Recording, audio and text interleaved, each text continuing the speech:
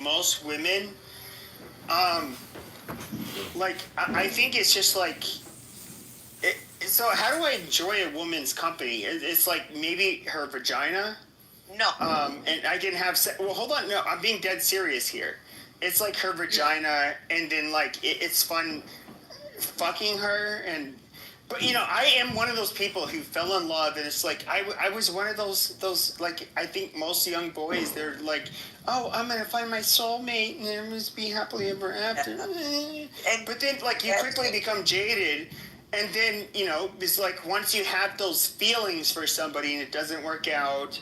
It's just like, okay, like those feelings are so goddamn fake and gay. Yeah. Like it's not. It doesn't predict anything. But what I would say is like, I'm somebody like on this app. There is no woman who's gonna come and say like, oh, he's in my back channel. He's trying to meet me. He's trying to fuck.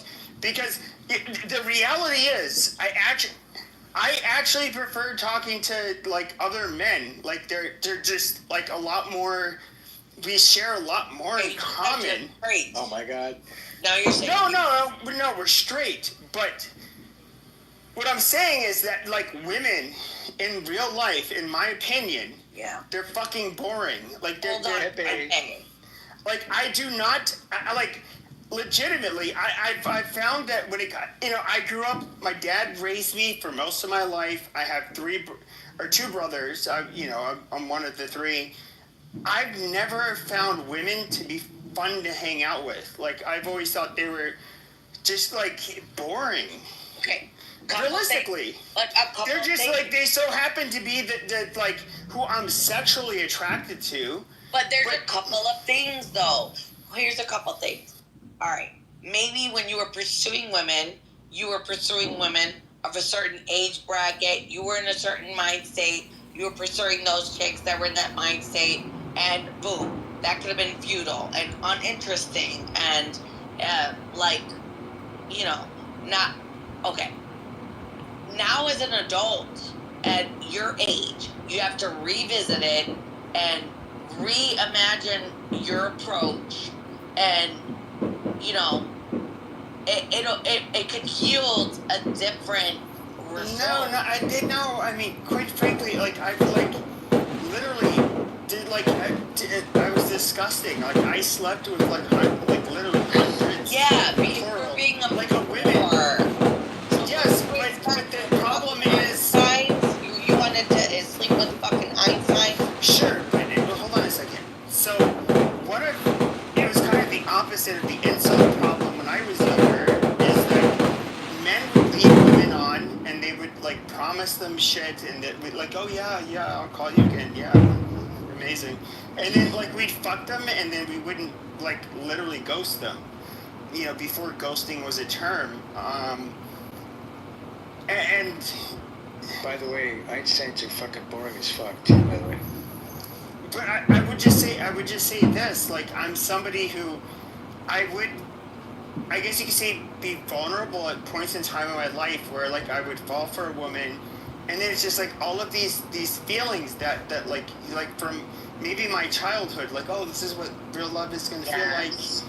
And then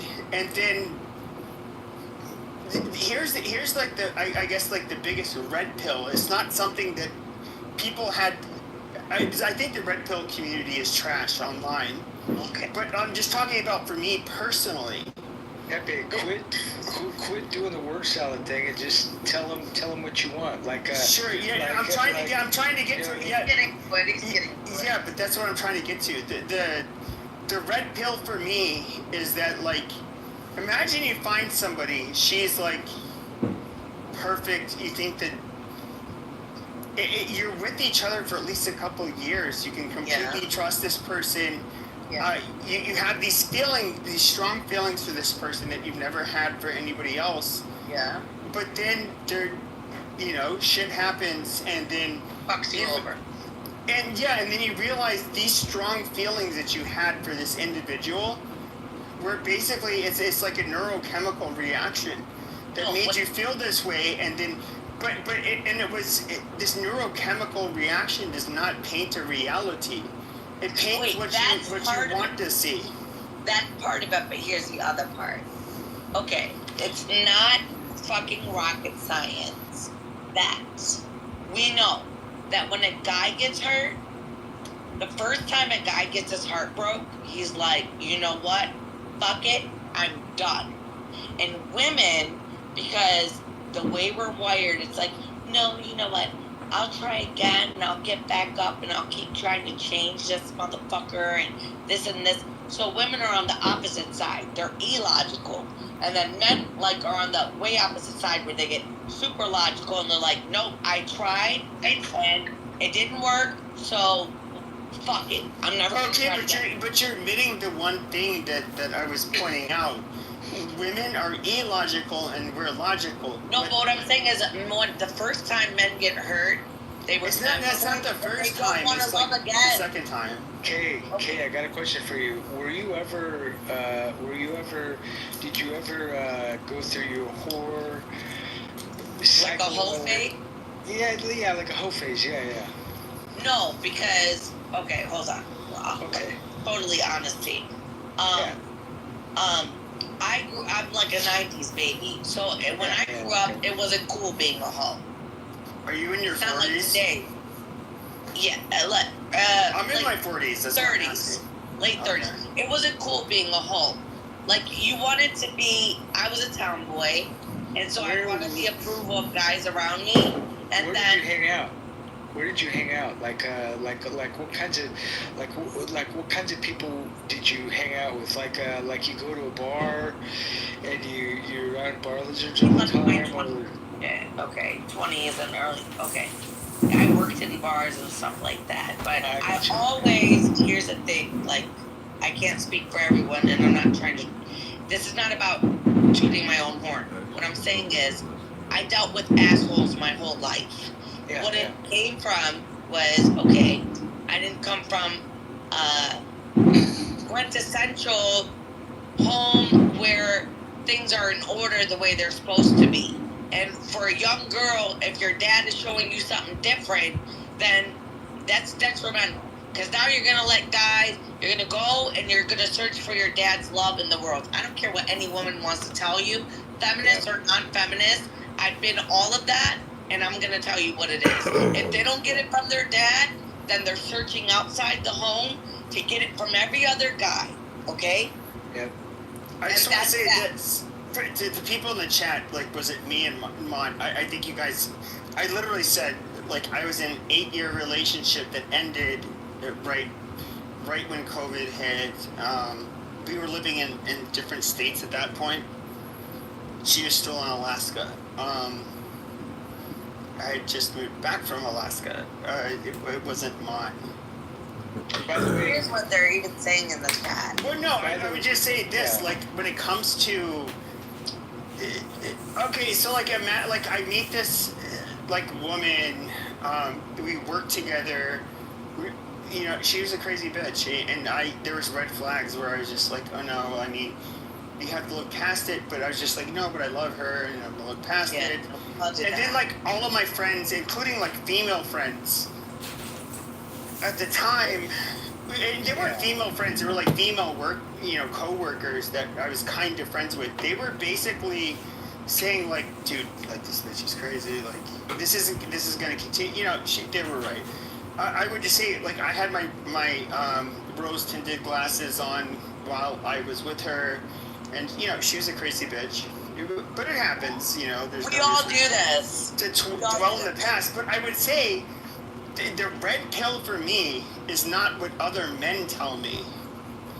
It's just that, like, my judgment, it's literally my experience, my judgment. These women that you so happen to quote-unquote fall in love with, they're not good for you, or for me, I should say. Well, not all of them. And so, okay, but that's been my experience. So when I feel like quote-unquote in love with a woman and dedicated to her, obviously, like, my barometer is off, and so can I say that, like, I can even trust myself to, like, fall in love with the right woman? Not really. And so, I'm used to being alone at this point. Honestly, if I had cats... Okay, pause. If I had a cat that ate my face after I died, You know, that is better than being with some stupid bitch the rest of my life. Nick, I honestly have zero desire to be with any woman. Pause. You just were like, can I trust myself to be with women? Here's the thing, and it's not unique to men or women. We are all gonna cycle through the same bullshit. We don't attract what we want, by the way. We attract what we are. So, and that sounds cliche, but it's real.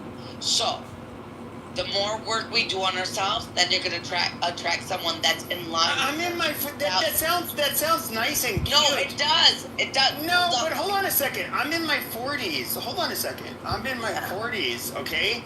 The whole idea of you're in the prime of your fucking life, by the way. Okay, sure. But the whole idea of growing up, meeting the perfect woman, having white picket fence, and getting it doesn't happen that way. Having kids. Hold on. Amazing. But I'm talking about the idea that men and women have. Okay, first of all, that idea, and you know, I'm approaching my mid 40s. You know, that idea is kind of out of the fucking window. I mean, if I was to meet a woman, let's say I met a woman tomorrow. If I was 40, let's just say I was hypothetically, I won't give my age, but you know, we were to meet. It's going to take a couple of years. Okay. I was taking a couple of years, and let's say I was going to be 45. Okay. And then we're going to try to have kids then. So I would find some young woman that there's going to be somewhat of a generational gap with. You know, it's just like, holy shit. Like, I don't really, like, at the end of the day, not even I don't see how doesn't exist, because you're a man. So you can plant your seed. You can get a woman in 15 years. I know I can get a woman pregnant. That's not the fucking problem. No, that's not what I'm saying. What I'm saying is, typically, you being 45, 47. You know how old my dad was when I was born? He was 52 years old. Oh, wow. Yeah. So that's fine. I'm not putting that on you. What I'm saying is, yeah, you don't want to meet a chick that's 45 and 47 and trying to put a baby in her because she probably already had babies and Yeah, she's 45 or 47. First of all, I don't date single mothers. Like, you don't have to. You're a 45-year-old man. Sure, but if you haven't had a pregnancy yet, right, and you're close to my age, the chance of you being able to have your first child is next to zero. Now, what I'm assuming is you're going to date younger. That's my assumption. I don't really have a desire to date these fucking sluts that are like younger, and quite frankly, I don't have much connection with the younger women. I mean, these are the women that are more used to like the online dating and. Peppy, are you still into your old grandmas? Jesus Christ, come on, dude. No, he's got to figure out though. You want to have kids. You want to have kids, right, Pepe? At this point, not really. Okay, then don't worry about it. Then age doesn't matter. The only reason age would matter, you want to have kids. Okay, then you got to get with the younger bitch. By the they're way, not all who do you make memories with, Pepe? By the way, the women that I thought I was gonna. No, I would rather be. It didn't work out with this one girl, so I just. Sure, okay, but if I'm not gonna have kids, so I'll be with this one bitch that maybe grows old with me, that maybe I spent 20 years with, and that bitch will fucking run off and do whatever the fuck. No, you gotta. You know, I would rather. Here's the thing. I would rather jerk off and be alone than be with fucking. I'm just being dead serious. Like, it gets to a point to where it's just like, okay, I have this animalistic, literally, all animals have this strong urge, this drive. Of course, a lot of you are going to make it religious and say, "Oh, no, we get it. It's a program." No, okay, but yes. And so, like, you know, all of us have this animalistic urge to procreate. You know, which I mean, in other words, it means fuck. Yeah. You know, animals obviously can't put two and two together. It just happens. Fuck yourself. But it's just like with me, like personally.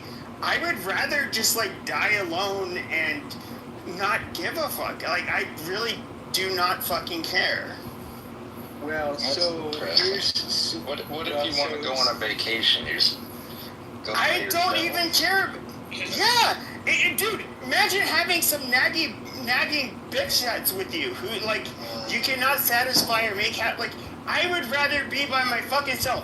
Yes, I would rather just like fucking jump off a bridge and die than be Pepe, with another number nagging one. bitch Well, you again. just try it Here's the out. first If thing. it's not going You cannot right, even she's worry super about bitchy, having a then get nagging out and try a bitch. different one. You Don't cannot gotta even just worry get about one having a stick. nagging bitch if you're You can doing have- all the nagging. you can And always that's throw not her an off the insult. fucking rail. It's I'm an not insult. nagging. I don't got. You see, here we got into a relationship talk, right? But anybody who knows me on here knows that I do not care about the manosphere bullshit. I do not care. I do not care about like the relationship talks. We're talking about it now because it was brought up. Yeah, But and I'm that's somebody. okay. That's totally Yeah, fine. but I'm We're all being somebody. vulnerable. This is how invested I am in finding a relationship. Zero. That's why I don't even have conversations about this shit. And like it came up in this room, but I literally don't give a fuck. I like there is okay, you can have a moist pussy that you can give me and then I have to somehow I don't know. Wait a like, minute, stop that. You're too we have to find a Stop. reason. We have to Pepe. find a way to tolerate each other. No, Pepe. Okay, you're but too I would rather not have to bargain to tolerate somebody You're and too just fucking smart. jerk off. That is so much Pepe. fucking better. Why are you And it angry? costs nothing. And it costs zero Okay. fucking effort. Is that what you have in a relationship? You're too good for that. Go ahead, Wait. Castana. Have you ever been in a relationship? I mean, it's not just. Yes, motherfucker, you just Yeah. came in. You just came in here, motherfucker. You just came. No, I've been listening. I was literally in a relationship for 8 years. I was in a relationship. The whole thing. It's rhetorical. Okay, 8 years. Just Okay, no, about that. motherfucker. I was in a relationship for 8 fucking years. That ended right when the pandemic started. Yeah. Amazing. Okay, so you know, but you asked the goddamn question. You obviously It was know the fucking answer. rhetorical. What do you mean it was rhetorical? All right, Dude? just Because stop. you think Just that's finish all it with that is. point. It's Finish. only about sex. It wasn't Don't do about anything sex for with each these other. women. It wasn't No, about no, sex that, with those you know- women. You. It wasn't Don't about have sex with benefits. those women. You fucking idiot. Yes, no, That was what- the whole goddamn point. You're saying if you get in another relationship, what is you'd rather just No, you jerk fucking off. retard. I literally said that it wasn't about sex with these fucking women. You heard That that. Pepe, you gotta calm down a little because I know, but he's asking these questions as if I was rhetorical. not I get stating it. that. But You. why did you Yeah, but they're say you'd rhetorical. rather jerk off? Now, Because- as opposed to my past experience, that wasn't my past experience, but I'm not saying that. Because Sorry, now- you didn't get it. That's what. no, I get it. You said why. You said why. Okay, because I was with What are you women. gonna get out of it? Yeah, sure. rather just jerk off Okay, than just shut the you- fuck up. You want to? I don't know if you're some like Christ cuck or like why you're First of all, asking these questions. I'm a but- Christian, and we don't have to say Christ God. Here's the thing. Oh no! Well, hold on. I want to answer his question. I want to answer his question. So, I developed deep feelings for a woman, right? And then they can like end up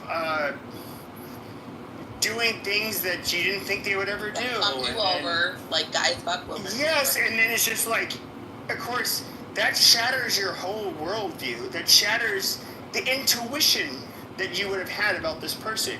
You think like, oh my God, we are like, there's nothing that could break us apart. We have such a unique bond. We are somehow special. And then you realize, no, like actually you're not special. You fucking retard. In fact, let's look at like how many people get divorced and why people get divorced and so forth. It's something that people experience. Now, what I'm saying, I question, is my intuition. I fell in love with women that were not my soulmate. There was nothing special about them. Okay, this was literally my I guess chemically in my brain. I thought there was something special about it. about our relationship where it did not exist. There's nothing special. I'm literally a fucking statistic. Well, most at this point, like no shit. Yes. And so my point is that your point is that you can't fucking read people. That's the fucking No, point. No, you're not letting me finish. That's not true at all. That's not So my point at all. is. My point is that Stop, let Pepe talk. What is wrong with you guys? Oh my gosh. So my point is that I went off on my feelings in quote unquote falling in love, and my those feelings and me like unguarding myself led to disasters. And so I would say I cannot trust myself in my judgment, because I'm a bad judgment of character. I'm a bad judgment of what love is. I'm somebody who, and I mean this truly, it's not like me being depressed or anything like this. It's like I would literally rather die alone than put up with that shit ever fucking again. It's not worth the effort. It's not worth anything to me. It's actually something I would pay to fucking avoid. And so I'm super happy being single by my fucking self. Like I actually like it. I feel better than I did in a fucking relationship. That's what I said. That's what I said before I got married. Jesus. It's just like anything, you go through, sometimes it's hard. You get rid of that one, you find another one. You got to get back on the horse, man. That's true. If you get hurt, you got to just keep on going. The right one, you'll meet the right one eventually. Nah, fuck that shit. Like the right one. What is the right one? That sounds One like that you bullshit. can tolerate and raise a family with. Tolerate. I don't want to have to tolerate That anybody. will be the most meaningful thing you'll ever do. Okay, I don't want to be with anybody that has to tolerate me, and I don't want to have to be anyone that I have to tolerate. And quite frankly, It's a little it's better just like tolerate. you can say this is a very you can say this is a very juvenile. Hold on a second, because I know you faggots keep on unmuting to say this shit, but like you can say it's a very juvenile concept, which I think it is. And I think it's something that's not based in science or anything like that. And have kids, so maybe Sure. No. listen to me. Sure. So when it comes to like being with like my whole thing is like if I fell for somebody, they're like the person I couldn't live without, and then I would kind of want it to be reciprocated. Now that might be like a very like Disney movie level of understanding of a bond. Stop dismissing any of that, because you have a whole film industry based off of that concept. You have a whole music industry based off the concept of love. All of these industries would not exist if your experience did not exist, right? So it's real. Yeah, but it's like, when you're a kid and you think you're going to be an astronaut or something great, and it doesn't work Well, out. I'm in my 40s, and just give up, Well, sure, I'm in my 40s and I give up. I'm gonna die alone. Like I'm serious. Like, and I'm somebody who Don't grew up make more that confession over yourself. I would. Well, no. Like I actually get This is something I accepted a couple of years ago. Why? Like, I give up. No, well, because I don't need a woman to in my life. You don't, but Yes, but I'm happier. Get someone that was like-minded, that you enjoy. Fuck that shit. It never works out. No, hold on. Here's the thing. Like I was trying to say in the beginning, when men get hurt, and I don't want to turn this into a woman versus men thing, but when men get hurt, it's like they never get over this shit. I swear to God, they don't. They remember the first woman that broke their heart, and it's like, boom, I'm never going to let anyone get that close to me again, because I'm never going to let no one fucking make me feel that way again. Women, I don't know, we're dumb, we're missing brain cells, we fucking let it happen over and over and over and over and over. Well, right? no, yeah, I get there's a difference between men and women, but if you look at the percentage of women that are the ones that initiate the divorces and all of this shit. Like I don't really care to play a part. I don't want to be a part of it. And like, here's the thing though, is like, it's somehow like for whatever reason, people think that they need to on here save me. Like, is like, oh, you're doing harm to yourself. I don't, which is starting to really fucking aggravate me because I don't think you guys understand. I am happier not being with a woman. I am happier not having to do anything with women. I literally, just me. That's true, Junior. It's being by my fucking self. I'm perfectly fucking happy. I do not give a shit about making a woman happy. I don't really. If I was to meet a woman and think that, and you could say this is because of my bad experiences, it's not reflective of all relationships, obviously, but when it comes to my experience, maybe there's something wrong with me, where I attract the wrong kinds of women, and where I have the wrong kinds of feelings about these women, and I misjudge them.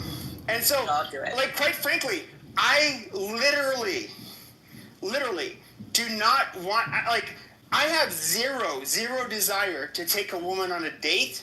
I have zero desire to fucking cuddle with the woman anymore. I have zero desire to do anything with women anymore. Like, yeah, fuck them. I mean, sure. But, like, I don't care about a relationship with them. Pepe, go take your meds. You know, it's past the hour. Well, wait a second. Let's not dogpile this cat. It's not that. Listen, real life shit, and he's actually showing a lot of like. Listen, that's a lot of vulnerability and bravery saying that. I know. And then why I think you need to take your medication. I think you want to fuck up. I'm married. Jesus Christ. And why don't you just shut the fuck up then? No, she's talking to me. Anyways, fuck them, Pepe. Keep on. I'm talking to white man. I'm telling him to shut the fuck up. Oh, I thought you were talking to me. No, because he told Pepe to take his meds. I agree with you. And I'm sorry. It's ridiculous. No, I wasn't talking to you, Kate. Sarah, I was trolling his ass. Jesus Christ. Yeah, but the one time he's not trolling, why would you want to troll him? Because it's fun, that's why. I don't think he gets when I'm trolling or not. It's not fun making fun of other people's pain, dude. That's not fun. It's not, look, I went through pain at one point in my life. You're not the only one, by the way. Everyone in this fucking world. Yes, I know. And people who live long enough are going to experience people that they love dearly die. There's people that thought they had the love of their life, and they have children, and they've been together for 20 years, and their wife or husband runs away. Like, there's nothing unique about my situation. Like, I'm not saying I'm a victim by any stretch of the imagination. Thinking that. Yeah, no, but I'm just saying, like, me personally, I actually have more peace. Like, literally, myself, I have more peace knowing that, like, I don't need a woman. I don't want to be with a woman. I've had zero value in my life from women. I'm somebody who, like, literally just wants to be left the fuck alone. And like, look, as much, like, even when I was, like, a headliner on this app and was, like, a fucking Clubhouse celebrity, the one thing you don't, like, hear about is that, oh, he was going into my back channel. He was trying to fuck. Like, I don't care about any of that shit. That is something I do not care about. I literally just, I rebel in my own ways. It's not necessarily against women. I don't think women are the fault. I think that men are, I think of both. Yeah. When it comes to men and women, we both have our faults. And so, it's not, I don't bash women. I think, like I said, I think like the red pill manosphere, which, I listened to him a little bit, but I don't buy into this shit. Pepe, do you think for one minute that you're a little bit insecure about about maybe your past relationships with women, or is that am I way off? I wouldn't say it's not insecure. It's more like there's I feel more like vulnerable because it's like if you were to like open yourself up, or if I was to open myself up again, I could have to face like the same like hurt, and so I personally, I'm gonna be honest with you. When I was not in relationships, I was in like a 3-year relationship, then a few years later an 8-year relationship. I've like legitimately been the happiest when I was not in a relationship, and it is something where like I would rather just this existence for me is actually so much more comfortable, and I like it so much more than being in a relationship that I personally just would rather literally be alone. Well, it's not. I know some of you might think that's like me being like I don't know, like somehow like I'm closing myself off to be like live a miserable existence, but I think I actually am putting myself in a position to be that like feel the best. Yeah, but that's because you're elevating yourself to a point where you feel like you're above vulnerability, so nothing and no one can ever touch you again the way it did to make you feel the way it did, right? Because that made you feel vulnerable, weak, subject to someone else's bullshit. You're like, no, I'm straight. I never want to feel like that ever again in my life. Sometimes the best feeling is when you wipe it off. Yeah. Look, solitary can be a good thing because, I mean, listen, you know, the relationship dynamics in America are trash by far. And they've been degenerated and degraded over the last, I don't know how many decades, right? Going back to the 60s was when it started, but then it even degraded going to the 70s, and then you saw the 80s, right? Because a lot of the propaganda and programming on TV, right? And then of course 90s, 2000s. I mean, you still had a little sense similitude of what it used to be, but then that's where it really started to mutate into the shit that we see today, which is beyond trash, right? Beyond, you know, like what people may have experienced like 20 years ago, where you're dealing with people that don't know how to interact with each other. And, you know, part of it could be, you know, we're spending more time on the internet than ever before. Also to the programming, also to these weird, strange foreign ideologies that are not behooving to men and women dealing with each other. And, you know, of course, the generations, you know, like, I guess you could say millennials or whatever, and Gen Z, which is even worse. You know, these dynamics are just not the same, right?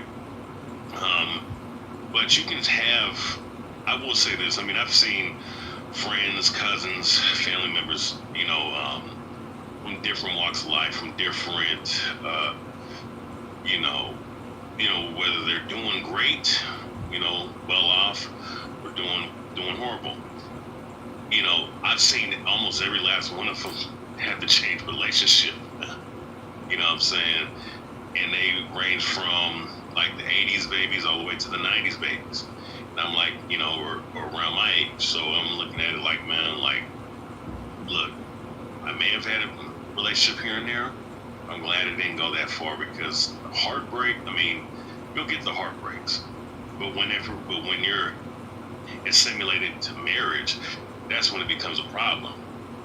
You know, because then there's so much time and so much energy and monetary funds that you put into it, to the point where, you know, damn, you don't want to be there. So I can understand Pat Bates, understand his perspective, you know, being a man in his 40s. I mean, I'm in my early to mid 30s, but I'll just say this: I'm not trying to blame like women even necessarily. Like I actually think it could be personally, and I think this is more the case. Like I'm somebody who probably doesn't belong in like a serious relationship, and it's just not something for me, and that's why I've had the experience I've had, and so I personally I just don't. I don't know. Like, I get it. When I was younger, I had a strong desire to be in a relationship. Like, as I've gotten older, I just really just like I don't give a fuck about it. I really can give two shits, and Yeah, but it's I'm perfectly happy with like maintaining like just being fucking single and not in a relationship. Like I just don't. I don't care, but like, that's at all. great. Actually, that's what puts you in the prime position to actually meet someone, is when you're not looking, and then you don't have a certain specific criteria, and so you're just going to only like entertain someone that you vibe with, and that's a friend, and there's no like quid pro quo, like, all of that bullshit is off the table, and it's just like, okay, let's like, because you're at a point where it's like, fuck with me, like, love me or leave me alone, I could care less, and that's what puts you in prime position of a genuine I don't relationship. even want Do you like kids, Pepe? No, I Like, don't. the Here's the pretense weird are thing. gone. Well, here's the thing. It's like I don't want a fucking woman to love me. Like I probably have like 100 matches on Tinder when I join. I joined just kind of like see like, okay, like what can I still like get women if I wanted to, but then like it is kind of fucked up in me is like I don't like message them back and shit, and they'll unfollow me or unmatch me. But like I literally don't even have enough of a desire to even meet a woman. Like if Well, there's a a woman couple is problems in there too. Like, if you're watching porn habitually, you're not going to, because you already have a spiritual spouse, right? So you wouldn't even. it's not. I don't watch porn. It's just like I like literally. I don't have the motivation to meet women. Period. Like it's really weird because like I felt like probably the most fun I had as somebody like in my teens and 20s was, I guess you could say, like the hunt for women. Yeah, but you're in your 40s now, and you're life. That's okay. Yeah, and I would just say like now I don't even like I'm like not willing to just. I'm just not willing to meet women. I really don't give a fuck. And that was a weird thing. It's like I remember like after the breakup, right when the pandemic started, I remember seeing like this woman that like I thought she was cute, and like I almost wanted to cry because like I could just imagine like her and I like cuddling on the couch or some shit. She was like hugging me. I was being a total pussy. No, you're not being a pussy. But I then like. It's just like after like during the pandemic, just like being alone, I just kind of like that's like my new thing. Like I don't. You see what the pandemic effectively achieved? That was one of the fucking checkpoints. Yeah, that's fucked up. I don't know. Did you ever want kids, Pepe? Huh? Did you ever want kids? Do you like kids? I always looked at like having kids as being like secondary to being like in a marriage. That's great. No, that's not at all. It's life changing. No. It's crazy. I believe you, If you but don't it's just want like I would have kids, to find the then I woman I totally would agree marry. with what you're doing, and it's fine. I mean, if I found the woman I wanted to marry, or that we got married, I was in a relationship with this stupid bitch for like 8 years, and we didn't get married. Like it was fucking retarded. Pepe, how long ago Like, you that's guys my own broke up? retarded judgment. Pepe, how long ago you guys broke up? Like 5 years, 6 years ago, 5 years Get ago. over it. It's like it was 8 years. Oh no, I'm over it. I've been over it. You literally repeated it like 10 times tonight. I don't think you're over it though. No, I've been over it, but I'm just saying, like, the trajectory was just like okay, like we're it happened expecting like before certain the things pandemic. to I got used to happen. being alone, but then it was just like the thing I'm not over is that my judgment Yeah, that's the mind fuck. That's the mind fuck. I think that comes Like, if with you age. feel like somebody- I think, Pepe, I think that's very normal, and as we get older, it comes with the age. I'm in the same boat. You know, I was with my ex for like 4 or 5 years, and then we broke up like 3.5, 4 years ago, and I haven't been on a single date, you know, and I think I'm just tired of myself. That's exactly what you said. I'm just tired of having another ex. You know, it's simple as that. It's like, I'm over it. I don't want to be in a relationship, whatever, you know, and sometimes I do, but I don't care. I think it's just with the age thing, you know? And whenever we're ready, we'll be ready. Like, I don't know. Sometimes recently, it's like maybe 4 or 5 months that I've like met a couple guys here and there where I'm like, you know, like I feel like, okay, I have some motivation again into dating, but I did not want to date anyone. And I think that's completely normal. But I understand what you're saying. Because I went through that. And I think if you talk like that, if you just tell people how you feel, you're going to see more people feel the same way as you. Does that make sense? Yeah. So it's not just about you. I think it's the aging. And, you know, like as we get older, it's just like kind of, it gets tiring. It's like, okay, like, I don't know. It's disappointing. But I get how you feel. But I just want you to know it's not just you, though. Yeah, I get it. I don't like the idea. It just seems like giving up, you know, and throwing the towel in and saying, fuck it. We But got a it's lot of not, life left. it's, he jumped out. Well, He did. I mean, I did the same thing that Pepe did just before I got married. Just in fact, it was right when I moved down to Mexico. You know, I lost a fiance a few years before, and I'd been to prison and all that stuff, and so and I was down and out, didn't know, you know, was gonna, oh yeah, I'm gonna die alone and everything. They're saying exactly the same shit that Pepe was saying. So, and then I met this woman, and holy shit, fucking, my life changed. You know, literally, it was an overnight type of thing, and it made me realize that, oh my gosh, you know, I was in such sorrow and in my own shit that I didn't even realize, you know. So, One thing that I kept hearing him say, and I understand. Where did Pepe go? He left. Did we make him cry? I hope not. I'm gonna assume that he's fucking or something. No, where did he go? I need to know. He left. What is Bruce saying? Listen to Bruce. Nobody wants Sarah, your old ass. John Oh my God, you're like, you have no, it's okay, man.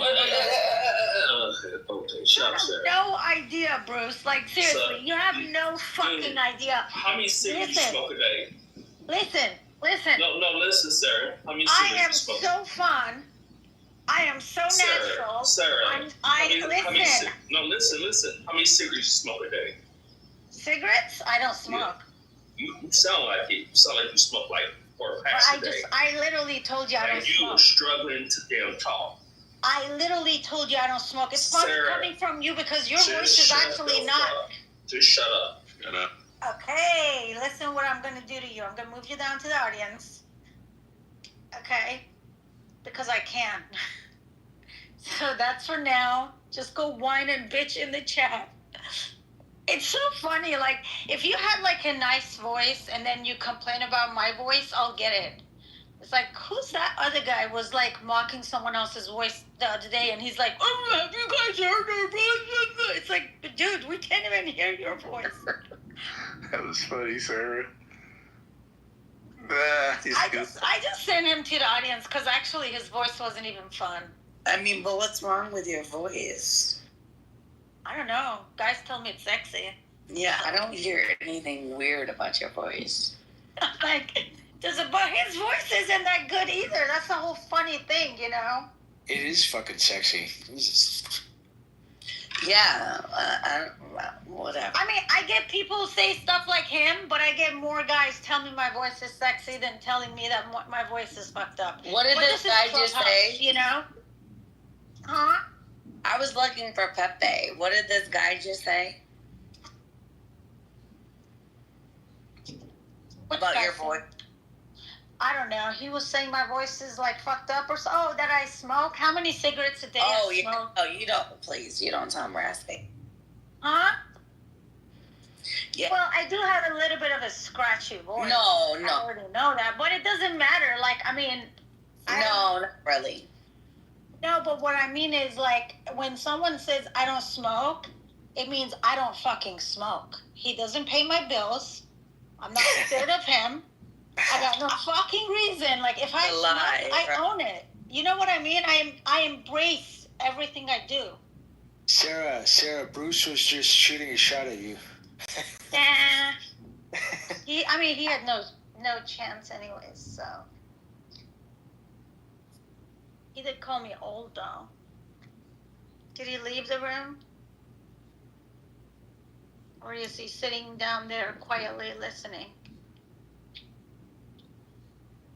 I don't see him.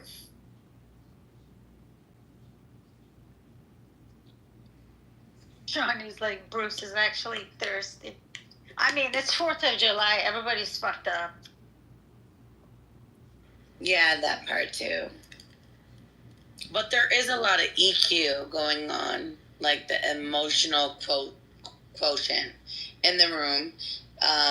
White and Gaston, like, you guys got a lot of, you're offering a lot of great advice. Who? Oh, Gaston and White? Yeah, you know, they're like, don't. I want to know why Pepe disappeared. Yeah, when you live life, it happens. No, I'm gonna guess when you don't live life and you just sit around and say, fuck it, I'm not gonna date anybody, you don't learn much. But Gaston, sometimes people actually do need time. Like, I just, when Pepe was, keep saying, you heard me talk about it too, like, I kind of went through the same boat as him, but I don't regret it. Like, when you don't feel like you want to date anyone, you shouldn't date anyone. There's nothing wrong with once in a while taking the time to reconnect with yourself, like to make sure, like if something bothers you and you're having a repetitive cycle, like if you have the same thing going on one relationship after another and you feel tired of that, it's actually a very mature adult thing to pause and try to figure out what's going on. There's nothing wrong with that. No, not at all. But I think he's like 5 years out or something. I mean, it's been a minute for him. Sounds like. I'm almost at 4 years, so I understand where he's coming from. Well, it's like ready to get back on the horse.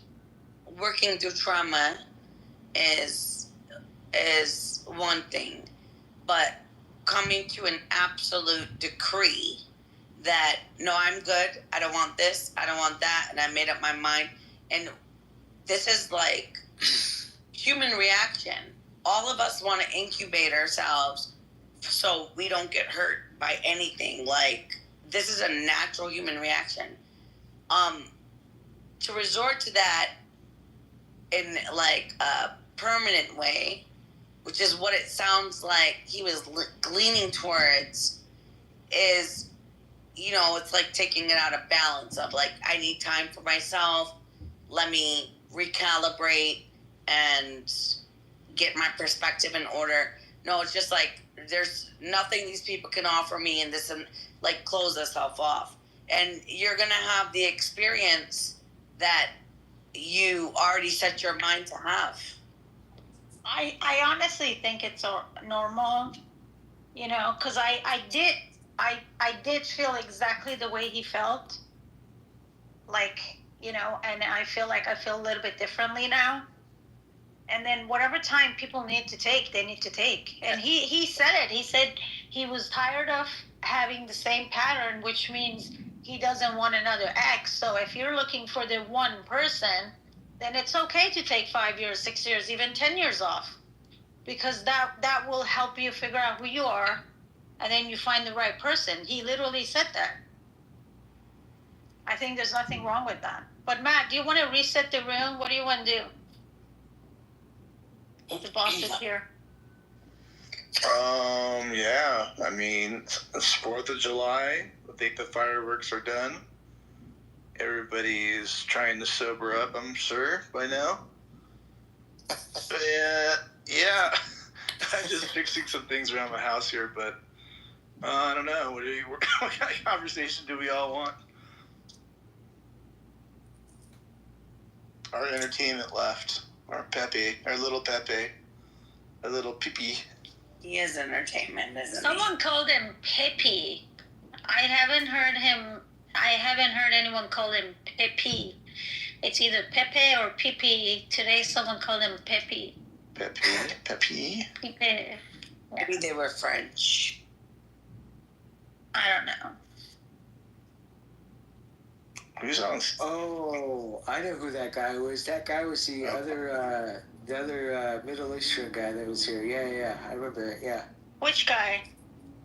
I think his name was Ferenz or something like that, or whatever.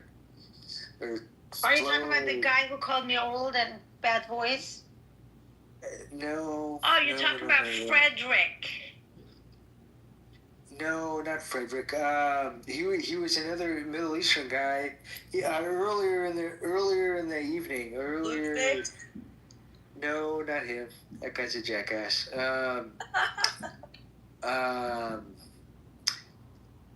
Man, I can't remember the guy's name. This was like 3 or 4 hours ago. Jeez. Well, what about him? He was the one that was calling Pepe.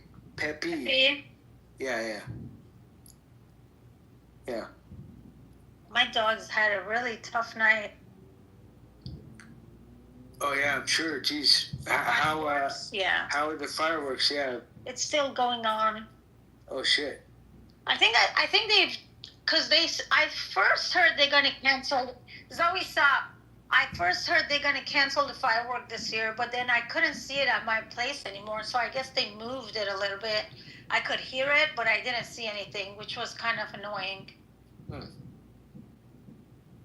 So there were some fireworks. Is what you're saying? There was the fireworks. So in Marina del Rey, every year there's a fireworks show.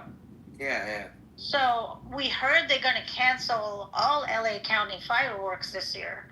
Oh, but wow. Marina del Rey did have its firework, but I think they moved it. It wasn't in the same place as always. It was behind some buildings. I couldn't see it. I wonder what the 300 feet video is going to be like this year. Whether it's going to be like every other year or it's going to be less fireworks or whatever, you know. What? 300 what? Yeah, there's a video. There's a video that comes out every year, and what they do is they video all the fireworks going off, all at the same time, and it's just to show how many fireworks are going on at the same time. Like it's a crazy view. It's like a bird's eye view of Los Angeles. Oh, I'm pretty sure the amount of firework is as always. They only canceled the what's it called, legal firework. So it doesn't really matter. Those who did illegal, they're gonna continue doing. But before the sun goes down, there was so much smoke. Like I could see it. Oh, wow. I wonder if they had fireworks at Dodger Stadium.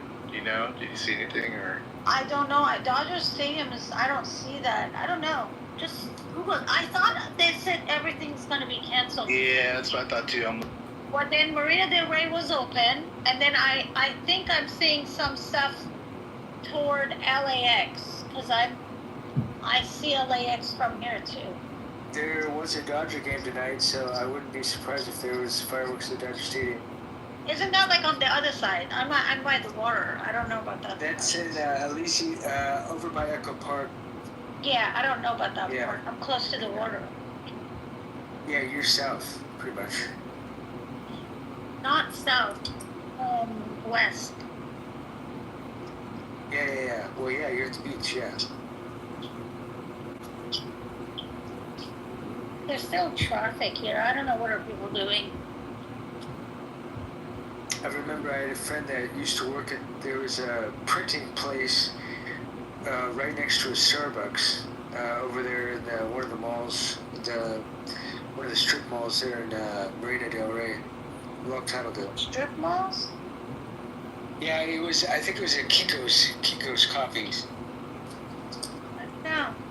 I don't know where the Kinko's is here. Sure. I have printer and everything at home. I watched a lot of the fireworks at the Redondo fireworks a lot. I don't know if you've ever seen those. Yeah, I know which one. The barge ship. I don't know if they used to do that. They do that anymore, but You can see all of those from the roof of my building. I Yeah. didn't go to the roof this year. I wasn't feeling it. But from my balcony, I'm supposed to see the one in Marina, but I didn't see that one. I'm seeing the one by LAX. I don't know if it's a legal one or illegal, but I'm seeing some activities toward LAX. You know, oh no, I'm seeing this one here. Marina Del Rey one? No, I don't know. Yeah, I used to live in Long Beach and Huntington Beach and Huntington West Beach LA is fun. yeah, Huntington Beach is a fun place, and I used to live in West LA for a number of years. I lived in Laguna Beach and Aliso Viejo, and yeah, I've lived pretty much everywhere in Los Angeles, Orange County. So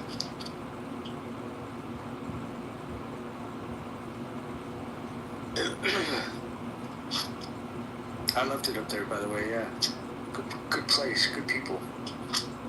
This is disgusting here. What are you talking about? Well, maybe now, but This is disgusting. It's like gross. maybe now it is. But I remember back in a little after 2000, it was when 9/11 hit. That's when I maybe a couple months before I moved up there. But it was a great place back then. I don't know what it's like now, but I can just imagine it being as bad as San Diego. San Diego's fucking bad too. So. Are you guys ready? Wait, did you leave? you leave for Bruce, right? I know. Did you remove his other account? No, I didn't touch you. No. Am I the one by mistake when I'm moving people down, they're getting removed? Because why would he come in with a second? It was his account, right? The fake one?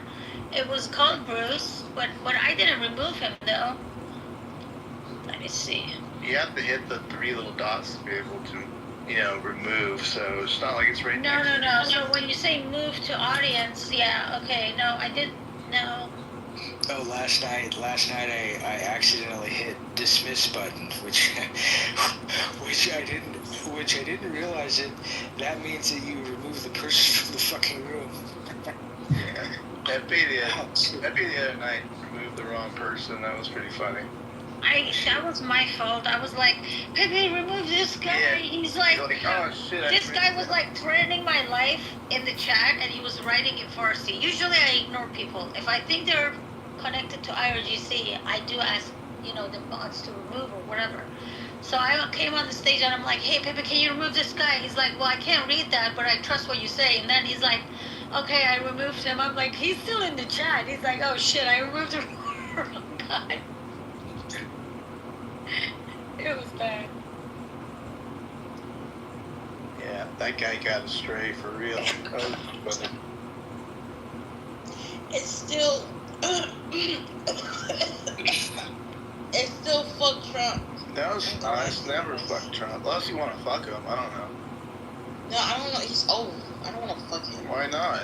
I mean, you want that old, I that like old women wrinkly too. king. I like women too, so Oh my gosh, well you could fuck his wife then. Yeah, Melania's daughter. Fuck yeah. Listen, guys, please. Holy. Oh shit.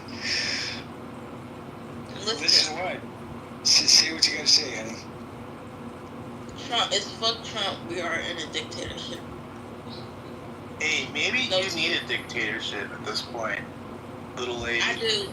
You I knew it. You like to be spanked, and like Daddy Trump is here. Yeah, I'm really submissive.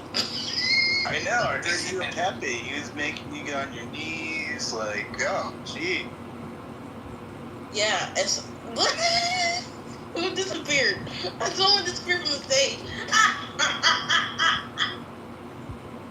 Somebody disappeared from the stage. No. Somebody's like, I'm out of here. This is not for me. That was Marshall, by the way. Oh shit, Marshall was like, dude, that was, yeah, his little innocent ears can't hear that shit.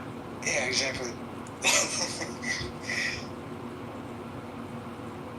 Wait, did you vote for Kamala, or who did you vote for? Naomi? Kamala. Oh my god. You did vote for Kamala? Yeah. Dick. You know you spend a lot of time on Clubhouse. I think you can get a job. Bitch, I'm off today. God damn. Wait, you're supposed to be working. Yes, I'm working. No, if you're in school, you should be working 7 days a week. Can I get a fucking break? No. Girl, can I get a fucking break? I just said no. No break for you. Hey, Naomi, who do you Because I like? told you no. What do you do? Like, what do you do for your job? University, aren't you a professor and you talk like this? You know, what's your name? Like this. Oh, listen, Naomi, I absolutely talk like this. Do you believe that I work in LA, like one of the most radical cities in America, and I have not had a single student ever complain about me? They'll complain about me being difficult and stuff like that, but I've never had a student complain about the stuff that I say. Not a single student. And I am brutal. The first day of class, if I'm teaching, let's say, anatomy, right? If I'm teaching human anatomy, the first day of class, I tell them, I'm like, hey, I identify as a male alligator, but we're going to leave that outside this door. When we say men, we're talking about someone with a penis hanging. When we say female, we're talking about someone with vagina. Like, I speak like that with my students, like, and I make a lot of inappropriate jokes. I mean, you have freedom of, what's it called? You have freedom of speech in teaching. In public schools, they actually cannot. They cannot tell you how to teach. You can actually say inappropriate things and stuff, as long as it's related to your class, to the material. Does that make sense? Yes, but what's your rate my professor? It's very low. It's very low. I teach very difficult classes. No, I'm not giving you a name. And I retired. You can't cancel me. This was my last semester. Okay. I retired this semester. Yes, this was my last semester. Oh my god. Did you say good? Did you say good? You did those kids a favor. Schools, listen, Naomi, schools are begging me. Any college in Southern California that I want to teach, if I make a call, I have a class for phone. That's how good I am. Only because you don't like that I tell you go get a job. It doesn't mean like I'm a bad professor. Bro, it's a holiday. Can I get a fucking break? Like, damn, you guys may work all the fucking time. But that part, there's a lady worked, I saw the news, a lady worked 7 days a week, and then she decided to take some days off. The bitch died. She ended up dying in her motherfucking sleep. You would never have to worry about that. Shut up. You cannot work too much. It would never be you. Too much. You can work that much. You can work yourself to death. I will not be that person. I'm damn sure I will not be that person. Even though right now I might. Do you know how many boosters she's had? What? You talking? How many boosters she's had? How do you know she died because she worked too much? Maybe she had like 5 boosters. Idiot. She was a chef. You're gonna die from working your brain this much. Yeah, you're not gonna die from working. You might die from taking too many vaccines. It's okay, people. They were only upset because they voted for Kamala. Look at her They face. voted for Kamala Harris. No, I'm trying to tell you. You can get gonna die from working her like brain. how you retired. Okay, You got a break everybody now. shut You got a up. break because you retired now. Okay, stop. We're gonna mute It's okay. here. She's my favorite cat person. I love her. Okay, everybody mute up. Let's see what LA's gonna tell us. Trump is. Oh, that's my favorite. She's one of my supporters. It's okay. She's been a long-time supporter. First and second term. Shut up, you Trump wannabe bitch. Fuck Trump. He wants I love all of my. I love the crazy. You and fuck You've got to Trump. take the good, bad, and ugly. You've got to take President Trump. I know he wants you. What? She wants to fuck you. But she wants me in office another term. She likes That's what she girls. wants. She likes girls. Fuck Trump.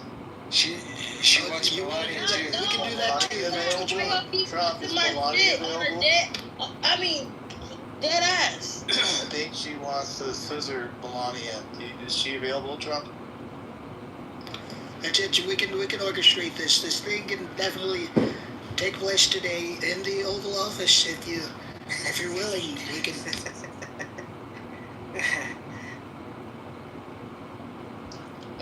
But the thing is though, you guys need to stop it. You guys are following a dictator. I don't give a fuck what. They usually tell me don't stop. I have a question for you. How is exactly is he a dictator? Can you tell me like? He's a dictator. No, Marshall, you're racist. Just let me finish the end of the question. Give me 3 things that he's done that make you think he's a dictator. He has parades. The parades. He wanted a for his birthday, no King's Day. He wanted a parade, and now he wants to have a championship fight in 2026 at the White House. This is all. Shut up, bitch. Shut up, Pete. Shut up, you ass up, ugly ass bitch. Shut your ugly ass white ass up. Doesn't your LGBTQIA? It's okay. She lost a cat. That's why she. LGBTQ, IBCD. Yeah, I'm not a fan, but what are you talking about, You know, parade? That's you and your crew. No, y'all was having your daddy was having military parades. What are you talking about, bitch? My daddy. She lost her marbles as well. That's what she What lost. was the last thing on your Trump, you had that military parade, right? You know me. Of course I did. The No Kings is an anti-Trump movement. You know that, I right? know. I said on No King's Day. That's what I'm calling it because I went to protest, you dumb bitch. Fucking dumb bitch. Shut your white ass up. You can't see You wasted your time going to I will protest. You snatch wasted your your time. ugly ass off these streets. I'll do it, bitch. I'll give you my fucking address right now, ho. Give it to me. That's very smart of you. Drop your I'll line. drop the Drop address your right location. now. Drop it, ho. I'll drop the address right now, bitch. And I'll drop kick you in your fucking jaw, bitch. Yeah, kick him off the jaw, bitch. I might like it, bitch. Loud I mouth, might bitch. like it, bitch. I might like it, bitch. You did that. I'm sorry to cut it to you, Inami. We're cutting all the government funding, so you're no longer going to get that check. That No section government extra. You're not going to get the check for your marbles. You're not going to find the marbles. Federal grant from school. No more food stamps, bitch. No marbles for you. No food, no marbles. I don't sit on my ass, Trump.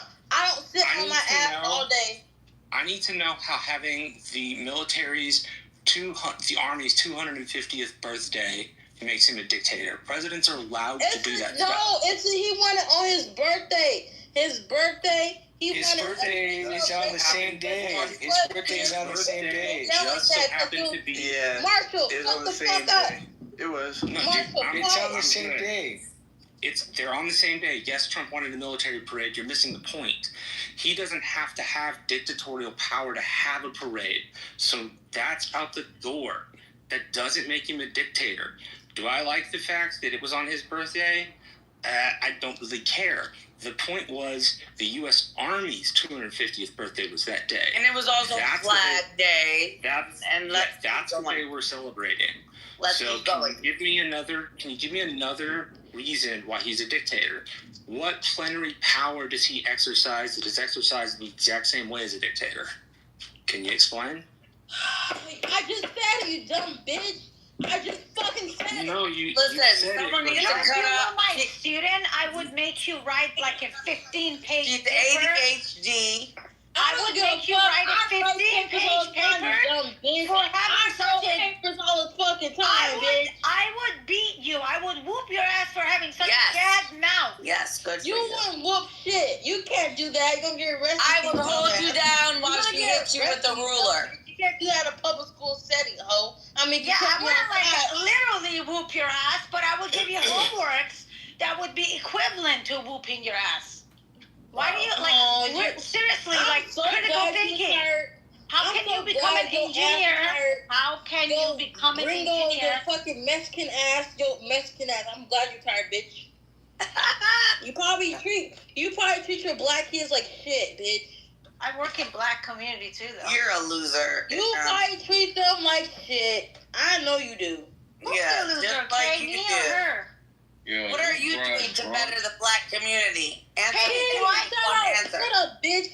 You sound like a white. What are you doing to better the black community? Shut your white ass up. Kick me, bitch. Nothing. Give me a kiss. Go read a book. Give me a Go kiss, read a book. bitch. Go read a Give book. me a kiss, bitch. No. Give me a kiss, Go bitch. keep having kids, bitch. Okay, hold on. I'm gonna bring you back on the stage, you know me, but you don't fucking listen. The fact that someone serves lower or minority communities, you should be happy. The fact that you just screaming and yelling and saying that you're happy that I'm retired, that only means you're gonna have one less passionate, good professor helping communities that need the help. My dog's freaked out from the firework. Sarah, she doesn't care. You have to. I'll bring her back to the stage, but the She fact, doesn't care. what I'm trying to seriously, a lot of tonight was joke. This whole room was like a joking room for most part, but I just want her to know, I hope she goes and think about this. You know, only because I tell you get a job, it doesn't mean I abuse my students. That's crazy for you to say.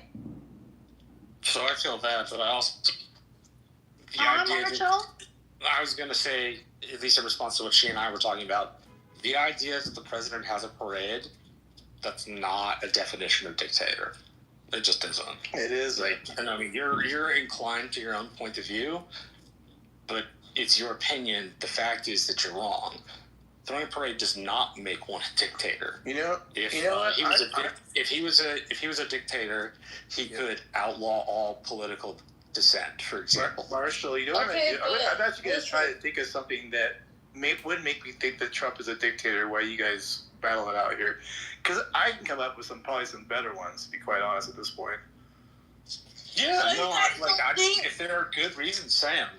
Just talking about a parade is not. Yeah, I'll figure it out. Germane to what she's talking about. So you think? Okay, listen. So you think Trump? You don't think Trump has a little bit of dictatorship in him? Just a little bit, like a dictator, a little. He's bit. a narcissist. I mean, I don't think anybody here will deny that. I think all dictators are narcissists, you know. So I mean, make it what you will, but I don't think he's going to do anything harmful. If that's what you're asking, you know. Well, the big shitty bill passed and it was signed today, so it's gonna impact what's it called, Medicaid or Medicaid? Yeah, Medicaid. Yeah, Medicaid, Social Security. And I'm not gonna listen. I'm not gonna be able to get therapy if he cuts me off. I won't be able to get the therapy. Why can't you get private insurance? We need therapy Because right now, mentally. Because she doesn't What? make shit. That's I get that shit helps me. I actually use that shit. Y'all think, fraud, everything is fraud, but there's people out there that actually use it. You know what I mean? So why won't you be able to keep it? That's not what I think. What I think is the largest line item in the U.S. budget is Social Security, disability insurance, and Medicare. It costs around like $2 trillion a year. Under that is the interest we pay on the $38 trillion in debt we have. After that's the U.S. military budget. After that's everything else.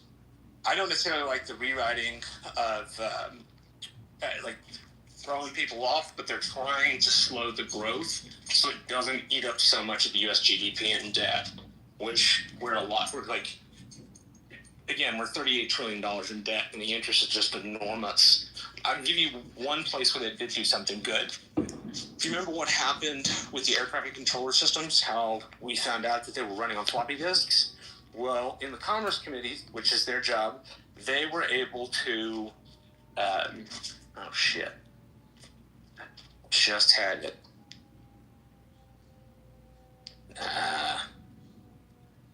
Oh man. By the way, can you remind me? By the way, I upgraded the post office from Windows 7 to Windows. I think it was Windows 10. I think so. Nice. Oh, I remember. Updating the software. Oh Lord. That's what it was. They, for air traffic controller software, since it was so old, they appropriated $15 billion, which is enough to bring all major American air traffic control systems up to the 21st century.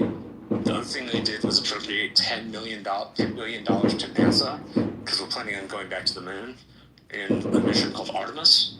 And that was funded, like I said, to the tune of about $10 million. The air traffic control was $15 million, and then the Coast Guard, which had been hollowed out for about a decade and a half, gets $25 billion to rebuild. That section, since it's a 10-part bill, that section saved $43 billion over 10 years. And the way the budget works in the United States, in particular since they were using a special parliamentary maneuver, is it's 10 years long is the way they approach it. So hopefully that's helpful. A little bit. Nomi, I guess what I'd say to you is this. What's up, everybody? You called him a dictator, but then the very next thing you're like, well, he just had to get the big, what'd you call the big bad, whatever, but he had to go get it passed. If he's a dictator, he would just fucking do it. He wouldn't try to listen to a vote, so he's clearly not a dictator. And then in Nomi, you said you're not going to be able to get your therapy sessions or whatever. Well, why not? He's not getting rid of it. If you can qualify for it, you can still have it. If you're saying you're not going to be, you're saying you're going to get kicked off, that means you shouldn't be on it in the first place. I know, like, isn't there supposed to be work requirements or something now? Work requirements for 20 hours a week are voluntary, and instead of being pegged to the inflation rate in your county, it's pegged to the national inflation rate. You know what? I'm still not convinced that this bill requires. No, I didn't. Shut up, bitch. Shut the fuck up, little girl. Shut up, Work requirements. Yeah, it is. A minimum amount or volunteer work. Read your paperwork. Who do you think that she's so loud? Listen, little girl. Listen, little girl. Okay. Listen, little girl. You are the quintessential embodiment, the poster child for why the right would vote for such a bill to throw off such people from government assistance like you, the way you talk, the way you maneuver, your attitude. No one wants to support an entitled piece of shit like you. You understand? Bitch, who's an entitled? Why you guys keep calling me fucking entitled? Like, dead ass? No. I was the only one that did it right now. Why do you Shut say up, P. that? So you heard it before. Shut up, bitch. No, you heard it before. I was the only one that said it in the room. So you heard it before. You and a couple others said it. You and a couple others said it. You're so... Why? You are entitled. Bitch, you sound drunk. Go to bed. No, but... You sound drunk, bitch. I sound drunk. Okay. Yeah, Yeah, go to bed. All Go right. to bed. You go to bed. Huh? Ain't gonna tell me to go to bed, bitch. I'm a grown woman, bitch. Listen, I'm not even a pro-Trumper, but let me tell you something. If it cuts bitches like you off, I'll go vote for him 17 What am I getting cut off of? What am I getting cut off of? You're nothing, cut bitch. off of Nothing. food stamps, Medicaid, What's the and all food the stamp? other bullshit. What's under this That's bill, what you're bitch? cut off And of, since you bitch. know everything, what's the new food stamp requirements, bitch? The work requirements is to work 20 hours a week, and they move the age from 51 to 65. Like, that's not a big deal. 20 hours a week. I work that. Matter of fact, I probably worked more than that. They're only requiring 20 hours. It's their line. God damn. Yeah, I work 20 hours. Per week. Per week. I know what the fuck I'm talking about. So go call your worker. Don't come to us. Go call your worker. Hold on. Bitch, go call your baby daddy, bitch. And I don't have babies out of wedlock, ho. That's your profile, bitch, not mine. no, baby daddy. That's not my profile. That's yours. I don't have children out of wedlock. You had a kids like black dad. Why do you I don't have like a hood You gotta rat? stay in character, Nomi. Why do you a hood rat? I'm not even from the hood. I'm Why do you not. speak like one? Because You know what it's called? Intergenerational welfare. Shut up, Intergenerational welfare. Hey, shut your bitch ass up, whore. No. Anyways. Your mother's a whore, obviously. Oh, Do you and your sisters have the same father or no? You mad because your baby daddy left you, bitch. Your baby daddy left you, bitch. You can't answer the question. Do you and your siblings have the same father or no? Yes, we do, bitch. Yeah. Yes, we do. Yeah. Because I'm black. I have like fucking half siblings because I'm black. Okay, whatever. Yeah, I guess you being so stereotypical over here. Stupid bitch. No, you're being stereotypical, and I'm playing off your bullshit. So bitch, you got a black. You got some black. You got a black husband, bitch. You like doing race play, bitch. You like doing race play, bitch. I don't know what race play is. You leftist good, fucking bitch. wacko. You dumb whore, because you're a dumb whore. That's what you are. Right. What state are you in? What state are you in? I'm in Alaska, bitch. What you talking about? Yeah, right. I'm in Alaska, dumb. Listen, I hope Trump cuts you off from the fucking head to the knees to the toes, bitch. You sound so mad. By the way, she's in Oregon. She doesn't sound mad. Right. She sounds She's in the West where they give them the rigs to shoot the dope, and then they give them welfare and Section 8, and the veterans who served this country can't even get what these fucking hoes get. What? I'm like literally a college student. You guys think I get all these fucking government benefits? I don't. Bitch, shut the fuck up. Go and listen. Yo, you're funny. No, you're funny. Deadass, you think I get every single fucking government benefit out there? I don't. No one Then shut up then, bitch. You ugly whore. Okay. You know who's gonna be the first to be sacrificed to a foreign country? Dumb bitches like you. Good, I want to get. You know me. What are you gonna do if they accidentally deport you? Shit, probably stay there. Die. They'll kill this bitch for her mouth. Are you kidding? You know what? Give me a kiss. You know what, Key? I think you need a kiss. Let's, bitch. This bitch can't survive in another nation. They'll knock her off. Give me a kiss, 5 bitch. seconds Give me flat. a kiss. Give me a kiss. I think you racist. Are you racist, bro? That's a no shit. Yeah, exactly. Key, I think you racist. So fucking ignorant. You must be racist. Are you racist? I gotta be racist to call out someone that's an ignoramus. Bitch, because you are. Bitch, you racist. Graduate to 5th grade. Do you know what you are? You're the project of everyone getting an award.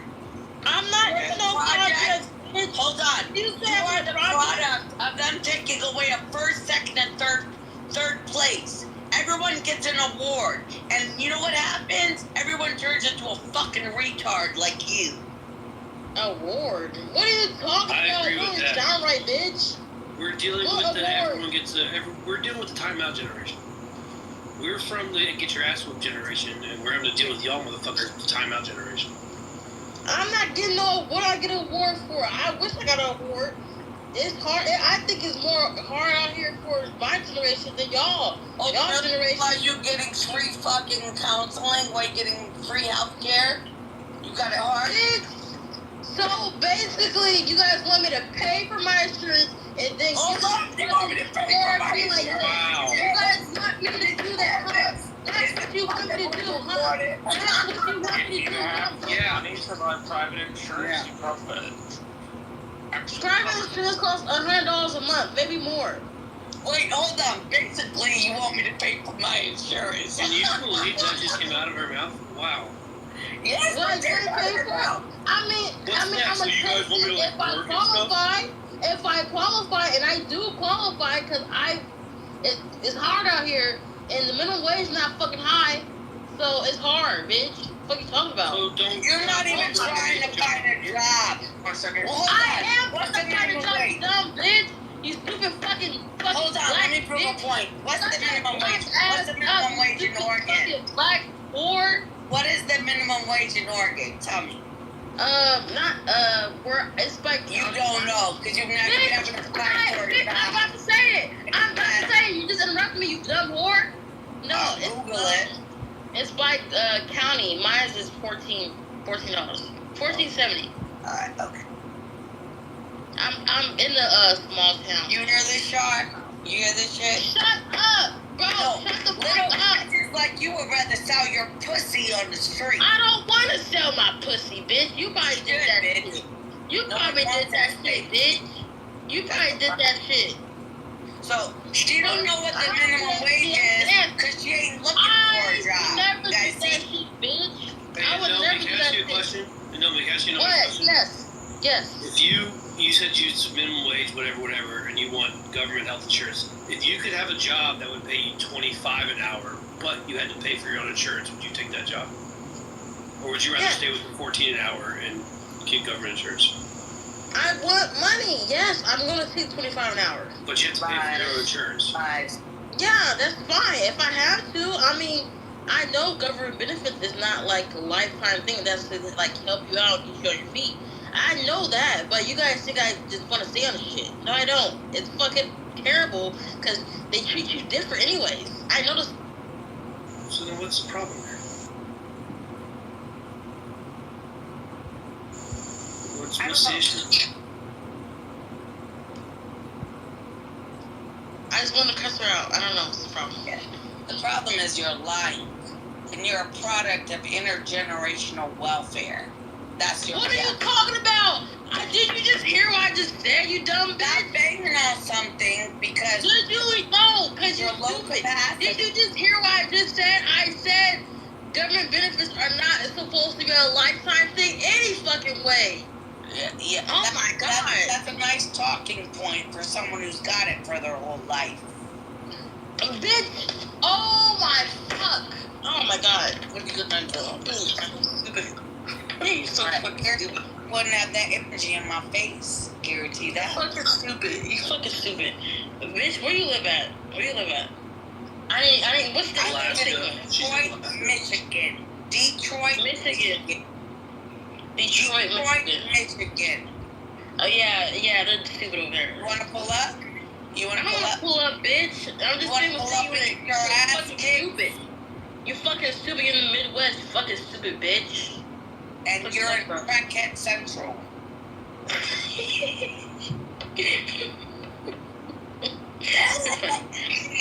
Don't you know that they rig them up on the streets where they live on the fucking North Pacific and on the West Coast?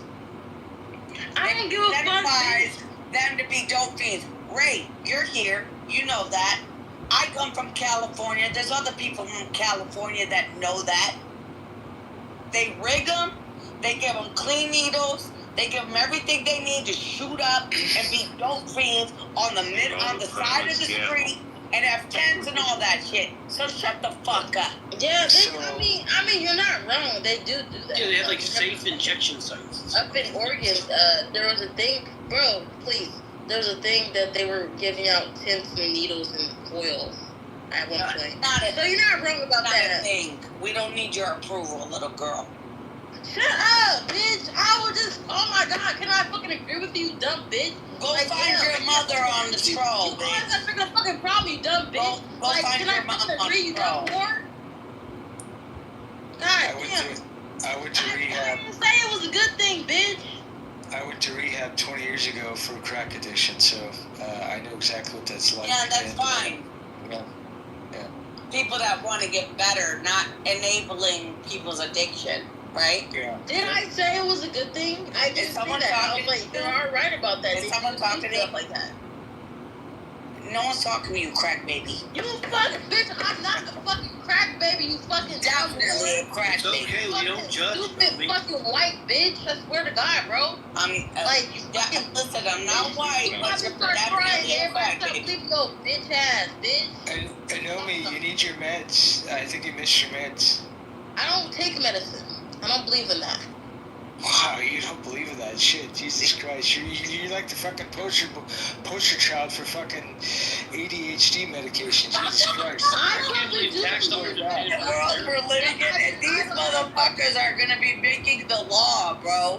Oh, yeah, totally. Yeah. They think that up is down and down is up and male is female, female's male. Males can get pregnant, females can fucking sperm out their fake dick. This is what we're dealing with.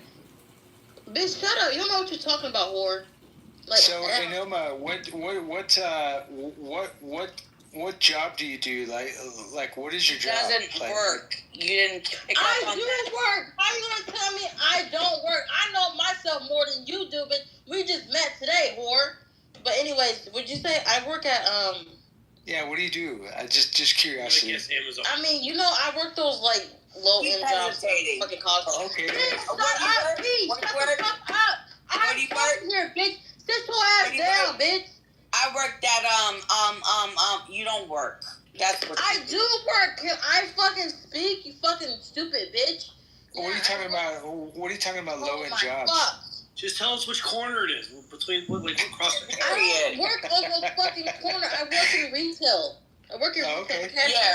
Yeah, selling gas on the corner. What corner? I'm a cashier, bitch. What are you talking about? What store? What store? Bitch, I'm not on no fucking corner, bitch. You probably was back in the day. Back in your days, you probably was on the fucking corner, bitch. You probably was on the fucking corner, you fucking old ass bitch. You don't work. Yo, what the fuck kind of shit are you doing? She don't work. That's why she can't. I would have named Ross, TJ Maxx, fucking Kroger. What the fuck was that? She didn't name that one name because she don't work. Where I work at. Is it full time? Is it part time? I mean, what's the? I work.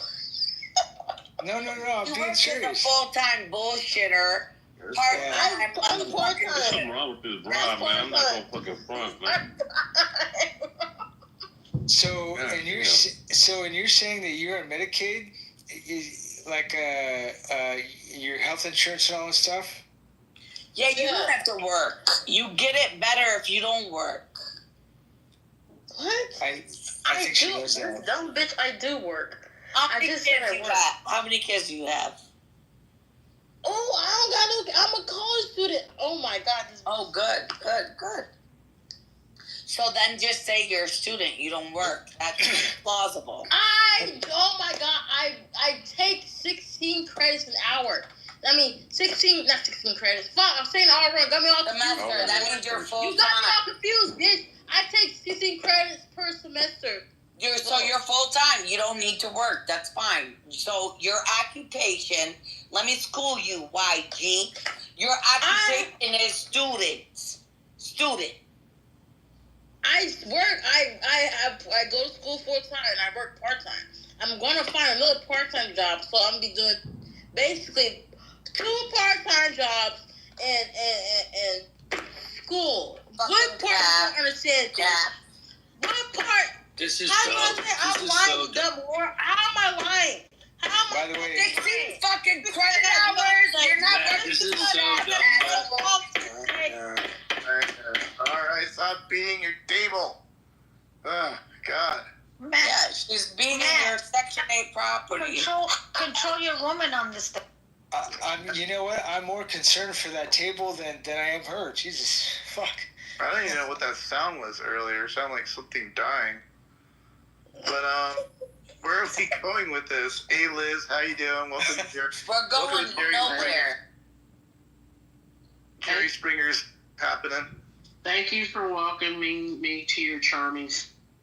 Hello, Miss Liz. Hey, You're always welcome here. But you can tell Black or not black, it doesn't matter. You work or you don't work. Your ass is in school full time or you're not. And you're not. Most complaint. You gonna make me Wait, how old is this person, man? This bitch is a kid. I'm 21, bitch. Oh, you're a fucking Sounds child. like a fucking moron. Oh, you're just so mad. What are you, 55? Yo, we wasn't bitch? stupid like that You when must we be was 21. 55 years old. Yeah, we what are you were going to just college about for? 21. What are you going to college for? I'm going to college for computer science. For what? Computer science. What? Computer science. Computer science. Can you hear me? Computer. That's not good. So you already have your associates. You met all your prerequisites. So Yeah. name the one computer science class you started in your degree. Well, I just got done with the. Bro, can you stop doing that? I just got done with the intro to computer science 2. So I'm now moving on to another data structures. Data All right, structures. I'm not gonna knock you for that. Good. How do you Keep talk that shit to up. dad if you're in college? You That sound shit up. illiterate. I don't talk to bro. I'm working Listen, on it. hold on. Let me tell you something. I'm working on it. I'm working on it. What's your name? Hold on. Calm down. Pursue your degree. How many books have you read? And they don't read books. Right. Not this They don't. year. Oh, you don't read books? No, they don't I'm read books. trying to read. I have a low attention span. Okay. No wonder you're talking so bad, because your grammar's bad. You know, like, but don't you knock pronouncing her. words is If bad. you're going to school for computer science, I mean, good for you. Keep it up. Do your decent. thing. Yeah. I keep it. You'll do it. I'm not even gonna knock you. I'm not your enemy. Do your thing. By the way, data sets, you're going to learn about data sets, and you're going to learn about artificial intelligence. You're going to learn about augmented intelligence and what the difference is and everything else. It's all fun shit. It's what I do. Yeah. But yeah, so. And no, I don't know let me what tell you something though, because I remember you from 3 hours ago. You don't have to come on the scene trolling. If you just come regular, people will support you. It's not like there's a world out to get you. There's a world out to want to support young people that are pursuing a better life for themselves. Genuine So people. just save your fucking energy, and everyone in here will turn from talking shit to you and you having to talk shit to them to supporting you. Well, yes, that's true. But when you say fuck July 4th, when it's July 4th and everything else, and fuck Donald Trump and blah, blah, blah, blah, you know, people don't particularly like that. So, you know what I mean?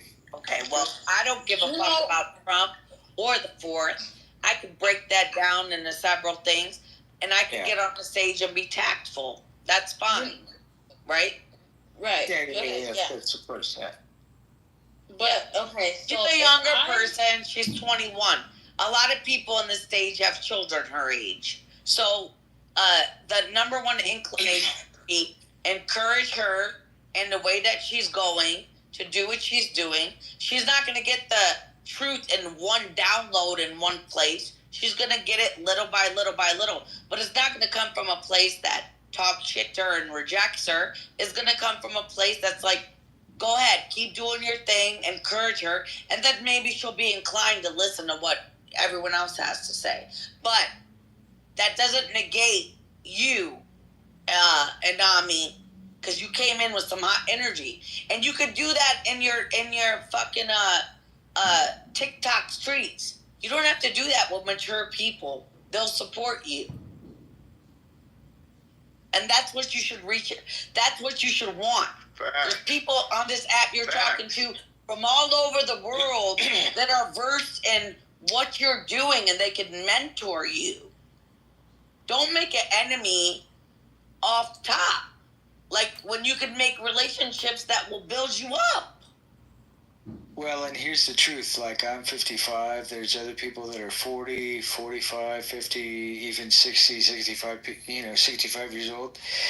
People that have gone through the same shit that you've gone through and everything else, and going to school and all the bullshit that you're going through right now. We've already done it. So, this is not, we're not 25. We're not kids. We're not, like, we've been through the whole fucking gamut. So, so whatever child's play that you think you're playing, you think you're better than everybody else, fuck, we totally get it, dude. Totally. Well, and I hope you noticed and know me, like, all this, everyone's going crazy and all this shit. And then I asked you what you're going to college for, and you're like, computer science. And I hope you noticed immediately the whole mood of the room changed. Kay was like, oh, cool, you're going to you're doing for computer science. White was like, yeah, it's what I do for a living. You're going to learn all this kind of stuff. You're going to learn all this stuff. Immediately, the room changed because you weren't being all crazy about, Trump's a dictator and I'm going to lose my fucking therapy. And blah, blah, blah. It's like, yo, just relax. The world's not coming to an end. We're not. By the way, you're 21. You got some great fucking years ahead of you. I'd give anything to 21 again. Right. Say that again, bro. Say it again. Fuck yeah, dude. The world might end very soon. You never know. Yeah, but 21, off of the world ending shit, 21 to do it again. What, the next 5 to 6 years of her life are going to be fucking awesome. Yeah. Or fucking it could robots, be hell. I don't know, man. It could be good. Right, but she's a kid. She's a kid. She's a kid, right? Mutants, monsters, I don't know, Mike. A lot of the AI thing's weird to me, though. Why can't we just unplug it? I don't understand. Well, and what Mike is saying her is true. She got the best years of her life ahead of her. You got to get off this race shit. Whatever program you to be like, this white person, that white person. Let me tell you something that's going to humble you. What's going to humble you is when, and this is how God will work or whatever you believe in, when a white person comes alongside you to lift you up and put you on top of your game. So let go of that trap of white, black, this, that, all that bullshit. Like he just said, when you said you're in computer science, you had people from around the world, all different ages, coming along to try to encourage you. You don't have to play the ignorant role. You don't have to do that shit. Okay, yeah, I mean, her point. Yeah, it is a problem. Like, I see black, white thinking. Whatever. I don't know what I'm talking about anymore. Fuck it. I don't give a fuck. Fuck it. Fuck it. Hey, at least she admitted it. You know what I mean? I mean, at least she admits it. Fuck, They gotta give her at least some credit, right? I think we just heard her phrasing it. Nah, dude, I have crash outs like this every fucking day. They are so valid. Every fucking day. They are, seriously, if I'm not doing it on here, I'm doing it by myself, talking in the mirror, like, man, fuck it. Man, what the fuck?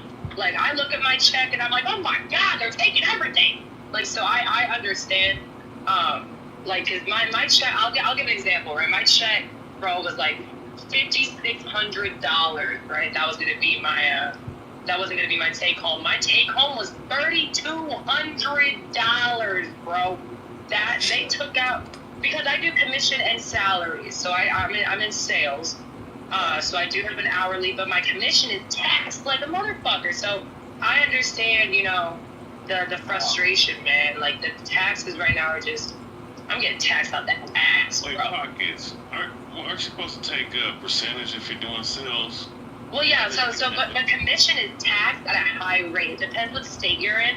but I think most commission is taxed at like 30, 40%. I think. Don't quote me on that, but with commission, yeah, the government takes it. But I just want to say, you guys can be honest. Don't go back. I'm gonna try to my best to. Go ahead. We got a grace for you now. We know you're 21 and you're trying to reach a goal. Go ahead. Do my like when I talk, does it sound weird?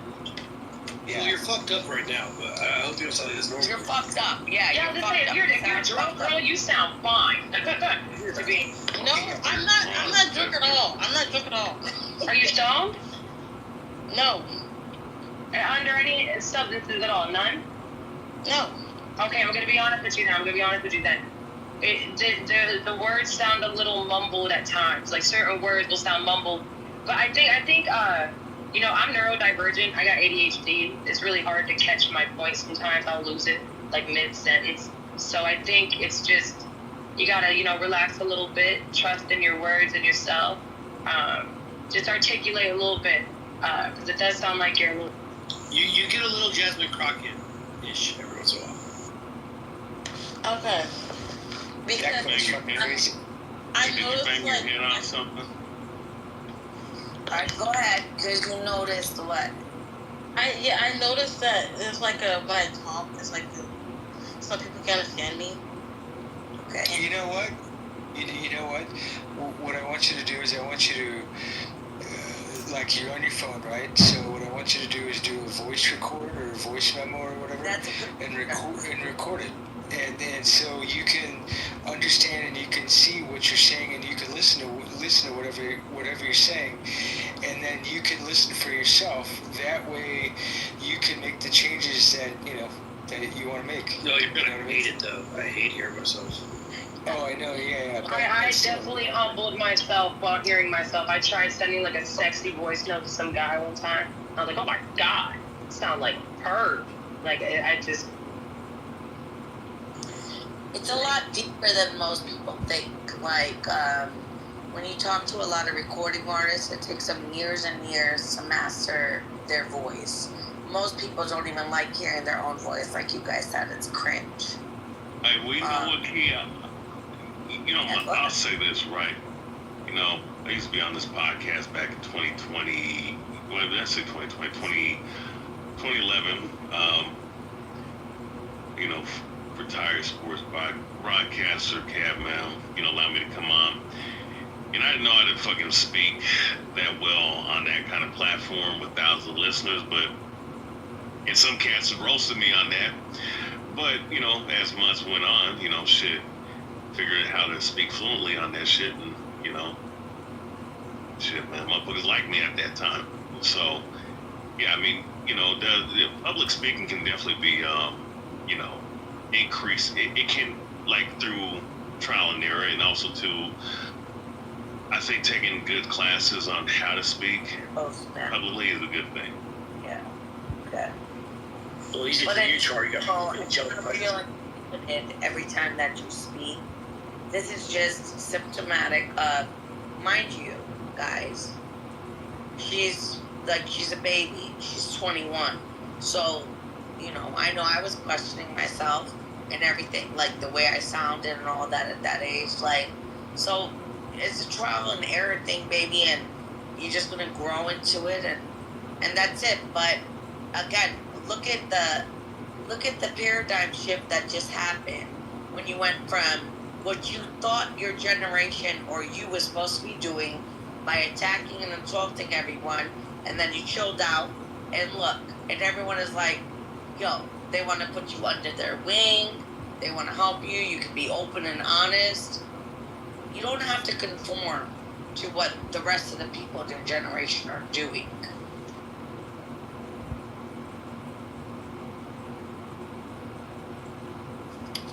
I remember when I was 21, I was looking for snatch.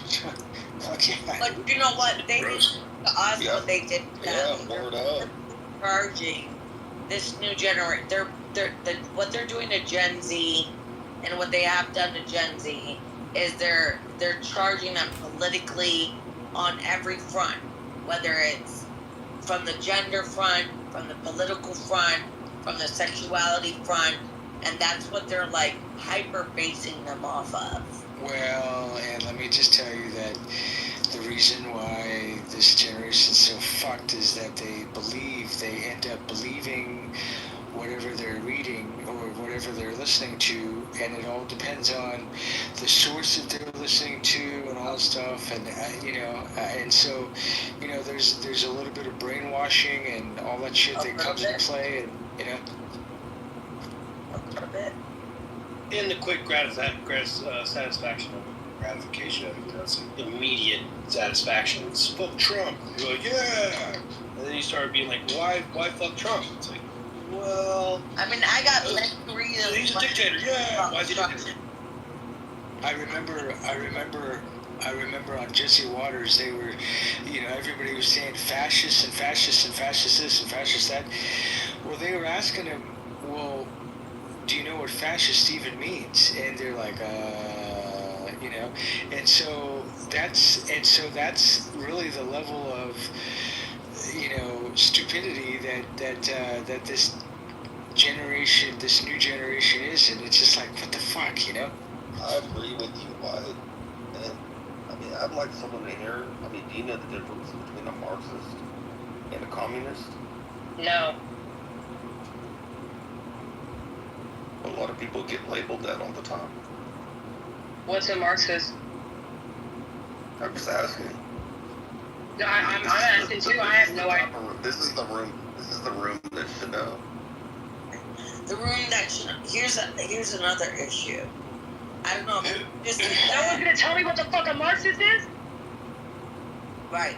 I don't know if I'm you just said that should know, but you should know. What is the difference in your opinion between? I'm asking.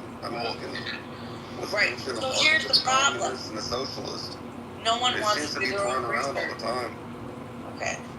think Jack wants to answer it. Jack, do you want to answer it? Yeah, sure. Too late. Someone would have already Googled it. Hold on. To run that shit up on AI. Hold on. Go ahead, Jack. You want to go? Yeah, well, I mean, Marx was just an author of, an ideology which is implemented in different countries. So communism is like, there's communism in China, there's communism in Vietnam and Russia. And then Marx just wrote about, one way of running it, which is evidently not what they did in Russia or whatever, because he was like Christian and stuff, and that was a very not Christian. Come on, man. No, Marx was. They weren't Christian in Russia, so that's why I'm pointing out the differences. Is like, the movement in Russia was started by the Bolsheviks, which were like largely Jewish, and then in China, they're Maoist, so they're supported by, ideologies which were not necessarily Marx, but were more so like Lenin, Trotsky, these people sort of came after and implemented different ideas. But I mean, obviously there's, well, I shouldn't say obviously, but like there's, a lot of people who died throughout, based on these different ideas. But one thing to note is that none of them were inherently Christian, even though Marx was. But Marxism is pretty much the same as communism, right? It's just a slower transition into it. Well, someone brought up Jesse Waters, and they want to call different things Marxist, or this is socialist, or communist. The goal of Marxism, the end goal of them is communism. They just do it slowly. So it goes through transitions. Yeah, I'm not an It expert. sounds interchangeably on some of these channels. Well, I mean, socialism. People I could throw that out there. I mean, if. But Gringo, let me ask a question. Does it not compel you to do your own research when someone is saying these things as it pertains? I'm assuming you're an American that lives in the United States. So as it pertains to threatening the republic, or what you would call a democracy, does it not compel you to do your own research, or you just got to room to listen to what they have to say? I'm just listening to what people have to say. Okay. Because it really doesn't matter. It really matters about what. It really matters, actually, existentially, in political thought, what people think that those terms. I'm not in some ivory white tower at some university that wants to get into the academic bullshit. Okay.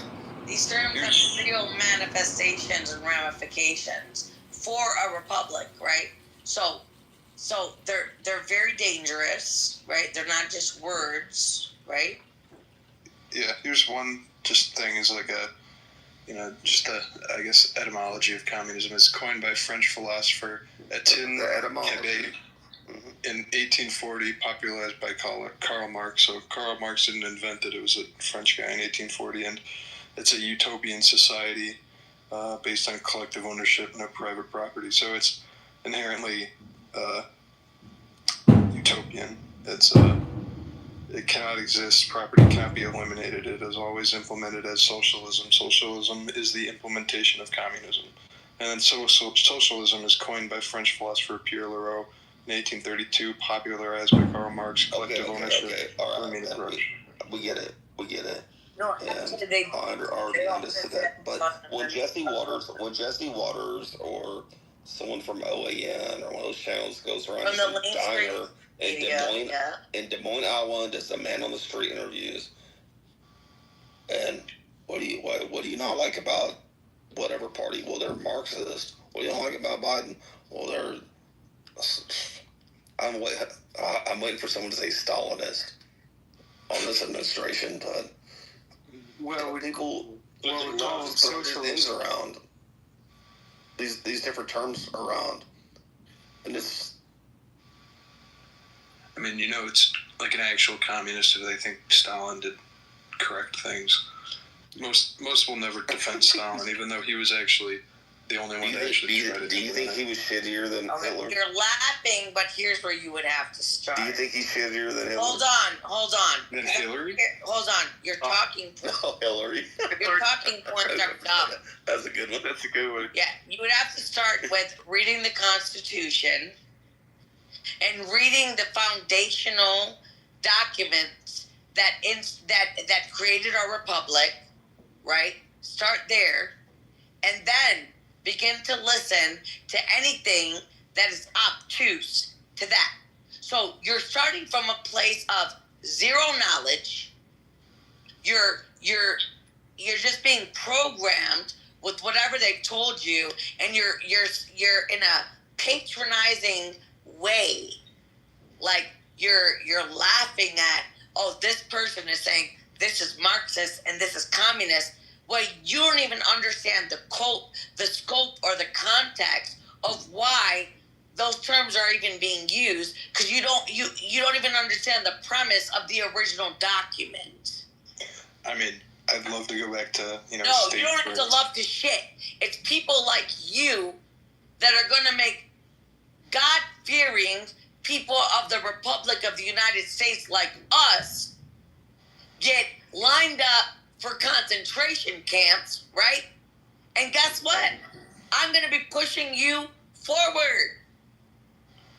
Yeah, like crabs in a bucket type stuff, but like... No, it's not crabs in a bucket. You guys don't give a fuck about preserving the Republic. Read about your founding fathers and what they said about preserving a democracy. Yeah, if you... Yeah, you have no idea. You have a republic if you could keep it, that type of stuff. Well, what are you guilty of, Jack? Are you a socialist or something? What's going on? Well, I'm not a socialist. I don't know, but I would say that there's probably, I'm like extremely libertarian, but whatever. It doesn't seem to matter. All right, libertarian. So like classical libertarian, or are we talking like right-leaning libertarian, like Ron Paul libertarian, or what? Yeah, you're closer to Ron Paul libertarian, but if you're gonna like actually represent my views, I would say like abolish taxes. Okay, so Key, what do you think, libertarianism, like Ron Paul libertarianism isn't? Yeah, I mean, to be honest with you, I don't even know. I just know that there's a globalist agenda, and then in this country, we're supposed to be a constitutional republic. So for anyone to question a communist manifesto when all we have to do is read through it and we understand that they've already achieved a lot of it, breaking up the nuclear family, getting your children into a public funded education system and outside of the house so they can indoctrinate them, right? I mean, we could check mark all of the points. We could go through whatever her name that wrote the charter. Alice Bailey. We could do all of this shit.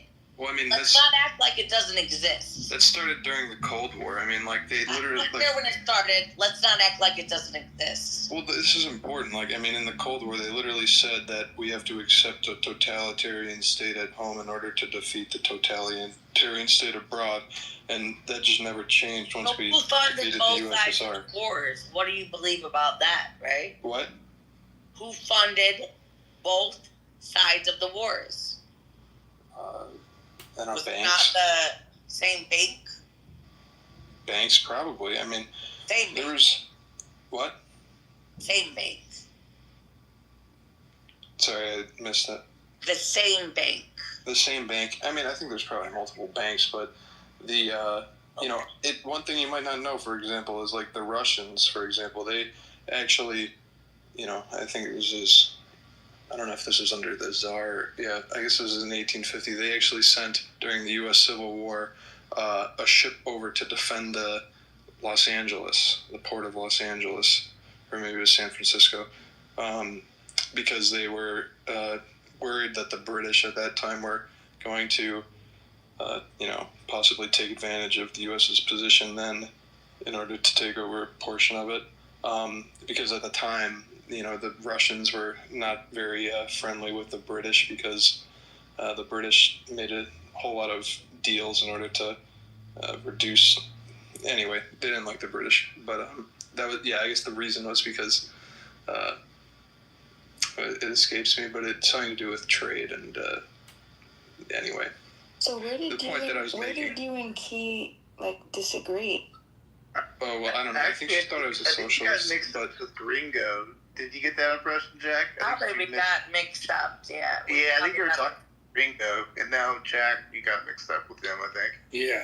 I mean, I could still defend, like, I guess, a socialist position in certain states. Fundamentally, I disagree with you guys. Period. But I don't think we had an overt disagreement. Yeah, I mean, Actually, you know what? That was good. That was good because I didn't know the difference between Marxist and communism. So that's good. I actually looked it up. It's good. Yeah, I mean, it's somewhat helpful, I guess. But you know, I think mostly in the U.S., it's probably not really. It doesn't translate very well because it's fundamentally requires this sort of like top-down form of government, which is why I guess that's why I brought up, you know, the Cold War, because the closest the U.S. has gotten to becoming communist is, you know, being that level of authoritarian. And you would say this as socialist flavors around here, though, right? Yeah, definitely. Yeah. I mean, each state, you know, New York has more socialism than, you know, Florida. Especially in New York right now with the new mayor guy, right? I mean, that's like... Yeah, it doesn't get much closer to that. How do they have everyone fooled like this? When the book, The Creature of Jekyll Island, which literally, it basically deposes, it shows you what the Federal Reserve is built off of and who's running this country based on who's running the Fed and the central bank. And literally, we're having these conversations that was what, 15, 18? And we're having these conversations a century later? And we still are not able to pinpoint the culprit? This is insanity. Well, I mean, it kind of, just the internal politics of the U.S. change every, 75 years. So, the problem probably started during Andrew Jackson, and then, that's in fact to put it back on the gold standard. They took it off right after he got out of office. Yeah, right?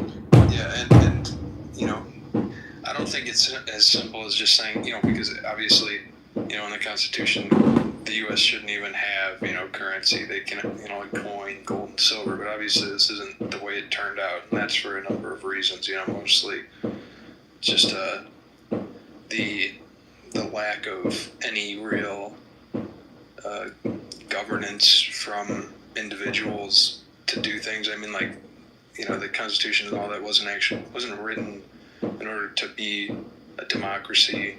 It doesn't even matter. I mean, like, what it ends up being now is just that there's states, and those states, like, if you look at individually, like, what state governments do, like, they're all their legislatures are primarily Republican, but it doesn't matter. Even though the governors of some states are Republican, and the majority of their legislature are Republican, they can't really do anything. Like, Pennsylvania, they control the exports of, like, raw milk into separate states, just randomly, where there's just such a disconnect between the laws that, for example, you can have at a federal level, and then how that interacts with, one state talking with another state, where you have, like, oh, Pennsylvania says raw milk is illegal. The state next to them says it's not.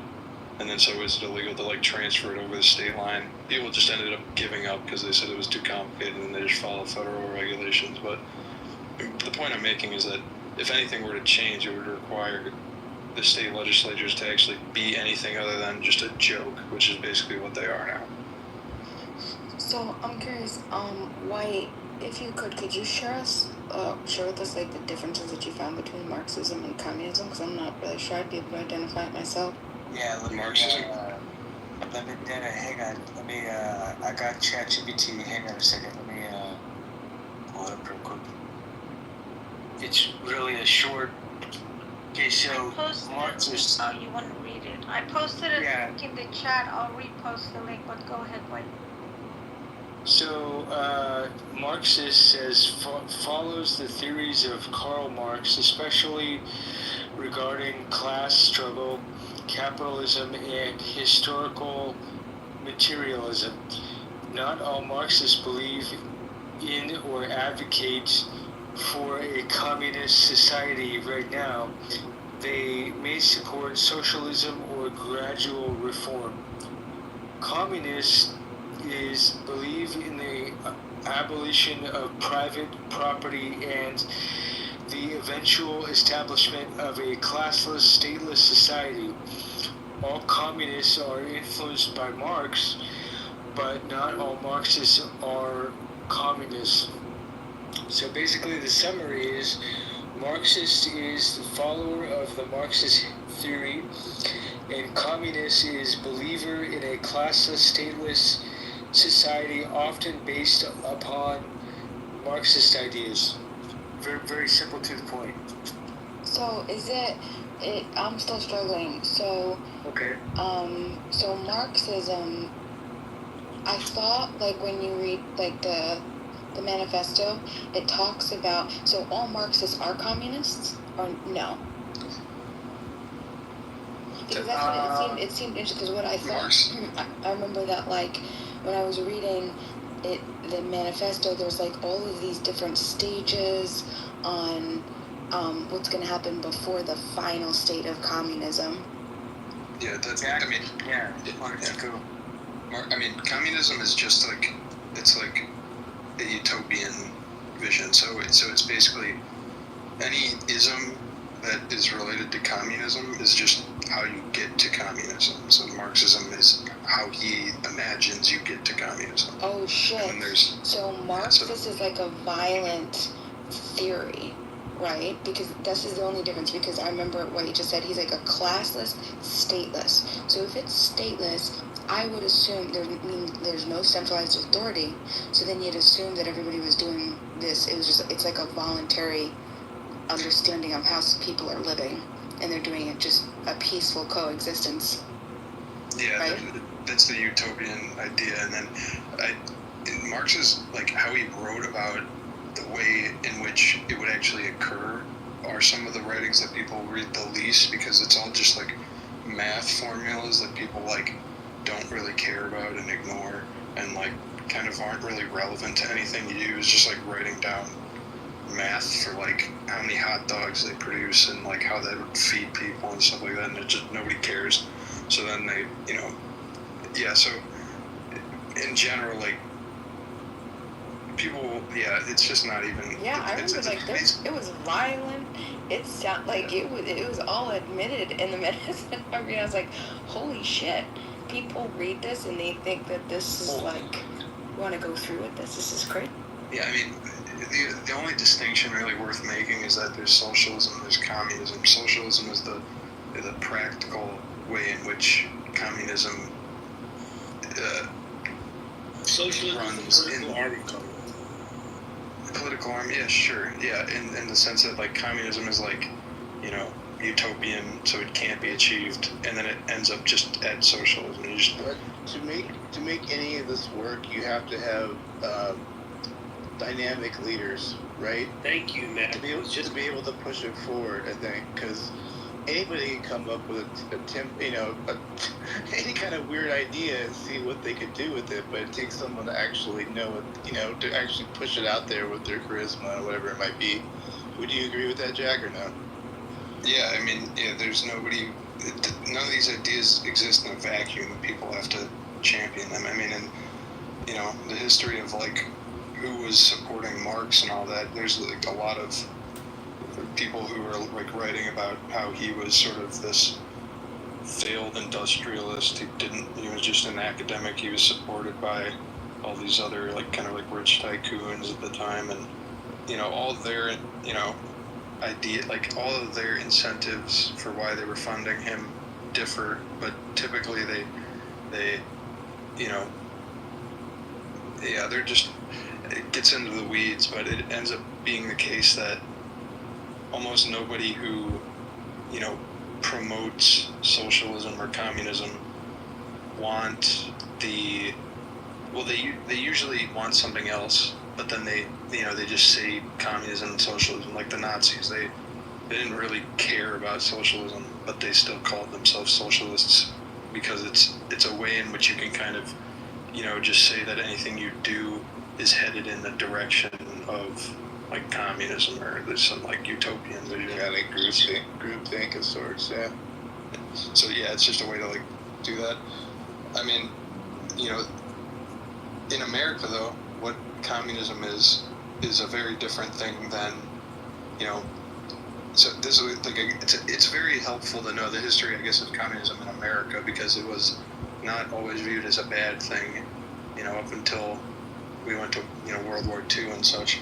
And even after that, all the previous Trotskyites and these communists in the U.S., they just changed and they were renamed the neoconservatives. So neoconservative is just a label put on about 100 or so people in the 1950s or so who changed parties essentially from like Democrats to Republicans at the time, and they kind of aligned with the war machine as opposed to the banks and sort of these more like blue blood people, because those people didn't want anything to do with these sort of like former communists. So then they kind of like formed a party that were allied with the defense contractors at the time, and so then they were kind of like they became think tanks, and they kind of rationalized all the future wars that the U.S. would be entering into and funding. And there's an interview, I guess, just recently with Tucker Carlson on he was interviewing Scott Gordon, and they were talking about the history of Iran and Israel, but they went into it, into some of the history of communism, and it's a long podcast, so I get people don't watch it, but they do talk about how there's this new neoconservative party who formed, and how a lot of the foreign policy that was created after were as a result of these people who their main goal was, in order to justify the defense contractors getting paid, and then at the same time to essentially benefit countries other than the U.S. So like they all kind of had their own weird, because they were all former communists, so they still wanted to, have this sort of like communist. Those moments. Yeah. Real quick, Abby, are you there? Yes, I just got back in the room. Oh, great. I had a question. And this is going to be probably a really dumb question, but I don't even know what kind of form of government Israel is. Like, is it... It's a democracy. Is it... So at the end of the day, it's a democracy, right? It's a proportional representation. There we go. Okay. Theocratic also. So I was thinking about that. Like, I don't even know what that was. No, so it's proportional representation, the same kind of party system that you have in, like, France and, multi-parties. They make the distinction on if you're Jewish. Democracy. But if you... Hold on. But it's two branches of government because the prime minister comes from the legislature as opposed to the three branches. And the country's made up in the multi-party system. Obviously, there's left-wing, right-wing, there's the Arab party, the Druze, the different minorities that live there have parties, and then the different Sephardic Jews, religious, secular. It was when it was the Labor government, so that changed, and it was Labor from 1948 to 1977. 77, the minority party, which was Menachem Begin's party, took over. That's Likud, it was Chibut, but now we know it as Likud, which is Netanyahu's party. But when the Labor Party was in, it's interesting you're talking about communism because Labor is very socialist. So all of what we know as the kibbutzes really developed during that time, like heavily developed, and they are a form of socialism, a kibbutz. It's like if you break down the definition of socialism, that would be the lifestyle in the kibbutz. But that's not the party in power now. But it was originally. Hope that answers. Duh, I should have known that. How are my favorite people on Clubhouse? Hey, Ann Hero. Hello, Ann. Hey, Ann. I just pinged Joe. I don't know if he's out there, but he would appreciate this conversation. I can message him. This conversation has made me more capitalist. So it's also interesting the remnants of when you have a labor government or you have a socialist government, and then you switch over and trying to get rid of some of the infrastructure that they built has been a struggle, a big struggle within that country. And when you see this stuff about the court reform, things like that, a lot of it comes out of this machine that was built during the time when it was a more socialist. And just to dismantle it. But as the country changed and it became, obviously the tech and the businesses took over, and the GDP was affected so much by these great developments that they have. The socialist model didn't fit. It doesn't fit for the country. But they have like big labor unions, things like that, socialized medicine, and that all happened under the old regime. Something to think about in a country when you switch over from left to right and just dismantling what systems are put in place. That makes any sense. Yeah, it sure does. Appreciate that breakdown. I didn't expect all that. Thank you, Abby. Jack, be sure to cash in your pink ticket I see you have there, if you don't mind. You'd be a good addition to this house. What did I miss? I went to see fireworks at the casino. Well, we had the usual, chaos that we always do for about 3 hours.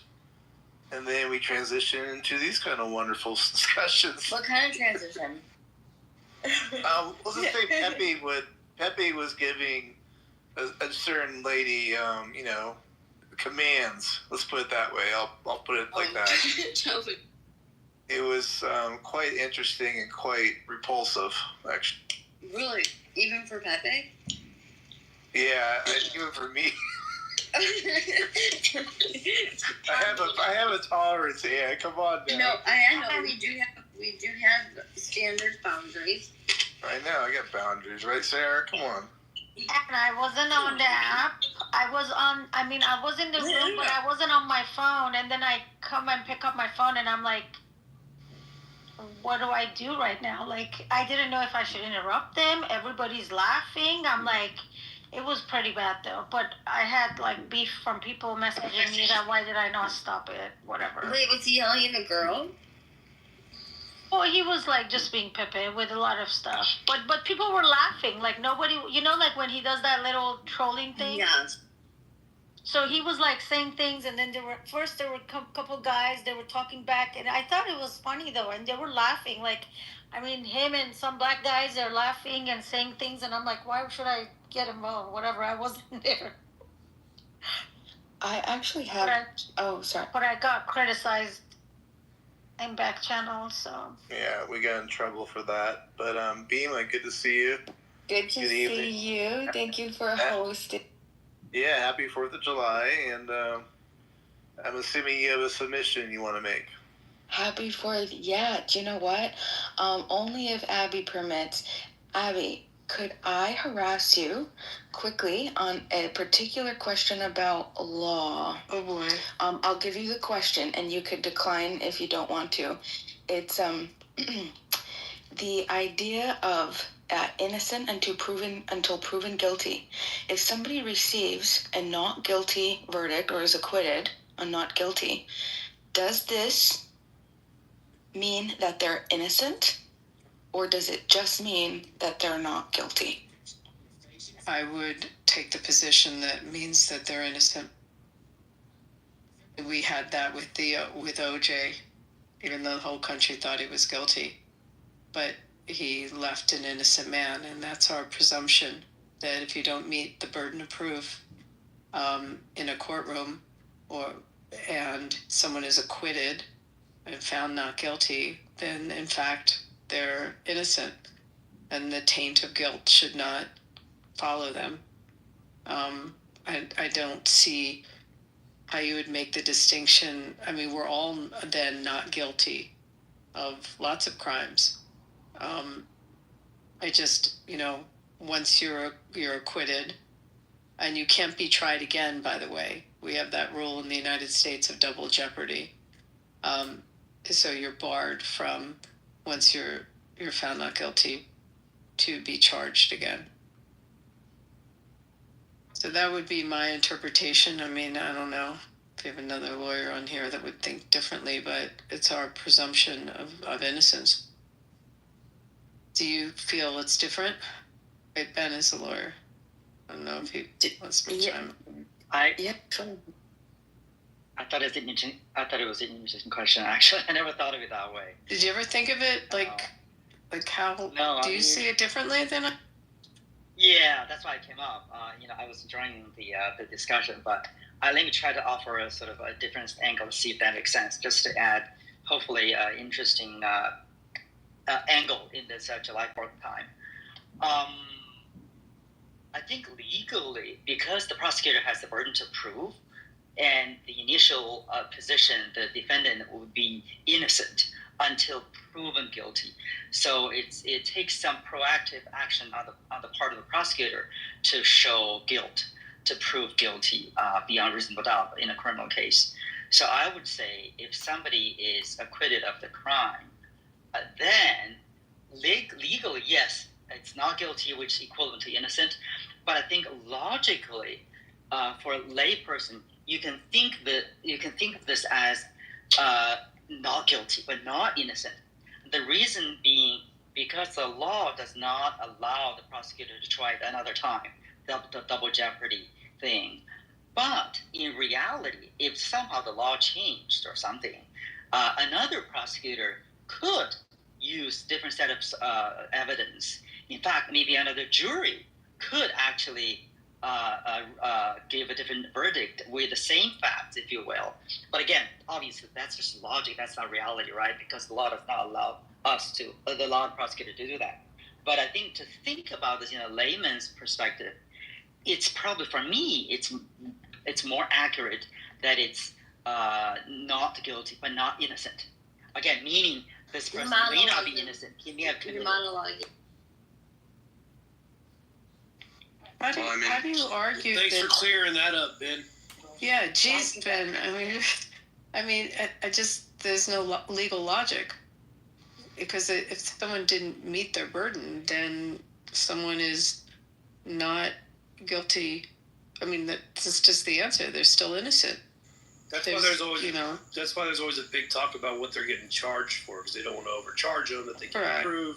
Then they have to charge them rights to prove. Yeah, it's. I think the OJ example was perfect, Abby. Yeah, but the OJ, and it's irony for me, because my girlfriend was the judge that put him away here in Nevada for a crazy crime, stealing his own memorabilia. But as much as the perception was that he had guilt, and that, if someone gets off on a technicality, or, that one was the gloves or whatever, the doubt was there, and there was enough doubt that he got acquitted. But we have to treat him as innocent, as same as any other person that didn't he's not convicted. Yeah, I mean, and that's how you have to look at it. Juries, don't convict guilty people all the time. Like, it's just a part of the system of, you have to make it such that nobody has, what are you doing, Jack? Yeah. Sorry. What was it? That's right. Don't interrupt, Jack. Go ahead, Jack. Gillis, you can get in after Jack. You want to finish, Jack? Finish? Yeah, sure. Just saying that, having a judge or a court being determined by a jury is a very different sort of way of coming to the truth than, I suppose, just making your own sort of analysis of it. But our Fifth Amendment gives us protection against double jeopardy. I mean, this is not just something, buried somewhere in the law. It's in the Fifth Amendment. So. Yeah, I mean, I would just say that, people commit innocence. I mean, I think most of the time it just ends up being, what do DAs want to actually prosecute? Because there's too many laws that people break all the time, that anybody could be convicted of basically anything at any time. I mean, there's some precedents as to, why they wouldn't want to actively pursue people that, because the jury might not convict them, and oftentimes will just view them as trying to convict them of some, ridiculous crime that they'll immediately sort of nullify. But yeah, I guess in terms of double jeopardy, I don't really even view that as being, enforced all that much, if you can just sort of convict them on a bunch of other crimes that are sort of like tangential. They just call it wire fraud just because they crossed the state line, or just like, there's a lot of grab bags stuff. And not to say that it's like totally useless or anything, but it's just, I don't know. I feel like double jeopardy and stuff like that were more so important back when sort of there were a lot less law. Well, I don't agree with you on that. Yeah, you're being so liberal right now. Yeah, I think it's used, as well as collateral estoppel comes into play. I mean, I'm not going to get technical, because we could go down a legal rabbit hole, but I absolutely believe it's used, and it's used when prosecutors try to sometimes come in with a related crime and claiming that it's not the same one, but it is used as a defense. Sure. It's, I mean, a lot of things get used as a defense that are sort of like last-ditch efforts. Oh, no, probably call it that. Maybe not. I'm not an expert on this. I'm just. Good night. May I participate? What's up, my niggas? May I participate? Yeah. I just wanted to say. Pedro's here first. Vote for Pedro. Just hold up 1 second, Gilda. Sorry. Okay, no problem. Yeah, he just beat you a little bit there. Pedro, go ahead, and then Gilda. And then I'll go after Pedro. And then you'll make that decision. Yeah, you'll just be quiet down there for a little bit. Thanks, buddy. Go ahead, Ben. Sorry, my nigga. Thank you very much. First, I'm going to apologize because my English is not very well. First, I'm going to explain what is the meanings of communism. Why I'm going to explain, because I live in Caracas, Venezuela, so all the people knows we live with a dictatorship. Nicolas Maduro, he's agree with many presidents, communists, for example, the president of Iran, the president of Russia, Putin, president of China, and Cuba too. We have a very difficult a very bad position in this moment. We have hyperinflation and devaluation every day. We have the money, the official money is the Bolivar coin, but we have to pay all we have to pay in dollars. If you want to buy a hot dog, you have to pay $1.50 or $2, for example. We have a big reserve of oil, but we don't have gas. Imagine, we don't have gas. If you want to go to the gas station, you have to sleep inside in your car 1 day to put gas in your car. Imagine, you see the old people inside the car waiting 24 hours to put oil. Gas in the car. You see these children in the street eating in the garbage. You see the children working is very sad. So the children go alone in the street, and they don't go at the school. We have more than 20 years with this dictatorship, and we don't have American Marines intervention here. We need an intervention here in Venezuela. We have my mother worked at the hospital, like psychology, clinic psychology. So she got a chief degree, the most great. She can't buy the insulin at the pharmacy because she doesn't have enough money to buy the insulin. Because she's diabetic. Imagine the situation we have. We are living in my country. If somebody are here in this room and cannot denunciate me, I can go to the jail right now. Imagine. So because the radio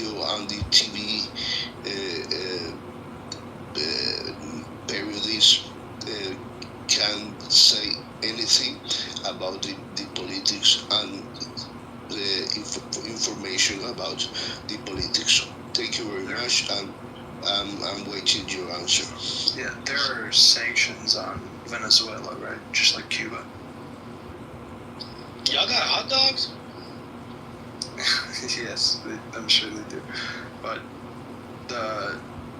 yeah, my understanding is that the sanctions being put on Venezuela are fairly difficult to deal with, because just like Cuba has pretty strong sanctions on it, which prevent them from getting, like bottled water and stuff like that for drinking and things like that. So I've heard people being, pretty against placing sanctions on these countries for humanitarian reasons, because I think that if you remove them, they probably have a much higher standard of living after the fact. And then, because I basically view any intervention as being sort of like off the table. I mean, like doing anything in the Americas has sort of already been done, like, in Iran-Contra and stuff like that, and it just it sort of makes things worse, usually. I mean, I think that, South American politics are very seemingly like internal between their countries, and I don't know. Yeah. Thanks, Jack. Pedro, thank you for that submission. Hey Pedro, Go ahead, White. Yeah. One thing real quick. How much is insulin in Venezuela? The inches. Sorry, I don't understand the word. How much does it cost? The cost of insulin. Insulin. For guys. It's $30. $30. Wow, $30. I know, it seems like nothing. It's like No, that's but what we all it's have for expensive lunch. for them though. I know. Like $30 in Iran's money. $30 is like A lot of money. Yeah, it's like 1 month of a higher than average income of someone for a whole month. Crazy. Gildas, did you want to jump in? Yeah, I just a really quick comment. I was on the app earlier today, and then I cooked for the family and took a long nap and woke up. This may be more of a lighthearted approach to things, and I'm very interested in what you guys are speaking about now. But I just wanted to say, and I wanted to ask you, Matt, does it seem like the 4th of July, festivities seem to be a bit more subdued this year? Like, usually the sky is lit up, and, at this time, like, this is when everybody goes off. I hear a few out in Adelanto, but, man, it seems like everybody's kind of staying home with the fireworks. I think you're onto something just real quick, because I actually just happened to be along a webcam just checking out some of the strands on the beaches, around LA, and they look like they were empty to me. Maybe there's someone here that was literally there, but I think you're onto something. I think it was a lot less subdued. My fireworks were short, quick. That's really rare. The grand finale was the whole thing. That was it. Yeah, I heard that it had something to do with. I'm in Southern California in San Bernardino County. Because I'm close to the water, it's very loud and they're still going. Okay. I sent you a video, Matt. You saw how much traffic it was. No, I know. But even here last year, it didn't happen. Even last year, it was going up. Like the sky was lighting up. I bring my dogs a little closer just so they know what's going on. They're cool with it now, but they were puppies last year and the year before. But I mean, dude, I don't see any like Disneyland fireworks on the horizon like I always do. And I heard they made it illegal from this year. It's always kind of been illegal, but I think the sheriff of San Bernardino County was like, "Yo, it's a $500 reward if you report on people." So I'm waiting up to get my $500. You were busy tonight, were you, Gildas? Yeah, I'm like, yo, if I see one, because you know we live in fire country, and I'm like, yo, if you light my yard on fire, yeah, I'm calling in. For real. For real. I've done my fire mitigation, man. My lawn is clean, so don't play with me. But yeah, man, it seems a lot more subdued this year. I'm sorry, go ahead, Abby. Gildas, I was saying earlier, I asked everyone if they felt comfortable going to the parade or going to the events because there's so many warnings that have come out, and because of incidents with people gathering. I was at one at a casino here, and usually it's a lot more people out on the streets when they have it, and it was definitely less. Definitely less. I mean, for me, and I had fears just in being in a big gathering. I mean, I was in a big gathering in a place where there's a lot of security, you know, so I felt like I was in a safe place. But I think around the country, people had some anxiety about going out. Okay, so that was the question I was trying to get at. Is this because of Iran, or is this because of like the ice raids? I think it's Iran. I mean, there's a lot of warnings that were coming out about lone actors, lone wolves coming, and then that was the FBI warnings and DHS warnings. I don't think I mean, I don't know. It matters what part of the country you are if they're going to worry about ICE. But I thought it was ICE out here in Southern California, because I know these gangsters out here are not afraid of no Iranians. But okay, I just saw something on the horizon here, but it's definitely a lot more subdued either way it goes. I don't know if it's ICE or Iran, but it's subdued this year. Yeah, it's definitely ICE has had a major impact. So you know, Latinos in general are hesitant to go out to public events. You know, ICE is not just going to go start raiding gas stations because they don't. It's a waste of their time, right? Like they have to be budget efficient. They want to go after places where they can catch like 10 or 15 people at one time. You know, they're not going to have to. So you know, public gatherings are ideal for that. Soccer matches, we're seeing like the soccer matches attendances have been down significantly over the summer. Wow. Yeah. And you know, it's like the recent Club World Cup that's going on right now, saying like more than 1 million tickets unsold. We like, you know, regardless of what people say, like, you know, white Americans, black Americans, they're not going out to soccer or to stadiums to watch soccer matches. They're not paying money for it. It's mainly the Latinos, and we're seeing like millions of empty seats in these recent tournaments. Just recently, Mexico played a game in Texas where it was about 30-something thousand people showed up to the game, but it was like the lowest attendance for a Mexico game in the last 20 years in the U.S., right? More than 20 years. So yeah, it's, you know, it's definitely having an impact. But you know, I was just wondering, like, so they have hiked the budget for ICE massively. It's like up to $170 billion for over the next 4 years. I don't know if that's all exclusively for ICE. I think it's overall like Department of Homeland and Immigration. But as far as I know, at least $45 billion is going towards ICE. Like, is that a good thing or a bad thing? Like, what?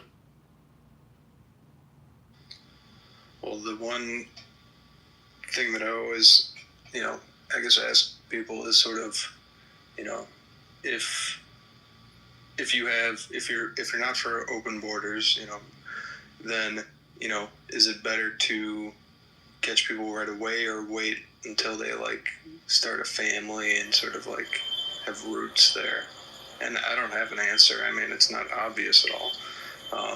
You know, it certainly seems like the government has sort of incentivized people to sort of stay in that like weird middle ground of like you're kind of here legally and seeking asylum, but then also like they could just like deport you for any reason. So like that's definitely not a great idea and just sort of kicking the can down the road. So I mean, do you think it was defunded a lot during the Biden administration, that some of this is catch up That's what might seem like a lot might also be that the budget was pretty slim before.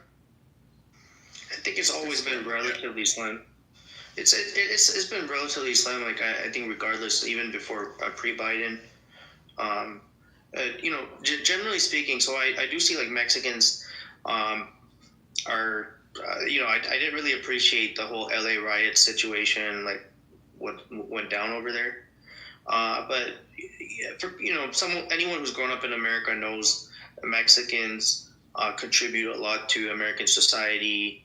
They're very hardworking people, unlike certain other communities who prefer not to name, but. Mexicans are very hardworking. Don't point me out, Jack, please.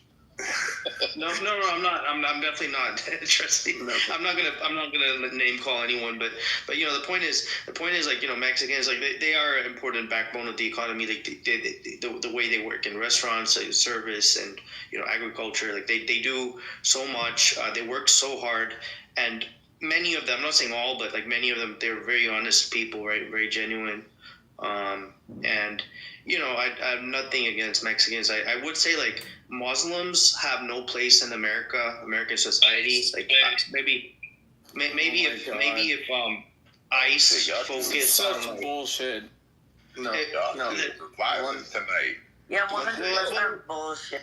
Well, radicalism, terrorism, child rape, these sort of things, they have no place in American society. And so if ICE was to devote more resources like Trump originally promised, he promised the Muslim ban, he enacted a partial Muslim ban.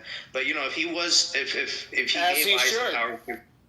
Exactly. So if he gave ICE the powers to really to just focus on making America Muslim free, we don't need like more... So why are you crying about it? What exactly is happening? Like, why are you crying about it? No, just making a simple point. Yeah, no, I would say that, there's, I guess, economic, immigration arguments, and there's, like, cultural immigration arguments. And, I guess the cultural ones are sort of, like, not as simple. And there's more. What argument? No green card, no stay. Is that an argument? What? No. I think he's just saying who you give a green card to. And the sort of. I mean the policy. Anybody who has a rightful, the right to be here, that goes through the port of entry. So what am I missing? Well, I guess the thing that shout out to the birthday of America, right? We do things legally, right? We do things legally. I wouldn't say that America's do things legally. And Jack, let me give you some numbers. I do want to talk about some numbers because, to be honest with you, I never looked up these numbers, and I recently did, and I'm like, of course, our government lies to us. Let's talk about California. I live in LA, okay? So in California, illegal immigrants, they have paid about $3 million in income tax. Okay, now illegal immigrants, trillion. They have spent. No.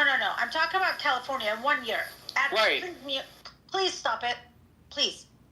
So they have paid close to $3 billion in taxes, and then the cost of the Medi-Cal for the illegals in California was about billion. So they have paid $3 billion in income tax, but then we've spent $9 billion on their Medi-Cal. Now they have paid $9 billion in tax, but a big portion of that is the sales tax. So if we invite tourists, to come to America, that's going to cover the sales tax that it comes from them. So what I'm trying to say is the number of illegals in California,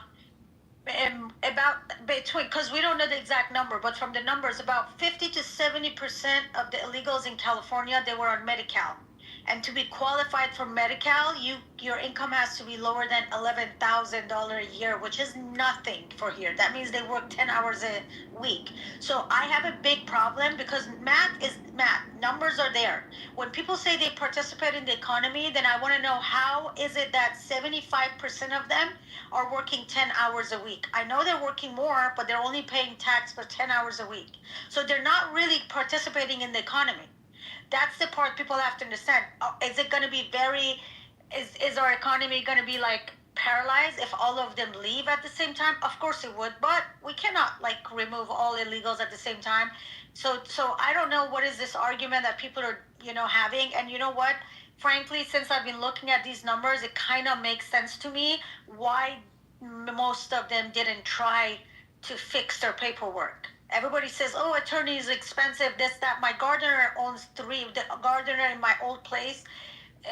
He owned 3 houses in East LA. He owned 3 houses and he was here illegally. You know what? Fixing the paperwork would have not be beneficial for them because then they would have had to pay tax the way I pay tax and other people pay tax. So, I mean, these are the facts. You can't change the fact that 75% of illegals in California, they're on Medi-Cal. So only 25% are paying tax. I mean, the economic, I guess, arguments for immigration are a lot more simplistic than I suppose the cultural ones. I mean, the economic arguments of Thomas Sowell's ideas on immigration were essentially that, just take nationalities and just, see how much they, basic stats like, how much, are they paying in taxes? How much are they taking in benefits? And then, you can evaluate each country separately.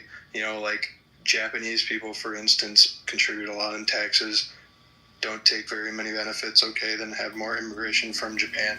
Like Haitians, they take more in benefits than they pay in, on average, take more in benefits than they pay in taxes, so have less immigration from Haiti. But, what that ends up looking like is you have a lot of, immigration from just Mexico and then not much from, Belize or something like that. It's just a very spotty type of thing, which is fine. The issue I think is just what do you do with people who are kind of already here illegally? Because there's a lot of people like that.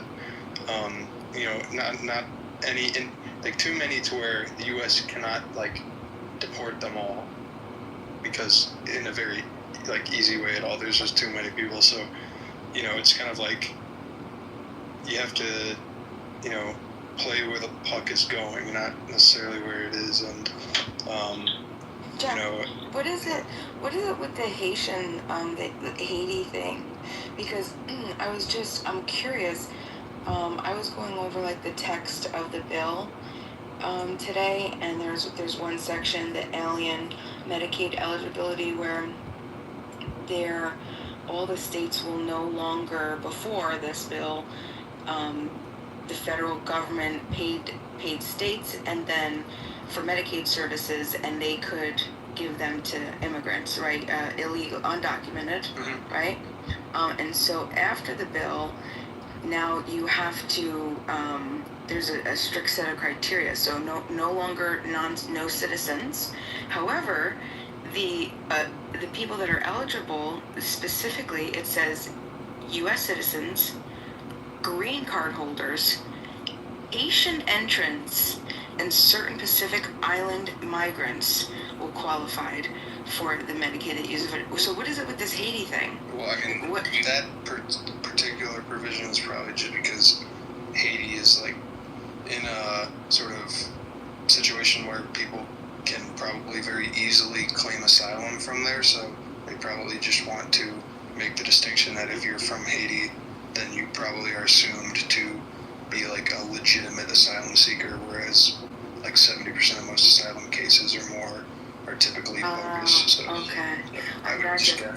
So I guess now undocumented immigrants, DACA, the DACA recipients, asylum applicants, temporary protected status, students and workers on temporary visas, and even children of immigrants, all will no longer be able to have access to Medicaid. So it shuts off federal Medicaid and CHIP for anyone who isn't a U.S. citizen other than what I've listed. I mean, I will say that I actually don't think that will do a whole lot, because I view the primary issue as just being people going into hospitals and giving fake names.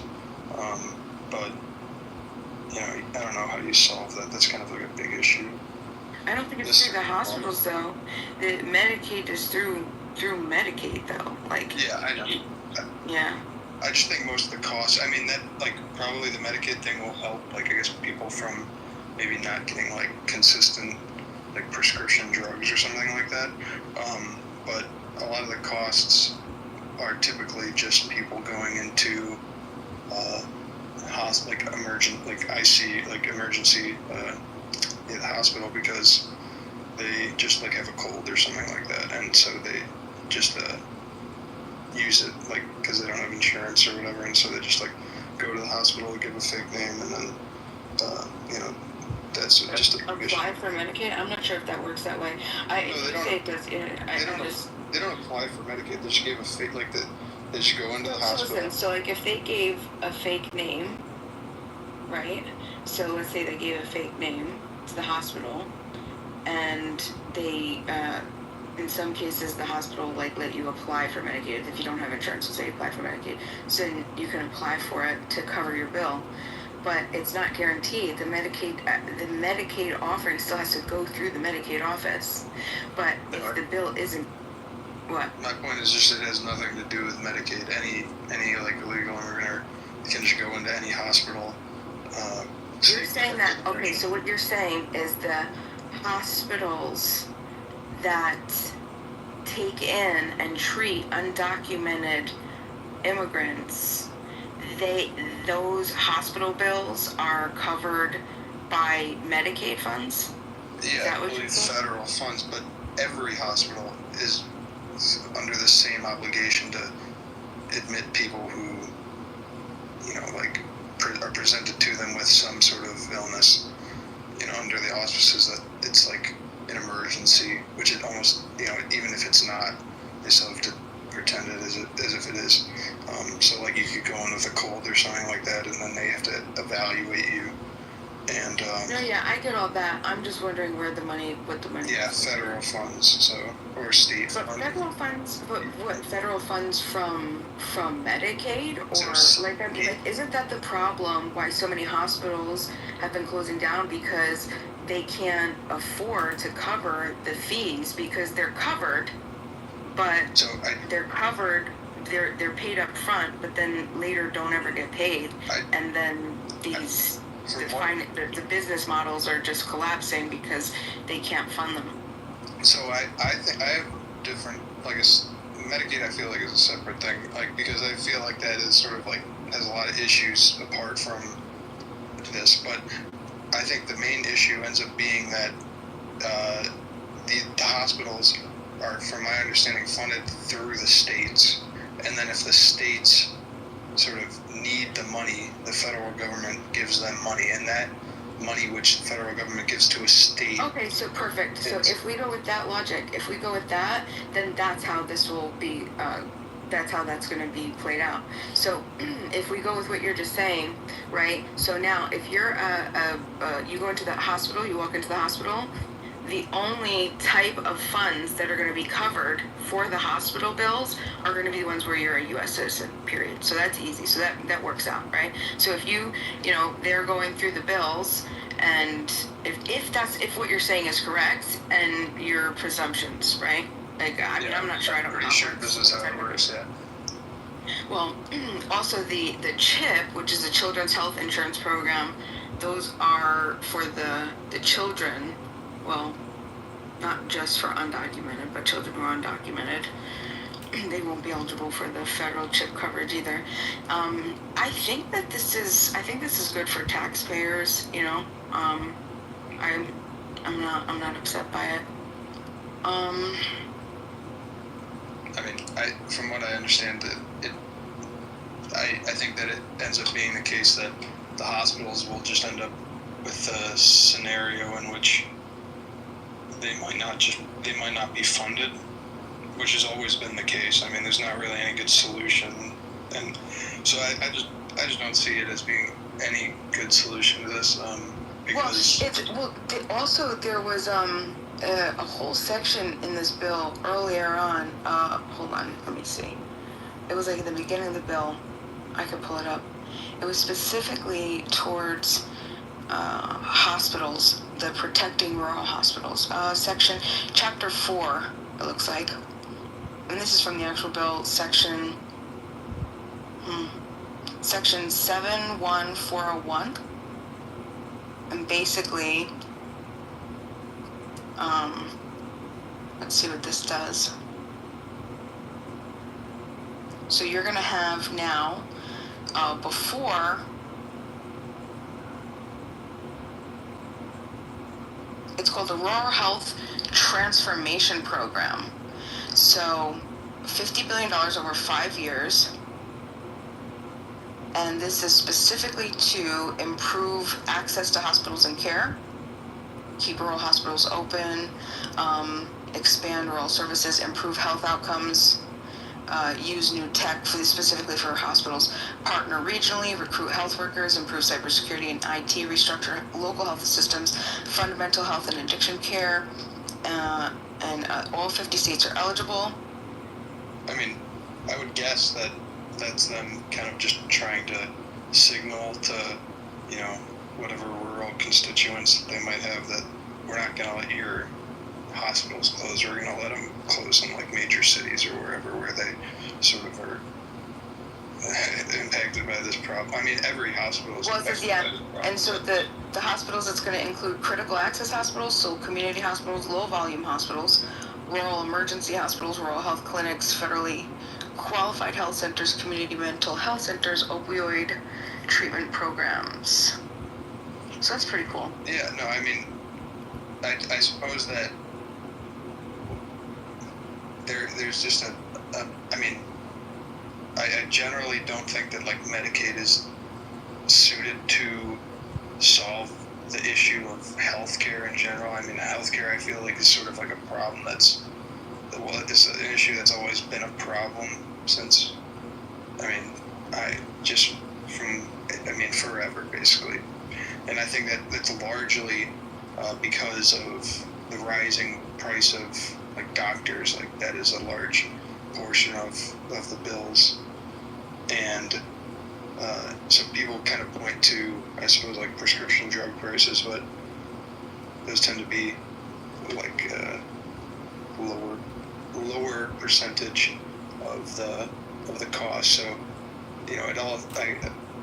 I would say it all started in sort of like the 50s or wherever, when they kind of did away with mutual aid societies and all these things that used to be like healthcare providers and doctors and all these things, because they instituted credentialing of doctors so that you had to go to medical school and all these which seems like, oh, it's obviously the right thing to do, make it such that you have to have a degree to be a doctor, but it just has all these other consequences of, well, now healthcare is incredibly expensive and health insurance is incredibly expensive, and that's the primary cost of healthcare now is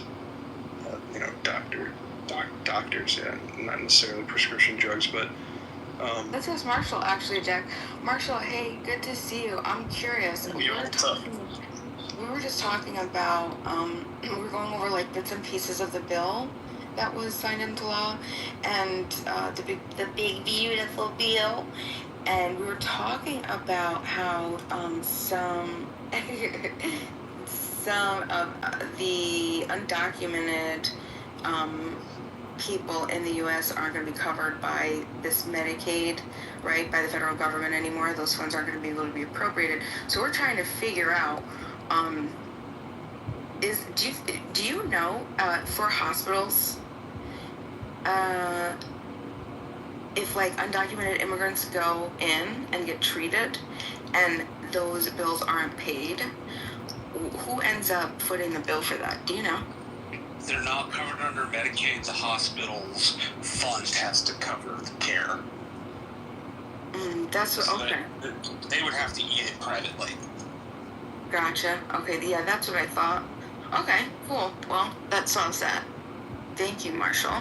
We love Iron Mars. Glad I could help. What do you think about the bill, Marshall? Do you have any issues with it, or you? I was pretty. I'm not really a fan of the SNAP cuts. I understand some of the Medicaid cuts because they need to slow its rate of growth. I'm a fan of my brother's section, which is called Title IV. It was done by the Commerce Committee, which is known as the Commerce, Transportation, and Science Committee.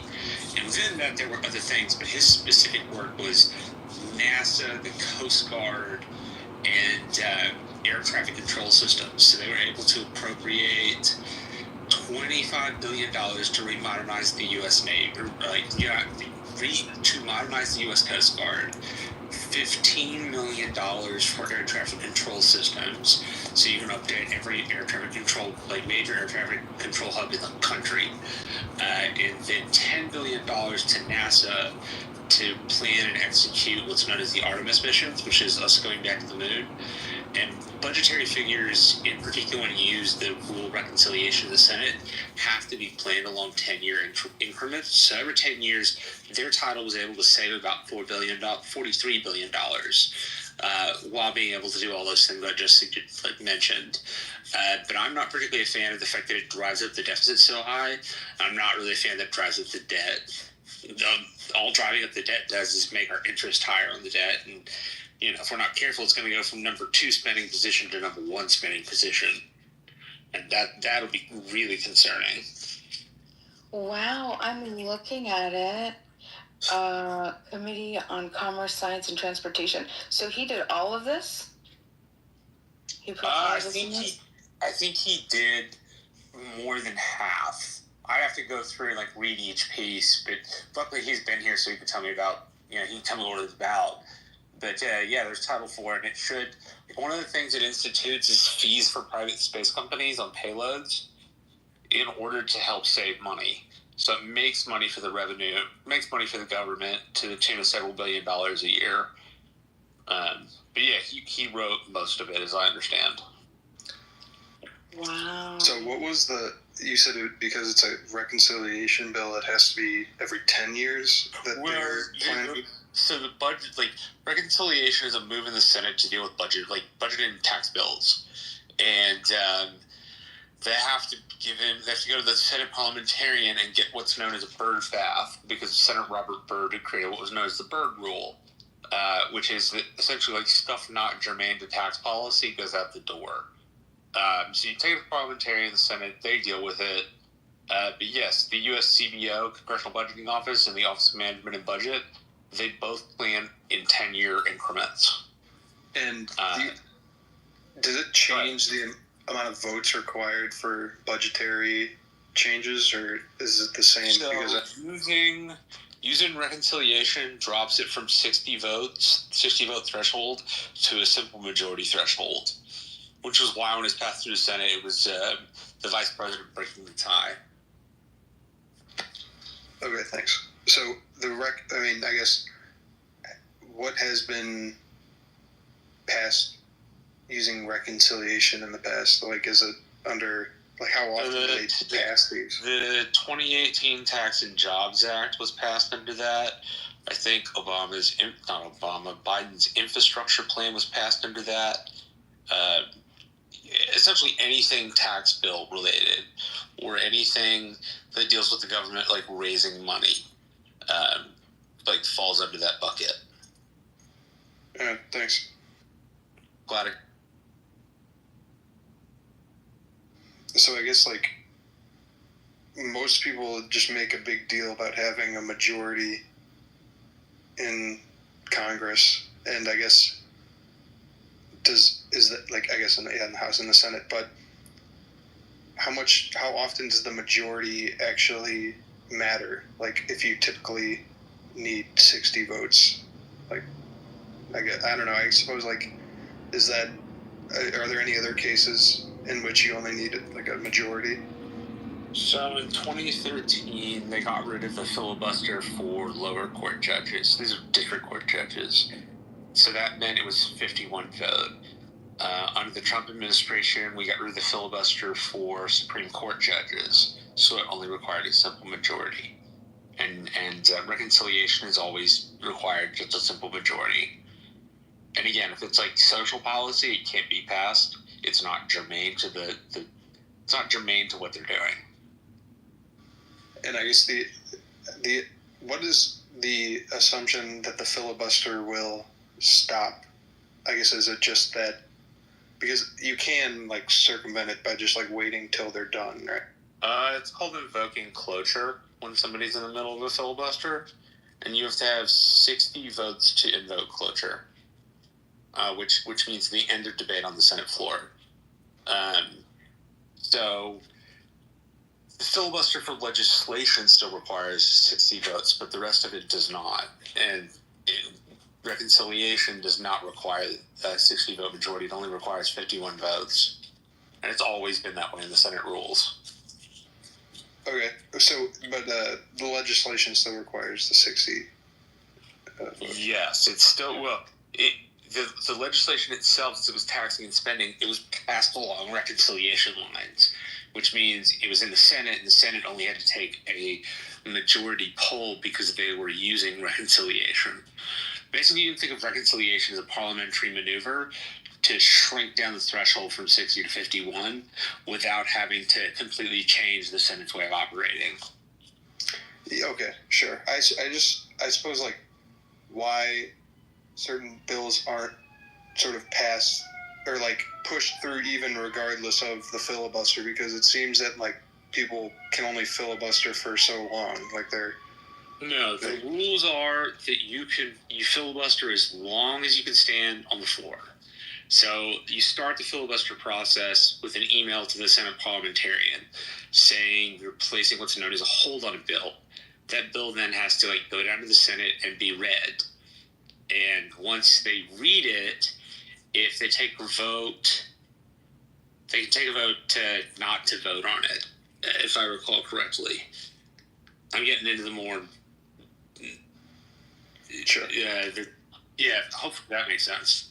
Yeah, it does, yeah. I don't know. I guess I don't know who would be the guy to, like, stand there for 2 days or whatever and read the Bible or whatever. Wait, yeah, who did that? Was that Marco Rubio? Who did that recently, like a couple years ago? I think Cory Booker. Oh, no, you're thinking of Ted Cruz. Yeah, Cory Booker did it. No, Ted Cruz. Who did it? Ted Cruz. No, they both did it. You got it right. Ted Cruz did the green eggs and ham thing, and Cory Booker just did his recently, last 3 months or whatever it was.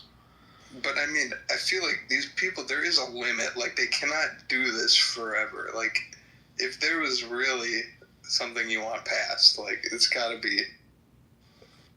So, anything social policy related has to be passed with a 60-vote threshold. The Democratic Party has been talking about getting rid of the filibuster forever, because apparently they say it's a racist vestige of the past.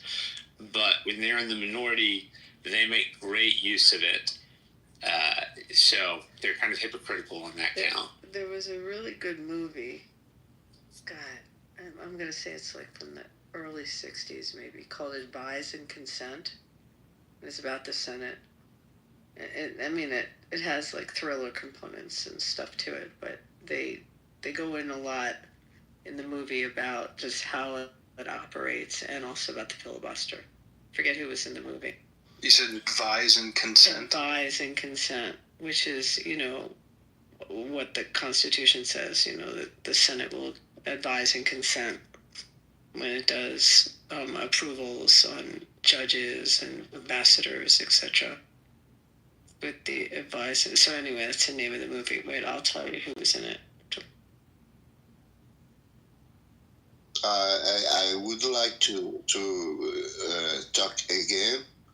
Hi, Pedro. Hey, Pedro. 20 minutes ago, a cake. a spike go inside in this room right now, a Spanish guy in my community, Spanish community. When I talk a lot, so I can talk again. So his name is Eduardo, and he went 20 minutes ago here, so I can continue to talk about my country, Venezuela. So I'm going to talk about the hospital here. I went to the hospital 3 weeks ago. The hospital, the doctor prescribed some medicine to put in my body, and I have to buy to the pharmacy because the hospital doesn't have medicine in all the that's happened in all the country. Imagine all the country, and we have the most high reserve of oil and gold in the world. Thank you very much. Pedro, here's a question. Do they use Tether by any chance? USDT? I don't understand, sorry. It's a cryptocurrency, Tether. It's a dollar-backed coin. Digital money? Yeah, I've heard that it's popular. I spent $35 in medicine. I spent $35 in medicine. You should look into Tether. In for medicine, only for medicines. Only for medicine. And the nurse put me in the body, in the vein, in my I don't remember the body, the veins, las venas. En mi vena. Forgive me, Pedro, but could you clarify? Was that a concern for Venezuela? Like, are you upset because, or are you happy about it? Like, so you didn't get your medicine at the hospital, but you were able to get it at the pharmacy, and it's only $35. So my question is this upsetting, or are you happy about this? No, I'm upset because it's very expensive. Okay, and you're upset because the hospitals don't carry the medicines to give you? Is that what the... 5 years ago, the hospitals have had all the medicines, and you go to the hospital and you don't have any problem to receive the medicine. You got it. So now you if you have a pain in your stomach cage, or for example a headache, so you have to go to the doctor prescribe the medicine, and you have to go to the pharmacy to buy all the medicine, and back to the hospital to put the medicine. The nurse put in your body the medicine. Do you understand?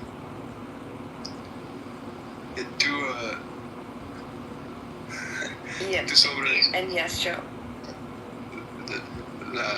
La dinero con el nombre Tether. That's okay. Anyway, that's just one of my own interests, is sort of like where they use these stable coins in other countries when they have bad currencies. But it's a good way to do it. You're on to something there. The Tether, but Joe, hello, evening, happy 4th. Happy 4th of July, my friend. I just wanted to do a big old shout out to Jesus Christ, my Lord and Savior. Let me tell you what a great day this is. Donald Trump just signed the big, beautiful bill. Yeah.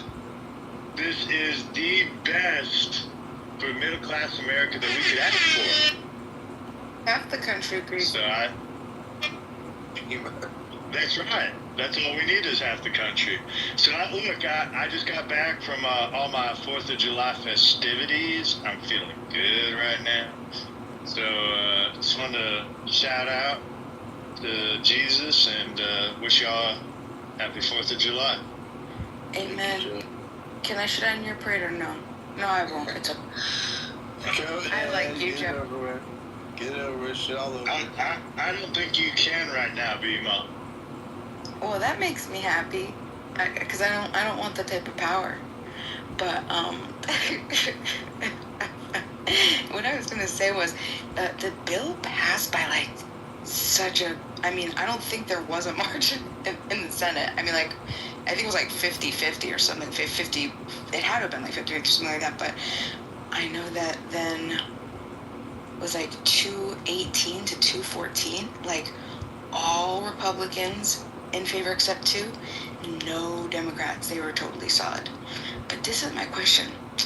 On such an, I mean, like, you're talking 218 to 214, this huge bill.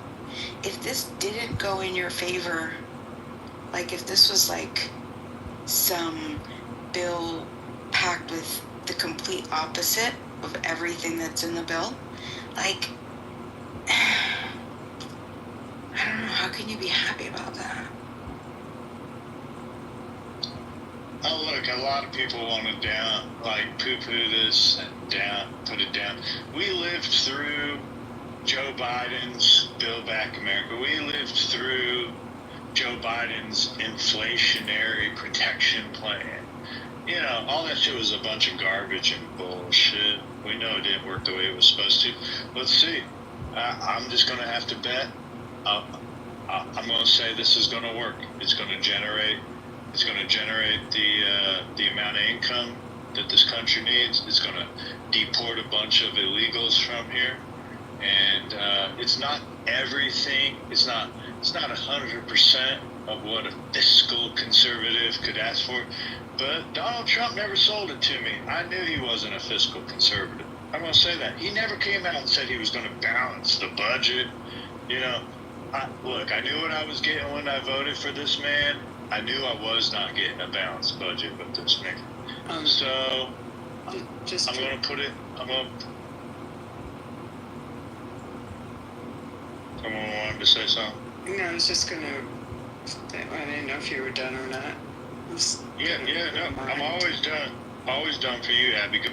Thank you. No. I was just going to remind, was it Bima that mentioned that like the Affordable Care Act, the Obamacare passed. I mean, that was a very slim margin as well.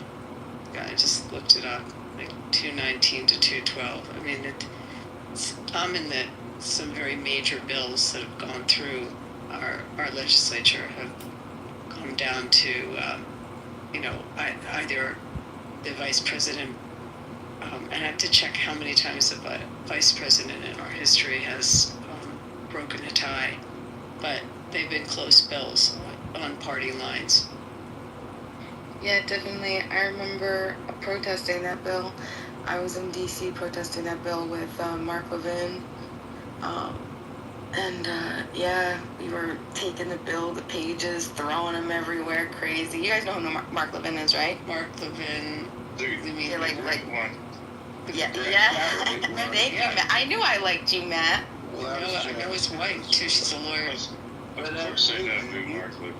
Yeah, but wait, Bima, you actually were protesting that? I was surprised. Yeah, no, I was a big political activist, but for a long time. I was. Come back to our side. You're naturally conservative. We could use some good old smart ammo like that, right, Joe? On our side, jeez. I just kept going I just started, conservative Republican. Do you know, I think I went from Republican and then I became a conservative because of Mark Levin during the Tea Party. I used to go to the Tea Party protests back in the day. I mean, I know I'm dating myself. I'm old, guys. But do I sound really beautiful? I Tea Partied too. I was a Tea Party. Yeah. The stadiums, it was crazy. Stadiums, so we would go and bring our big signs and protest and do our little Tea Party gatherings all over the place. But yeah, I remember the Obamacare. We protested that bill. I've done a lot. Like I've been on. What did you do with Mark? Were you part of his? Did you work for him? Mark, no. I just was a big fan, and we followed. Like we would just do things. But I followed Mark around. Like I would go to his stupid book signings and shit. Even the one for his dog. But no, I appreciated Mark. Because I felt he gave the the constitutional perspective, and I don't know. I just liked it better than Rush Limbaugh and Hannity because I've listened to them, and I like Mark's stuff. It just gave me more things that I could really look at and understand more than just the fluff and the emotion. Right, a lot of emotion from Rush and Hannity, and they would say the same things, but Mark gave me a little different flavor, so I appreciated it, and I liked his little, I'm gonna give you, what was it? Is it 10 seconds on the liberal clock, Matt? I'm gonna give you 10 seconds on the liberal clock. Go, right? Yes. Try again. But yeah, so no, I just did a lot of protesting. I campaigned on a lot of campaigns, professional campaigns, all the way up to president. A lot of local and state. What state I was were you? I traveled, so I was all over the East Coast. I went as far as Kentucky. I was on Rand Paul's back in the day. I went to Kentucky. I was a little bit all over the place. Wherever they needed me, I would go, and wherever they would pay, they'd pay me because I'm really good. I'm a hard worker, and I love to win. And they leveraged that, so they knew that.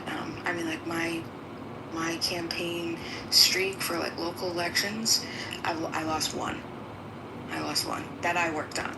So I had. You know Chuck Schumer? Yeah. One time, I was at working with. I want to say his name was Carl Brabenek. There's too many at the time. Maybe it was Steve News. It was a county election, and Schumer was there, and TV News, everybody was there, and I had helped prepped Steve and Carl because I think it was Carl. I think it was Carl's, and afterwards, he comes up to me and he's just like, he goes, "How much are they paying you?" And I was just like, "Well, and he's like, "I'll double it. Come on over." And I'm like, "No, thanks." He goes, "I'll triple it." And then he gave me his card. I'm like, no. He thought I could be bought out. I thought that was hilarious. Typical Schumer shenanigans. So I have there's a part of this bill that's very problematic for me, and I haven't talked about it because I don't want to shit on the bill, but it's a big issue. And this came out of the Senate Finance Committee as they were putting it together. There's a gambling component that now disallows a one-for-one write-off on losses to wins for gamblers. So this is going to affect the entire sports betting industry, as well as this is not just professional gamblers. This is just regular gamblers. So because the threshold for jackpot is still based on the 1970s, they haven't raised it to today's numbers. So if you gather a bunch of jackpots, usually, just throw a number. If you have $1 million in jackpots, and if you're a slot player, that's not so far-fetched. you always could write off $1 million in losses, and most people, to have $1 million in jackpots, there's a good chance they have $2 million in losses. Now you can write off $900,000, so you have $100,000 that's income, and you'll have to pay, if you're a 30% bracket, $30,000 on that, and that's a significant effect on gamblers. It basically, for sports bettors, puts a vig on their bet. So it's a problem. Yeah, you have an issue with that, huh? It's a huge issue. Our legislators, our Dems, we have one Republican from the whole state, didn't do anything with respect to it. And it's, whether they can introduce a bill now to counter that, but it went through that way. So it's a big deal. It's hard to please everybody. Right, but that one, that snuck through. No one was... It wasn't in the first House. I was going to say, how did you not see this coming or scout wind of it? No one saw it coming. It wasn't in the House bill. And then the head, I forget who it is, I have to look it up, whoever's the chair of the Senate Finance Committee is anti-gambling. So, got it in there. Oh, wow. But it's just not Nevada. It's obviously Missouri, Mississippi, New Jersey, states where it's a major part of the revenue of the state. And this will put a damper on players, for sure. Tell me if I've misheard it. It changes it from a 1-to-1 on write-off of losses up to your full amount of your winnings. So if you were to break even on the year, you used to be able to write off 100%. Exactly. Now it's going to be though 90%. Exactly. It's not that bad. It is that bad because the amount on a jackpot. I'm not even going to get into the sports betting part of it. The jackpot is $1,200 is reportable. They've tried to change that to current times, which should be about 6,000, 6,500, something like that. And it's an IRS set number of the 1,200. They haven't been able to change it to reflect what the value should be today. If they change it up to the 6,500, it will help quite a bit, because that's a higher threshold to hit on a machine. But it's pretty easy to hit 1,200.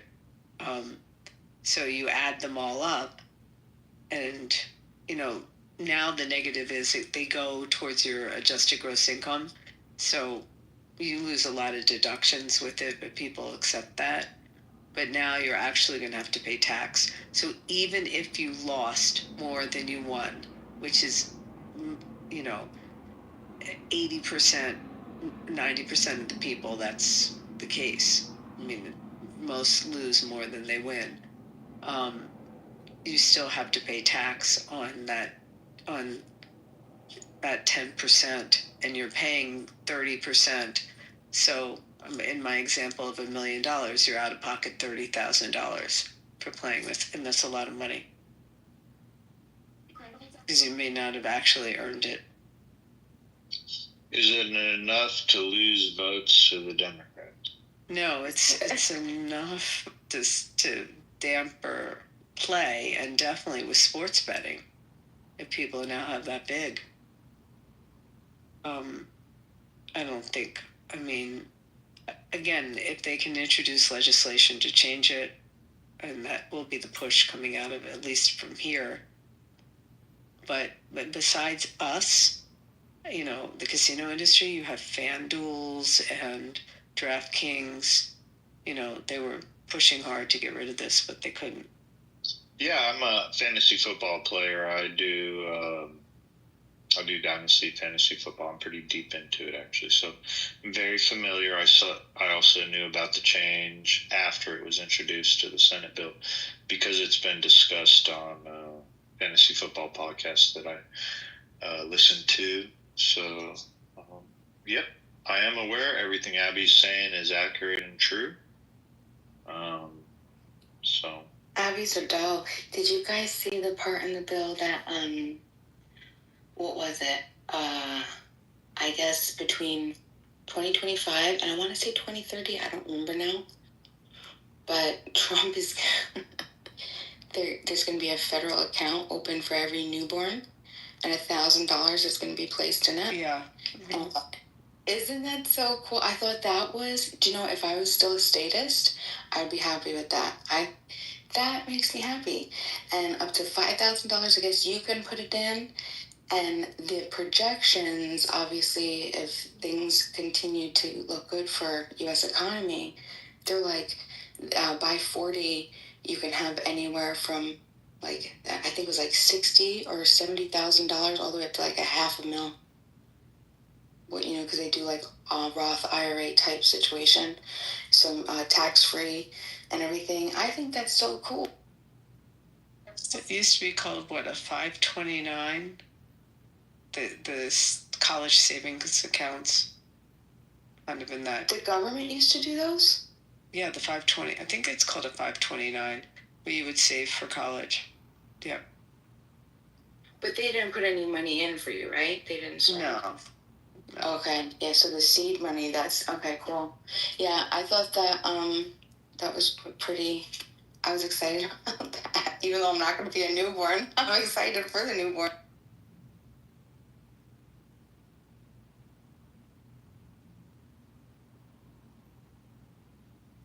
Yeah, I think there's going to be some things in this bill that we're not necessarily going to reap the benefit of. And like this building of the Golden Dome, I mean, how can you relate to it and say it's a good idea when I'm not getting rockets shot on me today? But in time, this could be one of the greatest achievements of American, innovation is installing a missile defense system for the country. And that could be something 20 years from now that we're all grateful of for President Trump doing. So it also, when you're dealing with a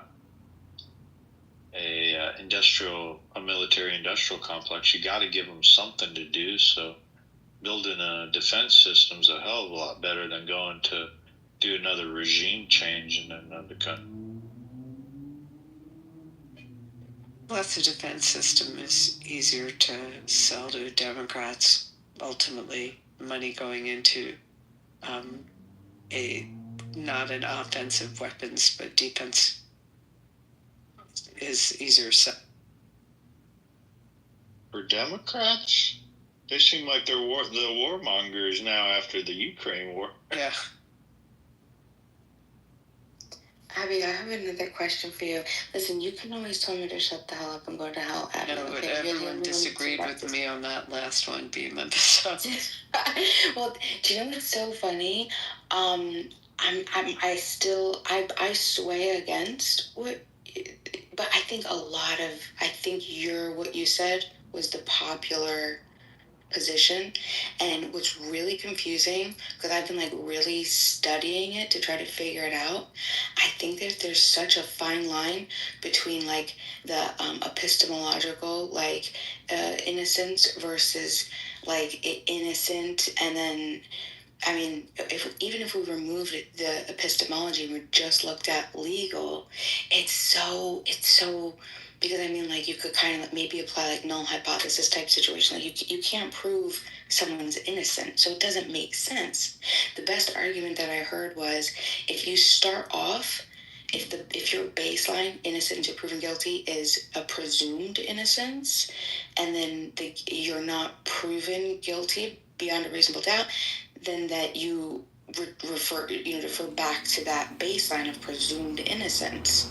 But then I saw other things that suggest, like, I forget, it's like some federal U.S. versus Wyatt or Watts or something, I forget, but it's something along the lines of you can't, a not guilty verdict or an acquittal is not enough. You actually have to get like a certification of innocence, and like if that's the case, then I would think that alone would be enough to. But I really don't know the answer to that. I really don't know the answer to that. My other, yeah, go ahead. Just tell you one thing is that presumptions are a legal standard. You know, to presume something, for a court to presume something, it's similar to a stipulation, or when we take judicial notice. You know, it's a presumption. It has a legal effect. It's just not a descriptive word. That's what I want to say. So that presumption of innocence would weigh towards determining it as innocence. Anyway, go ahead, Missy. No, yeah, I still haven't made up my mind on that. And then this one, I'm pretty sure I've made up my mind. But if the government, you might be able to see through. I'm going to use variables to not poison the well, just to see what you would think. And then if you are interested in what is, the actual situation, or you might know even. If the U.S., or do you think that it's unconstitutional, or if it's in the rights of the government when offering public contracts or offering government contracts to the public, whether it be a job or a contract to, mostly jobs, license, things like this, mostly jobs, to have them sign like a loyalty oath that they will not, let's say, protest a particular issue. Do you think that that's unconstitutional violation of First Amendment? I mean, it's very common that they would sign something, whether it's an NDA, or they would sign a confidentiality order. I mean, that would be part and parcel with, you're talking about a public contract that goes through a bidding process, that kind of contract, or you're talking about a hiring of somebody? So I've seen it both. I saw an actual bid contract. One, a guy he won the bid, it was a $3,500 job, and then the other one, contract for his business, and then another one was like a private, like a teacher.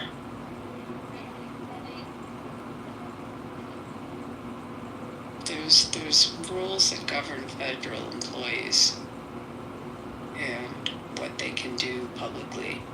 There's all kinds of rules. So that doesn't seem odd to me with respect to political actions.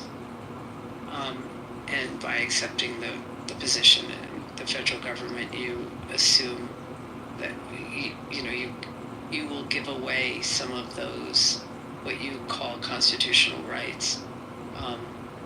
And that's just assumed with the position. I forget what that's called, but that comes into my head. And then generally with jobs, you would have confidentiality orders and NDAs. So I don't see the constitutional aspect of it. I mean, you're talking about, because it would have to be the government hiring or the government contracting, not a private entity. Right? Right, yeah, because private entity, I have no problem. You're going there voluntarily, you're going to sign that contract. That contract is either, I think they can do whatever you want. But if the government contracts, could they have you, is it called in retrospect? No, not in retrospect. Not in hindsight. It's when you look forward? Like, how can they have you submit a loyalty to not protest an issue? I thought that was the whole point of the First Amendment. Well, it is, but in terms of the employment, you may waive it. I said this in a room trying to explain this to people. Some things are a privilege, not a right, and the job could be construed as a privilege. So you don't you have to waive certain rights that you would by accepting the job. I had a key license, a very particular kind of license for a business, a hard license to get. And in the 2 states that I had it in, I have no Fourth Amendment rights with that license, meaning that the commission that oversees the license could come into my home at any time and do a search and seizure without a warrant, and I have no Fourth Amendment rights. I signed them away. And for that particular license, the safety of how secure the licensee is and what the licensee's behaviors are is so important that the governing board, the government's governing board of this, in order to keep the industry clean, has the right to do investigations, including search and seizure. And you just sign away that right in order to have that license. And I mean, this is firsthand happened. So, I mean, it's not that unusual to give up what seems logical to people to have a First Amendment, or in that case, it was a Fourth Amendment right. Is that you following? Yeah, that's very interesting. Well, I mean, I'll tell you with the industry, so it'll make sense to you, because I'm in the casino industry, so to have a key license to be a top exec in the casino industry, a key employee, they have to keep that industry nice and clean, really clean. So they have to make sure you're not messing in places that could compromise the company and or do something with criminals, and there's all kind. I mean, I had restaurants I wasn't allowed to eat in, and all kinds of restrictions that were crazy, that were mob frequented, things like that. So, but they absolutely had the right to go in my house at any time, go in my safe, go through my things. Wow. Yeah, I know, but it was a privilege to have the license, a hard license to get. You had to disclose it, like how you spent your money for years, like going back to, I used to make a joke with my ex, like going back to his bar mitzvah money. Like, it was ridiculous what you had to track. But it's a privileged license, and you give up those constitutional rights. So, I don't know, in your case, what you're asking is the right to protest against the government when you're a government employee. Then I would think you'd waive that right.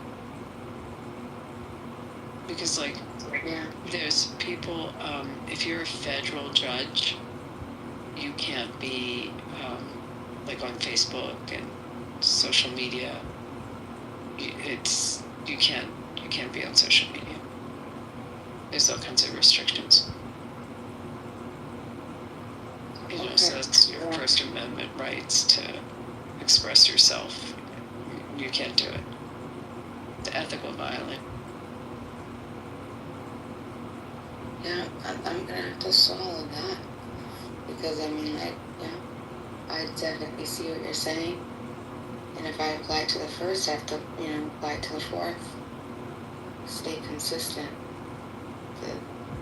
Unless I want to fight to say that I think that the fourth is, even for them asking you to do that, is a constitutional right. And see how that protection and things. I don't know. Maybe they're slightly different. That's no, that's something to think about.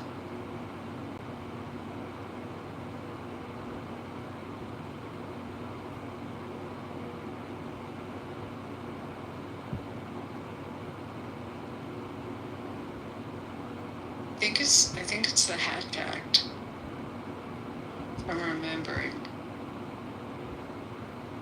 about what a government employee can and can't say. But were you the contract it doesn't, you don't become a federal employee, or are you still like contracted, like, do you understand my question? Maybe. Well, I'm saying if the right to restrict what people can say and do and protest under the Hatch Act, they can express opinions about political parties as long as it's not done in a partisan way,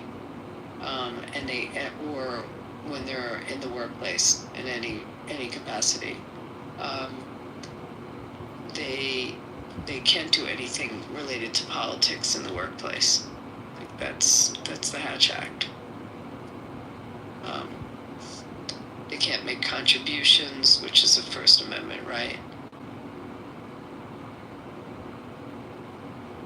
Oh, I think maybe I'm wrong on that. They can't make contributions. But they can't influence election outcomes.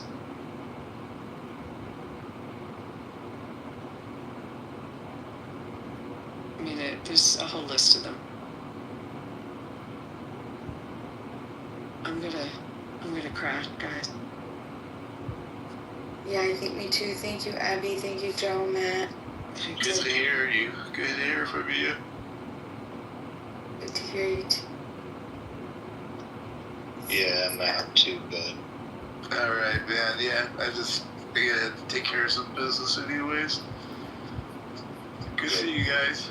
See All right. See you later. Goodbye.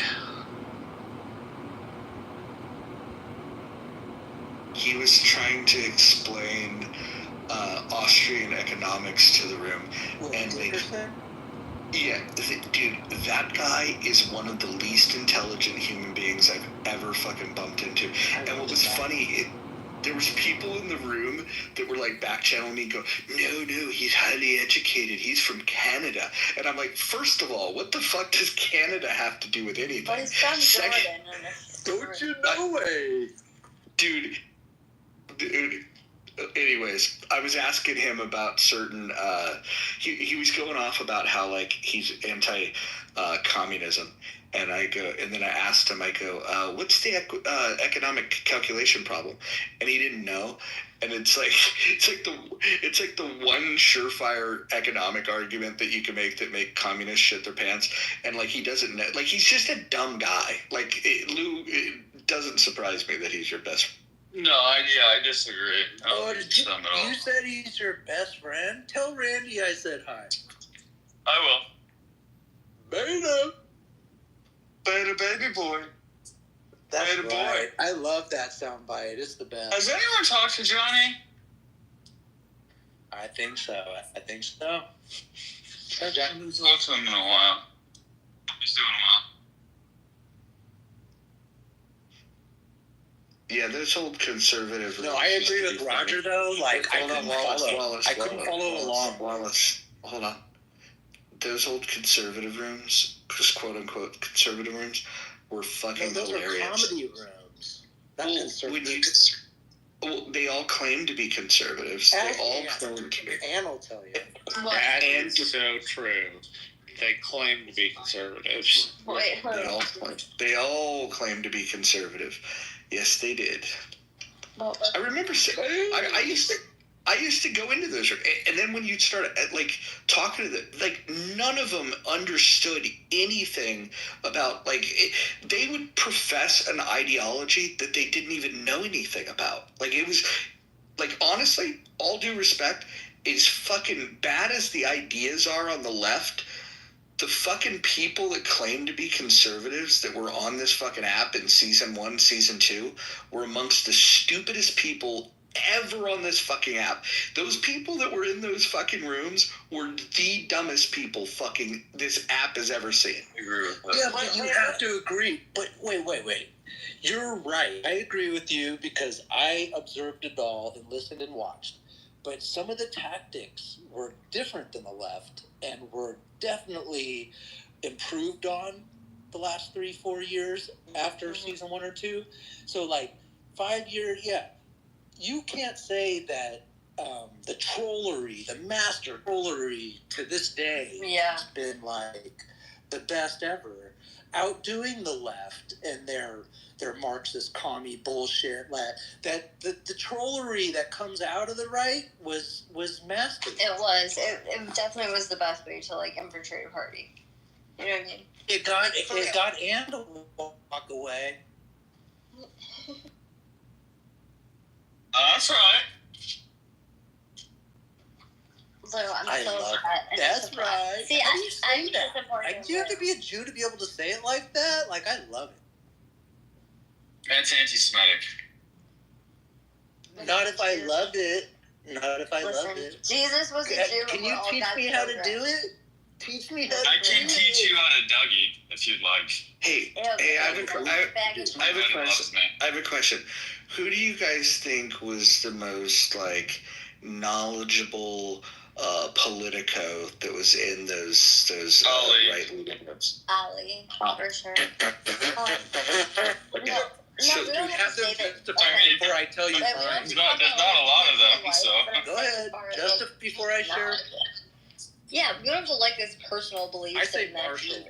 May or may not be gay. Huh? Yeah, Marshall's up there. You say I'll say Marshall. No, I'll be. Let's see who wins. Let's do a You don't vote. know right enough to now. be able to make a true, like, good When we're educated talking guess. about like, and not that Marshall, obviously is a clubhouse historian, but like when it comes to talking to an audience and knowing your audience, like Ali can keep people's attention, and he. Do you see the shirt I made for him? Digitally? What was it? No, you're so retarded. I'm See, not even you going to can't share separate. it because... You It was like a little boy or something. Ali was good. Actually, Andrew, even though he thought this app was a piece of shit, so he treated everyone like. Wait, you're not talking about the don't tase me, bro guy. The which one? The don't tase me, bro guy. Yeah. Yeah. Yeah, That ran into him in Arizona. Hold on. You're saying that you thought that guy was intelligent? No, he really is. He's a lawyer. Master trollery. Really, I'm telling you. no, he's a master troll. Like on here, totally different person than what he's like really like. He's really intelligent. I met him in person by accident. Like, I just ran into him, and he's Really? yeah. Because he just moved to where you're at, Luke. He didn't always live there. Did he move back? Wait, are you in Arizona? Yeah. Oh, I have no, a feeling Roger's he left Arizona. fascinated. Yeah. But no, he's a very soft-spoken and respectful dude. I always like to be And he is very. Put a taser to He's the a devout Jew. Like wholeheartedly, like practices and he follows all of the rules verbatim. And he like shits out. The Zoan book. No, well, I've been arrested. That kind of stuff. Can I get You guys are fucking. You guys are weird. So I think this proves my point. So the guy. Hold on. Yeah, you're interrupting Roger. Before you do, this illustrates my point. So the guy that helped organize Stop the Steal, who's alleged to be a pedophile, is one of your top picks, and then the other guy is the guy that Bill O'Reilly. Hold on, you can mute yourself while I'm talking. Bill O'Reilly referred to him as the biggest pussy in all of America. He got memeified because he was screaming like a little girl when he got fucking tased. I don't know if any of you's ever been. He made the meme. He was the first person to make a meme. Hold on, and I know you're enamored by these weirdos, but here's the thing: that guy screamed like a little girl when he got tased. I don't know if you've ever been tased. It doesn't hurt that. It doesn't hurt that bad. It doesn't hurt that bad at all. A grown ass man would never fucking scream like a little girl for getting tased. Unless you're gonna take a shit and piss. Wait, hold on. No, first of all, he was 19. However, he did that to be he was over exaggerating on purpose too. Well, that's what. If I was him, that's what I would say after the fact. Do you guys not remember when him and his parents were on talk shows and they were? Go watch the video. Yeah, you could go YouTube it. The guy was the biggest fucking pussy on the entire fucking app. Did you know that when he got tased, he pissed himself? Yeah. Too bad you didn't have a turd on Okay, deck. I've been tased. Okay, so I've been tased in like the thigh, the side, and the arm. When I used to work at the bar, we would be like, "Oh, who can handle a tase?" We were fucking retards. And I didn't scream a little bitch. It hurt really bad. Sounds like fun. Come on, Ann. See, you're laughing because you participated. No, just So I actually liked. No, it's because it is They fucking put you retarded in that wall- we do that. I couldn't stand Andrew Meyer. I liked Ali a little bit more, but he used to give me a I rabbit just shit. put him up against you. You can't No, go but with him. Marshall, it's okay. Boss. Marshall, even though you maybe Ali personal stuff, Marshall's on you top. say that he's pretty intelligent. Marshall, Ali. Usually, yeah. I mean, he's got this thing about the Jews that I don't like, but The shit that he's saying right now. I got is pulled into disgusting. Ali, I'll admit. You got what? I got pulled in. It paused. Hey, hold on. I want to read something to you guys. This is from Ali Alexander's Wikipedia page. It says in March 2023, Milo Yiannopoulos published interviews on his podcast describing Alexander's history of allegedly propositioning teenage boys for sex and soliciting nude photos and videos from them. On April 14th, Alexander issued a public apology. In the written statement, Alexander said he had long been battling with same-sex attraction and that he had at times been careless and should have qualified those coming up to him before engaging with what he characterized as flirtatious banter. Nothing unlawful has occurred. That is true. Are you going to defend this guy? No, wait, no, what? No. it sounds like you just wanted to fuck the Roger, are you homophobic?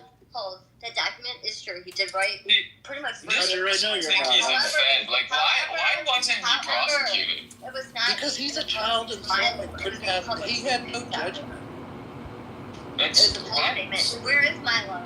Has anyone heard from Milo? No, he got sent. Actually, I take that back. Papers. Yes, sir. It's totally disgusting. Well, have you seen him since he made those I don't claims? know. No, You're he got supporting him, right? What are you supporting doing? who? Supporting who? Well, we're not talking about Milo. No, I'm saying that. Yeah, I'm not supporting Ali. What? But I did on Clubhouse, so I have to admit that. 'Cause I bet you Edmund has a recording of me, like, with this computer generated T-shirt I made saying, I don't even remember, and it was so dumb, because he disgusting, yeah. I mean, I think what he's saying right now, his rhetoric right now is absolutely disgusting, repulsive, and he's blown up the fucking reservation. Do you think that's worse than him trying to fuck teenage boys? You think he was manipulated, though, Roger? You know how that works, too. No. Like, No. Huh? No. Like he was used, believe. Just I think it's very possible he's a Fed because, like, the allegations that came out. Yeah, he is for sure. Well, the allegations that came out, and like, what? I don't like to do. All the grades go away. I don't like to like. It's kind of hard when someone apologizes to think that they're innocent, but there are situations where I can see why someone would apologize for something they didn't necessarily do.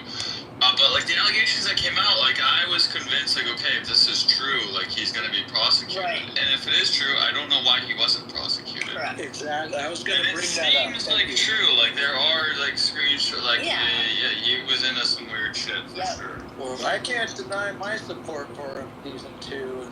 No, I supported him. When that shit came out, I would also like very much like if this is true, he's going to be prosecuted. Then when he apologized, it's kind of like I don't see why.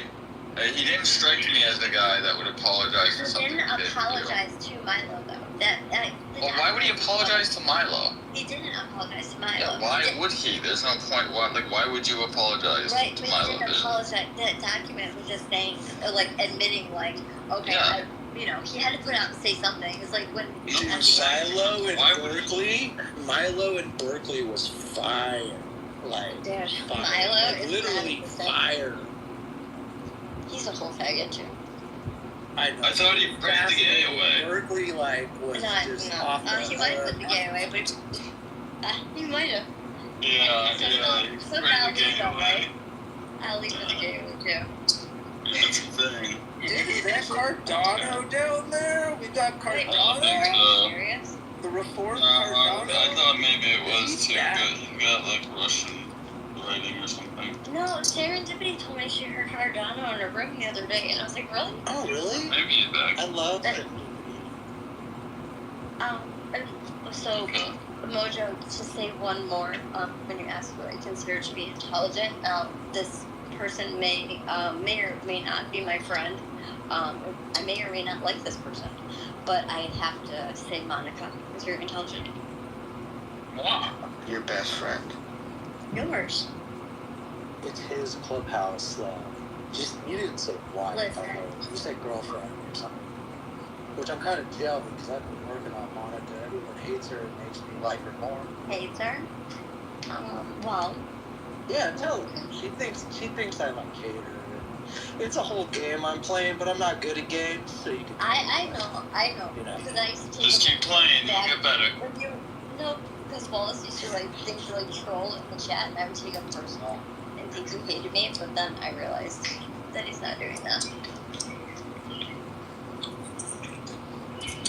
Oh, Wallace, me and Joe were talking about you the other day because we were talking about who out of the people we've hung with are real Christians, Catholics, whatever. And he's like, isn't it William Wallace? And I'm like, I don't think William Wallace is Catholic. Are you a Catholic, William?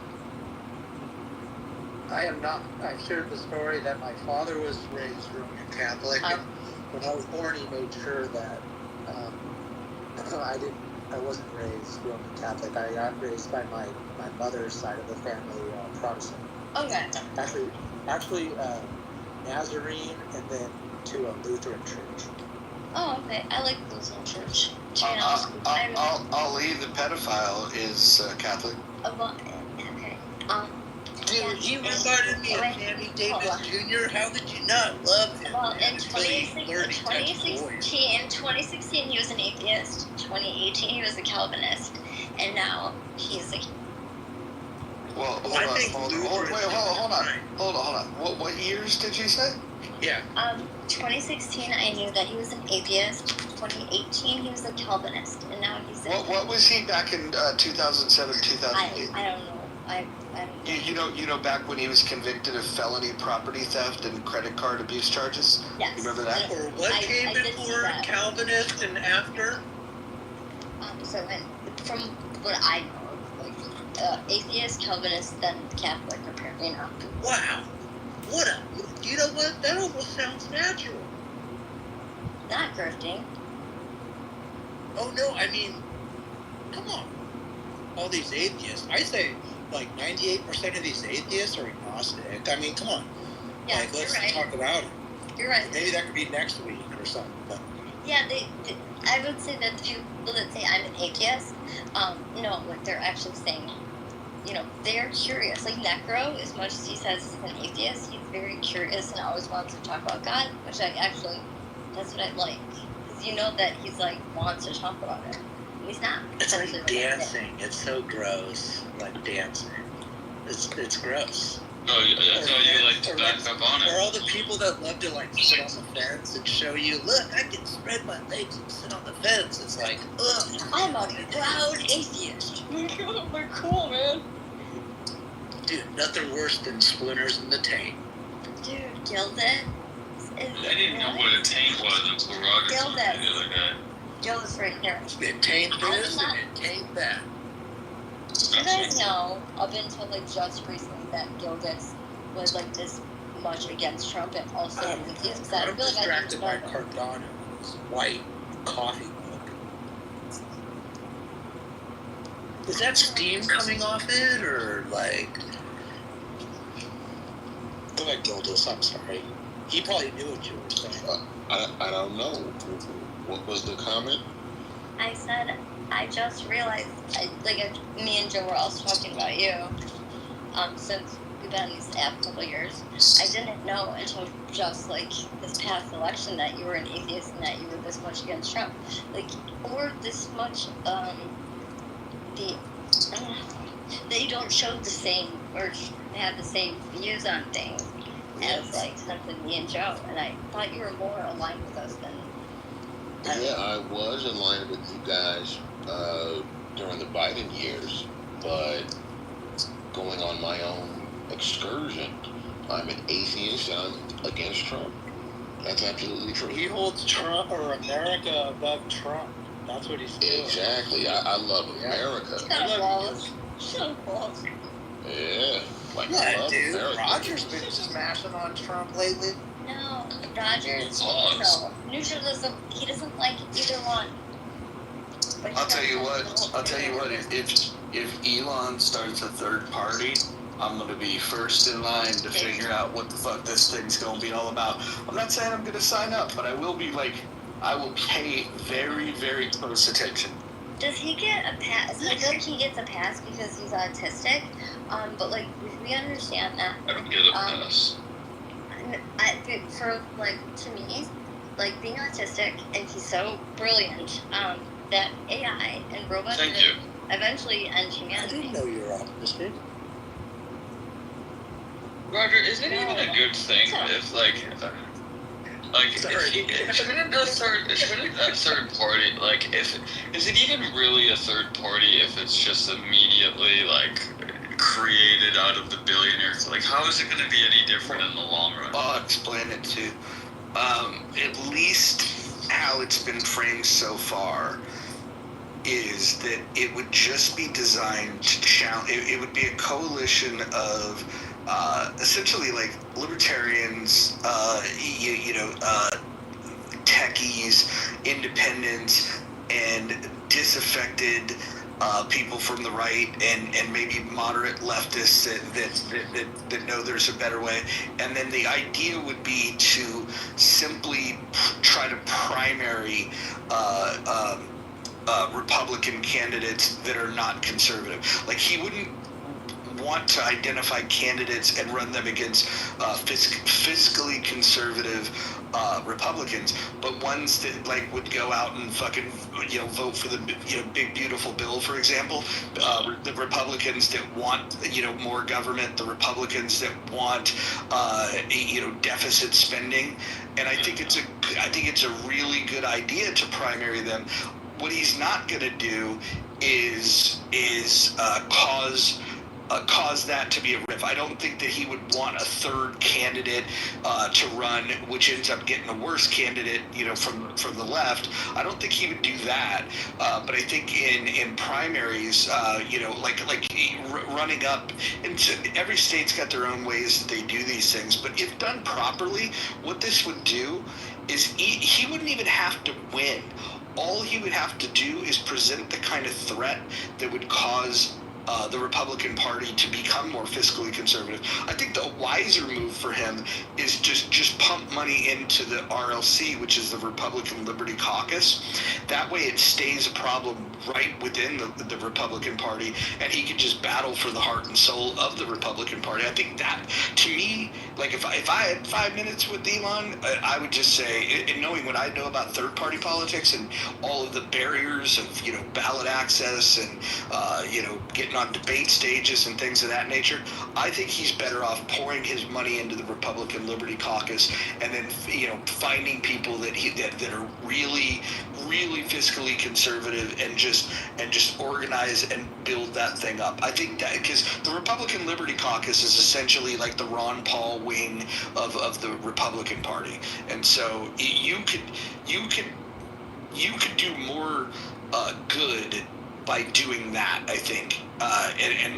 But what's going to happen, I'll mark my words, if he fucking files and starts an American Party, the very first thing that Republicans are going to do is they're going to say it's a Trojan horse to help Democrats. That's the move that Republicans will do.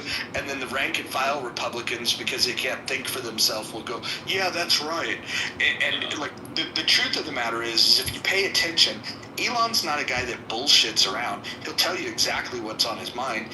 He was actually supportive of Trump when he thought that what Trump wanted to do was to reduce the budget and reduce the size and scope of government.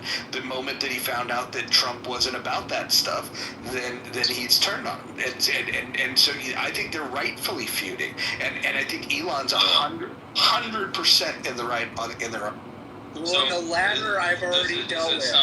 The latter I've So would you say that this is basically like an artificial way of holding accountability against people that Republicans that are actually not what they say they're going to be? In that sense, where you just primary them out, where it's like, they'd be worried about, it's not just the left now. You don't just have to beat the Democrat. Like, if you don't do what you say you're going to do simply because you're, what do they call it, the incumbent, doesn't mean necessarily that you're going to be a shoo-in. Yeah, I think all Republicans that have abandoned their principle of fiscal conservatism should be challenged in primaries. Yeah. Oh, I agree, 100%. And 100%. And if Elon's willing to put his money behind it, and I'm sure he's able to. Look, there's a lot of like limousine libertarians. Libertarians wouldn't call them libertarians, but there's a lot of people like the Mark Andreessens of the world, for example, they're not an according to Hoyle libertarian, but they definitely skew towards individual rights and lowering the scope. They want to deregulate. And if these guys decide that if these things have gone too far, and the wealthy people that really believe that we should have less regulation get politically involved in a meaningful way, and Elon leads that, it's not just going to be Elon. It's going to be like, there's like a list. Believe me, when I was doing fundraising for the Libertarian Party, there is a list of billionaires that are very sympathetic to deregulation and to reducing the size and scope of government.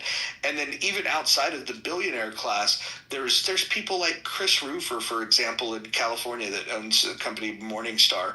He's devoutly libertarian in his policies, and these guys, if they start throwing their money into this shit, fucking like these big spending Republicans could be in a lot of trouble. The only reason they haven't done it is because they for the most part, they just thought, well, it's a better alternative than Democrats. Let's just let them be. But with bills like this and adding so much more to the debt, I don't know if you guys know, but now that $37 trillion deficit, like, when Trump leaves office, it's going to be a minimum of 40, probably $42 trillion deficit, and this is not what Republicans should be doing. Well, and it's interesting that Marshall, real quick, it's interesting that Marshall left, because just the last 5 minutes has really built up a lot of questions I was going to have for him, and he's not. Suavemente besame. That's right. Anyways, very interesting. I totally distracted. Where'd he go? Marshall, you're back. Beautiful thing. Did you just hear what was said before you left? No, what was that? It was in a different language. Can you translate? Well, so I think you would be a Trumpster over Elon. Over this, everything that was just said, I think you would choose Trump over Elon. If Elon was to just go full bore, and I'm on the Elon train with Roger. Like, I'm not a maniac or a trumpet or a maggot but I did vote for Trump. And but I'm on the Elon bus, because if we could Trump, and I wanted to think about it, Roger, I've been walking around the clubhouse streets talking about this cut $1 trillion a year, and everyone thinks that's crazy. And I was thinking, well, that's, like Roger said, that's what's got to be done and more to cover the interest. And everyone like, dude, you're fucking crazy. So I don't think we have even 80 or 75% of the nation on board with correcting this debt, which I'm highly concerned about, and the interest to service it. No one else on Clubhouse even cares, and they're all either on a Trump train or a Biden train or a Kamala train. And I think the conversation they're trying to build up, which I think is so valuable, but I think maybe 90% of Clubhouse could care less about saving money and doing the right thing, so that in 80 years, 100 years, we could maybe get to a Calvin Coolidge like you've taught us and I've learned about sovereignty. I mean, not just Bill Clinton, like you said the other day, but I think Calvin Coolidge managed a zero, he's also one of the most underestimated Republican presidents. Also, and he's an off-ramp in Oakland. Let's go Oakland. So, yeah. Marshall, have you saw that the early polling of would people be supportive of Elon's third party? It was something like 40% was either somewhat likely or highly likely to be supportive. Do you see it? Why can't Elon run with the MAGA torch and be a fiscal conservative, taking the torch from Trump? It's because MAGA isn't fiscally conservative. Yeah, we're going to ditch him, Roger. Like you just mentioned, you went over all the statistics, how it's going to get left in the dust, just like all these other parties. So I'm not really worried. I'm kind of excited. And what you just said, leading before I talked, I was thinking, that is it. That is the road, the path. And it's way more people. And the majority of these Republicans are going to jump on, because what are they going to go be, Democrat, leftist? I mean, come on. Like, this is kind of easy, and it is the direction we need to go, because we have to be sovereign in our currency and our money we have to correct this $7 trillion debt. So it's insane.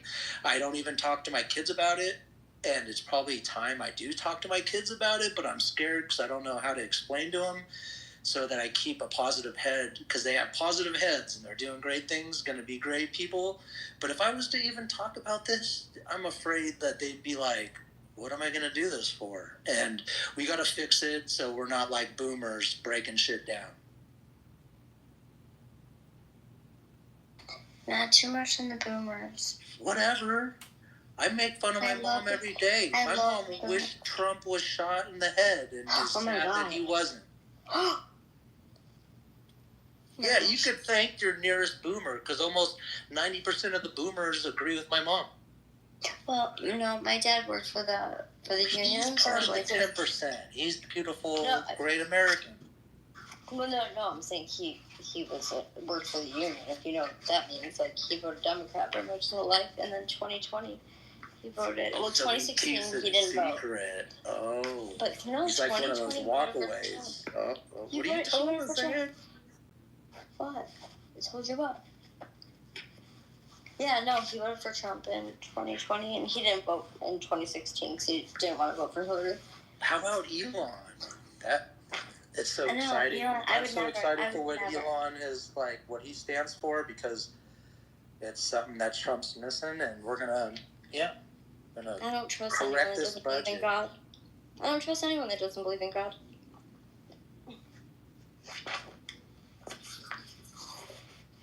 You drive a Tesla, right, Ann? Me? No. I mean, I can't afford an $80,000 car, but even if I could, I wouldn't. I buy like $2,000 beaters. Oh no, they make me tens of thousands of dollars though, so it's a good option. I always, drive Chrysler because my dad worked there, but I have a Jeep Compass, and I've always driven Jeeps, I guess.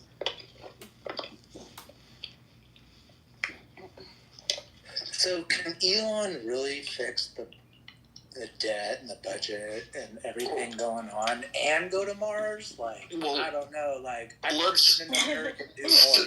So he formed the PAC back in 2024 so he could give money to support Trump. I'm looking at the key values that they supported. So this would give you kind of like a clue of what, if he did start a party, what it would be about. Secure borders, safe cities, free speech, sensible spending, fair justice system, self-protection.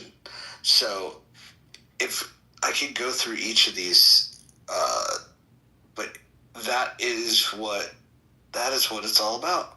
Yeah, and unless so there's any questions, I don't think you have to go into any of them. But like self-protection, like what does that cover? Because that's kind of broad, but I would imagine that's like gun rights. Right, private property and gun rights, probably. Probably. Marshall, are you around? You awake? Yeah, what's up? So, what do you think Elon would be better off doing? Starting a third party to primary less fiscally conservative Republicans, or supporting the Republican Liberty Caucus?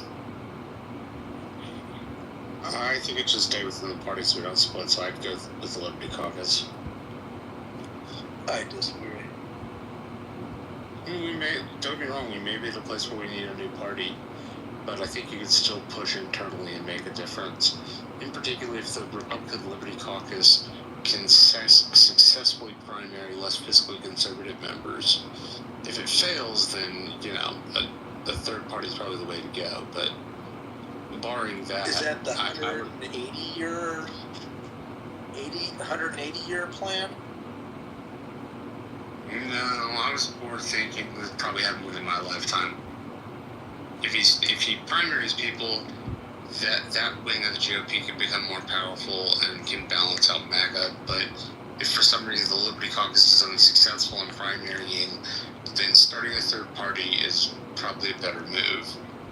Because there is a need for fresh blood. There is a need for solving the big problems, not just the small ones. Well, MAGA's dead without Trump. That's the reality. Yeah. All of these characters that were like, that he would simp for and they would simp for him, like, even when Trump's on the ballot and his acolytes are on the ballot, like, there would be a 10-point difference between, people voting for him versus the people that he was endorsing. So, like, I think once he hangs them up, like, the MAGA movement is dead. Well, but no one will hang Elon up better than Trump. Like, the way he does things, like, I'm more scared of that, even though I support Elon. Like, if we had the fiscal conservatism in Trump that we were hoping for from the beginning, that I kind of held out for, like, we'd be all good. So, like, if that could be adopted, which I don't think it will be adopted in the Trump administration, that's why I lean more towards the Elon thing and the MAGA Trump passing the torch to Elon so that we can have MAGA and everything we've built so far on top of. And believe me, it sounds like hard times ahead. It's going to be horrible, because to beat back this $1.2 trillion a year gain, we're all going to have to be in this a couple generations. And I'm a proud American, and my kids are in this, and they plan on having kids, which I think is absolutely amazing, being smart teenagers. Like, we're going to do this. We're Americans. And I just think that if the MAGA torch was passed on to a fiscally conservative business type Elon, which I know sounds crazy to all sides probably, I just think that is just... And it's going to take... it's going to hurt no matter what. And I'm willing for it to hurt sooner than later for my great-great-grandkids. Yeah. So I was going to say great. So I'm looking at the way that money was spent for the America PAC for Trump's campaign, which 91% of that PAC is funded by Musk, right? And the primary purpose was to finance canvassing operations.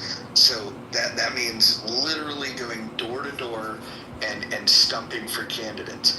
If he continues to put money into this and then finances those that canvass and go door to door, he could very easily outflank the rank and file Republican, the old Republicans, because financing the canvassing movement, when you're going door to door, that is the work.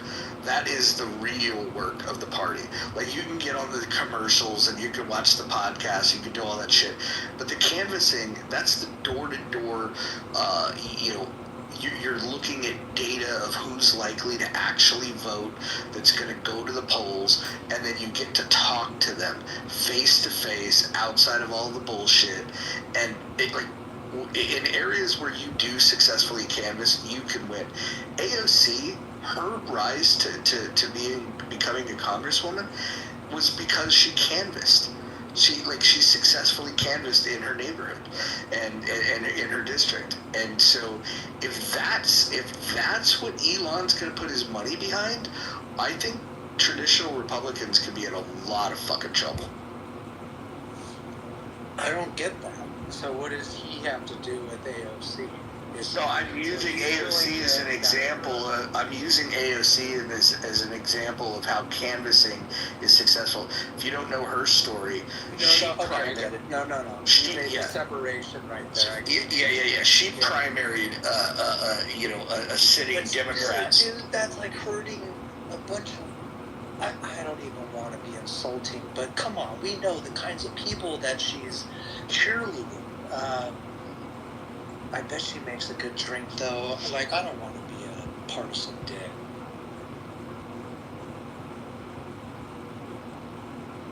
But I can't be because I'm an independent, so But Roger, dude, lots of great thoughts. Like, you just made my night. Just the last maybe hour, I'm like thinking, like the conversation shifted. Thank God Sarah left. Oh, God.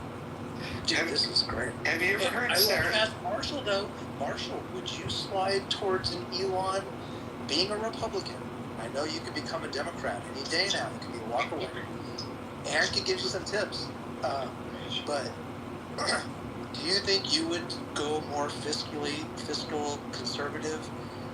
Even knowing probably Elon would be more open to, not an open border, but better immigration, which has to be dealt with. So I don't even want to go down that road. But Marshall, would you lean towards Elon now, knowing what's going on, or would you be like, I have to stick, even though I don't like him, because I know you don't like Trump, you would stick towards Trump? No, I'd go with Elon. I'm a fiscal conservative. Hey, but, if I had my dream budget, the military would be the first line item. We have some social safety nets for the elderly, past the prime of working age, and then we'd still have like Pell Grants and stuff like that. But I'm a big proponent of spending lots of money on the U.S. Navy. Okay, so then how do you push the interest to number 5 or 6? Because I love what you're saying, and I know that we could push the interest to 5 or 6. That's why Trump really motivates me, because of the dynamic plans and ideas that no one really thought of. Everyone, even who didn't like him, is kind of going, damn, we could maybe do something. And I don't want to give him all kinds of credit, but you see that projection moving forward though with Elon, because that's what I'm kind of seeing is Trump is getting this little ball rolling, and then Elon's on top running like an ADH crazy baby, running on this ball and making it bigger and bigger. Because if they are good ideas and they work, it won't stop this crazy snowball. And we'll be out of debt. We'll be out of debt in 60 years instead of 140, and we'll be richer with all the top technologies and innovations that I know you believe America could be behind. And so there's so many great things. And in the chat, I think I'm taken as a negative, dark humor, half glass, half empty person, and I'm really not. But I do find humor in all that. But so I think there's so many great things ahead of us, and Marshall knows. And I think if you were to mix, like I said, the Trump torch being the MAGA torch being handed off to a fiscally conservative Elon, and the business development of it on both sides, how this could be managed in the next 30 years to be something making America great again.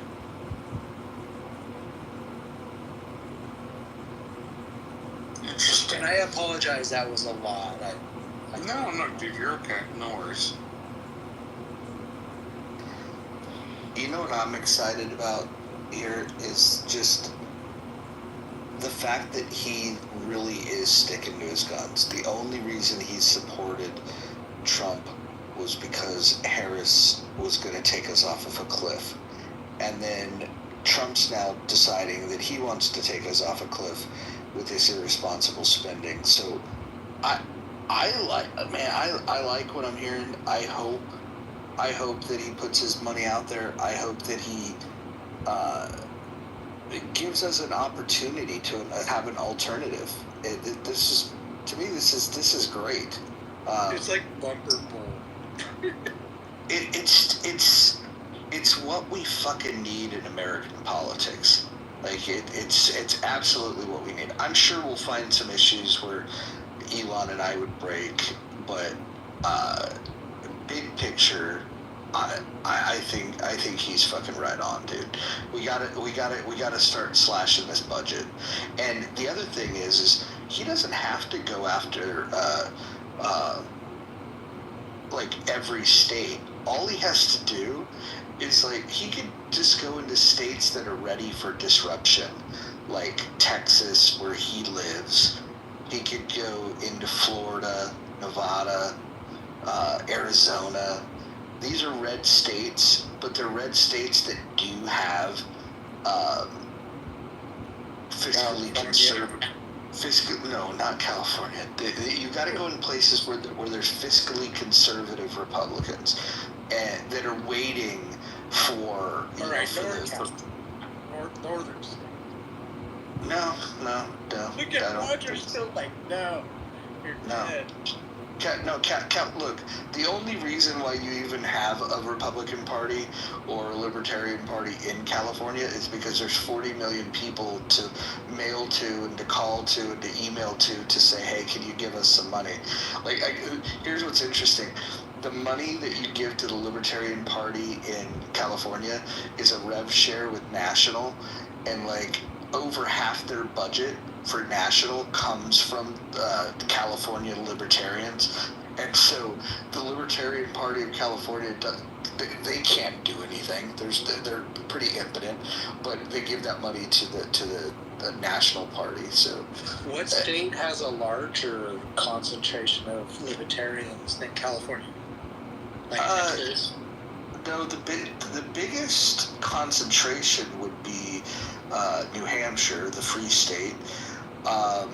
Where we've seen the most success would be, depending on how you want to measure it, the most libertarians elected was in Pennsylvania.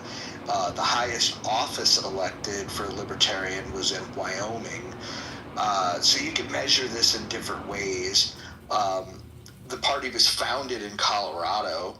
And then Washington is the second oldest state affiliate. Dude, I appreciate your explanation. I don't know. I don't think it was yesterday, but the day before, about how you separated.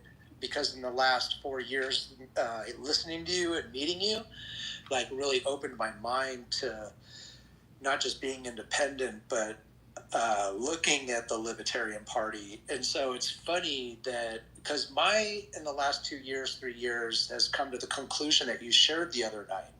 And so I thought it was really funny, because I didn't expect that response out of you, because I thought you were a libertarian, and you were like, and I mean, last season, at the end of the season, I understood you were like, they got it all fucked up. So I understand 5 months ago, your explanation. But it's just funny where it's come. And who do you think, what other party, American political party, do you think hijacked the Libertarian Party? Do you think there's because I truly believe that and I'm hoping you'll say the Green Party hijacked the Libertarian Party, because I believe the American Communist Party hijacked the DNC and the Democrat Party over the last 10, maybe 12 years. And it's conspiracy, and that's my thought. So who do you think maybe hijacked the Libertarian Party to explain what you said the other night? And maybe it was yesterday, but I think it was 2 days ago. Yeah, no. You explained your separation from the Libertarian Party, which I totally respect, and I'm like, it makes me closer to you, because I've never identified as a libertarian except for being a punk and somebody who just identifies as like the mass majority, the individual. No, a very fair question. The Mises Caucus and the Mises PAC are the ones that essentially co-opted the Libertarian Party, and these are basically paleo conservatives cut from like the Pat Buchanan mold.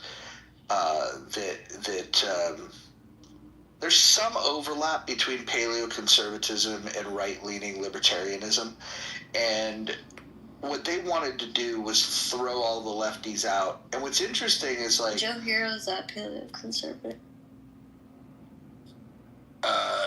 Yeah. But is that a good thing or a bad thing?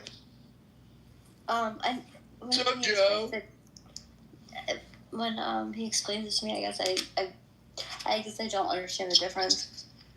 Well, maybe you can explain. No, hold on. Yeah, so Roger, I mean, I was like listening to what he was saying, and I was kind of like honing in because he was talking to me. But I want to hear what you have to say too. You distracted me with Joe. Shit. So the paleos, they've got some alignment with what I believe. They want to see more fiscal conservatism. That's true, but they're also like essentially like any white nationalist is going to either check out of the political system altogether, or they would identify as a paleo conservative. In fact, David Duke, who was KKK member, was a prominent was a prominent paleo conservative, and again, I think Pat Buchanan is well intentioned, super smart guy. If you want to read a book to understand like where we're headed, he wrote a book called Death of the West that describes all the stuff that we're going through right now, and takes it all the way to like 2050. And so we're like maybe like halfway there from like when he wrote the book. Pat Buchanan is an interesting political figure because there's probably about 75% of his platform that's 100% in alignment with how I think. And this is how like some libertarians and paleos have this overlap. But is that like let me finish it. So Pat Buchanan and in these paleos, the other part of it though is that they're very big on like the idea that America is a Christian country, America is a white country, America is like, so it's essentially like it's an intellectual version of Pepe, and is basically the best way to describe it. And they make these arguments that when you really boil them down, they're not even really capitalists, because capitalism just depends on free trade, and they take it from non-interventionism to isolationism in a way that's just super fucking dangerous. And then the big linchpin that connected paleos with libertarians was when Murray Rothbard left the Libertarian Party and started hanging out with Pat Buchanan, David Duke, and those guys. So, there's like if we were to go down the list, you could probably hit me like out of top 10 issues, 7 or 8, I would be like, yeah, I agree with them. But the one, two, or three things that we disagree on are things where they're just really fucking wrong. And were you triggered a little bit listening to that, Sam? No. Go ahead. No? You agree with him 100%? I would say that sounds about right. That from what Joe had told me. And he and there was another term. It's something that he identified Brad as. It's a. What the fuck is it? I don't know, but paleo is fascinating. No, what's he call him? It's a president. It's a president that we've had. It's whatever that president's name is in a conservative together. Is how he identifies Brad. What the fuck is it, you guys? Brad who? Brad Pitt? Brad from Clubhouse. Brad! You fucking faggot. Kayak Brad. No, it'll come just to let you guys know, I carry 2 on my back. I go to. You wanna know what, Wallace? I'm gonna fucking rip your spine out and shove it down. Hunting trap too. Hunting the snow. And I'm just as. And I don't need a gun either, because I got swords in it. I hate rabbits. I totally agree with that. Oh, I am. Need a gun. He's insufferable. Who needs a gun? Him and KK can jump off a cliff for all I give a fuck. Why did you bring up Brad? I know, I was thinking about the different. I used to do season 1 and 2, bring that up all the time. Look at the big brain on Brad. He's retarded. Dude, Weird Science. You guys remember the brother at the end? What? What? And do you remember having private rooms with me, and we used to like talk and cool conversation together? Yeah. How's Joe? Tell Joe I said hi. Yeah, he's good. We just talked about you the other day. That's what I was saying. God, it's gonna bother me now of what he called Brad. Paleo. Who's paleo? I thought that was a fucking diet. Like, what are we doing? Paleo just refers to they were the old ones. So it like, in fact, the paleo so paleo conservatives that label came about once the label for neocons came around. So it's like, here's the new conservatives. It's just the word for the old conservatives. So it's like SCOTUS. Like the Tea Party. They would be the Tea Party. Considered that. Which the Tea Party. The Tea Party had nothing to do with paleo conservatism. No, I know, Joe. No, I'm talking about SCOTUS, the picks that are the originalist intent on the reading of the Constitution and what a weird word. Maybe I'm paleo. I know I'm poly. You're retarded. No, I'm not retarded. I've been learning things. I think I found out like a week ago I'm poly. No, you're not. Dude, I am. I heard the definition. I was like, dude, that like totally fits me, and no one even knows. And I think if more people knew, have more of a fun life. Dude, we're in the like a better topic. What's up with Rand Paul, Roger? Like, are the Pauls gonna like come back like with Elon and like pull the sword out of the stone and be like, "Fuck you, Americans, we're doing it right"? No. And you know what? It would be a total. You guys were just talking about the Christian nationalist, which I do not. I'm a Christian. I was raised Christian. I'm a wannabe Christian. I was raised Christian and I'm a wannabe. But I'm not a Christian nationalist, so I just think if he pulled that sword out of the stone, it was like Christianity or just economics, like it would be an amazing thing. Like we could just like free ourselves with Elon and go into Mars and dude, we might be able to ship out to Venezuela. We might be able to ship them all the all the bad people. The Christian nationalists or nationalism is like retarded. It's an oxymoron. No, totally. Like if you're a true Christian, like there should be nothing that you would want to really. I'm not afraid of them coming. It's weird for saying that. So I agree with you. They're not Islamists. And Roger, not to. Oh shit! What did I just do?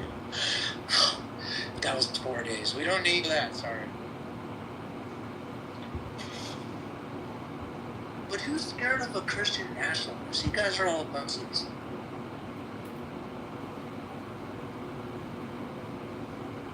I hate when people say we're a Christian nation.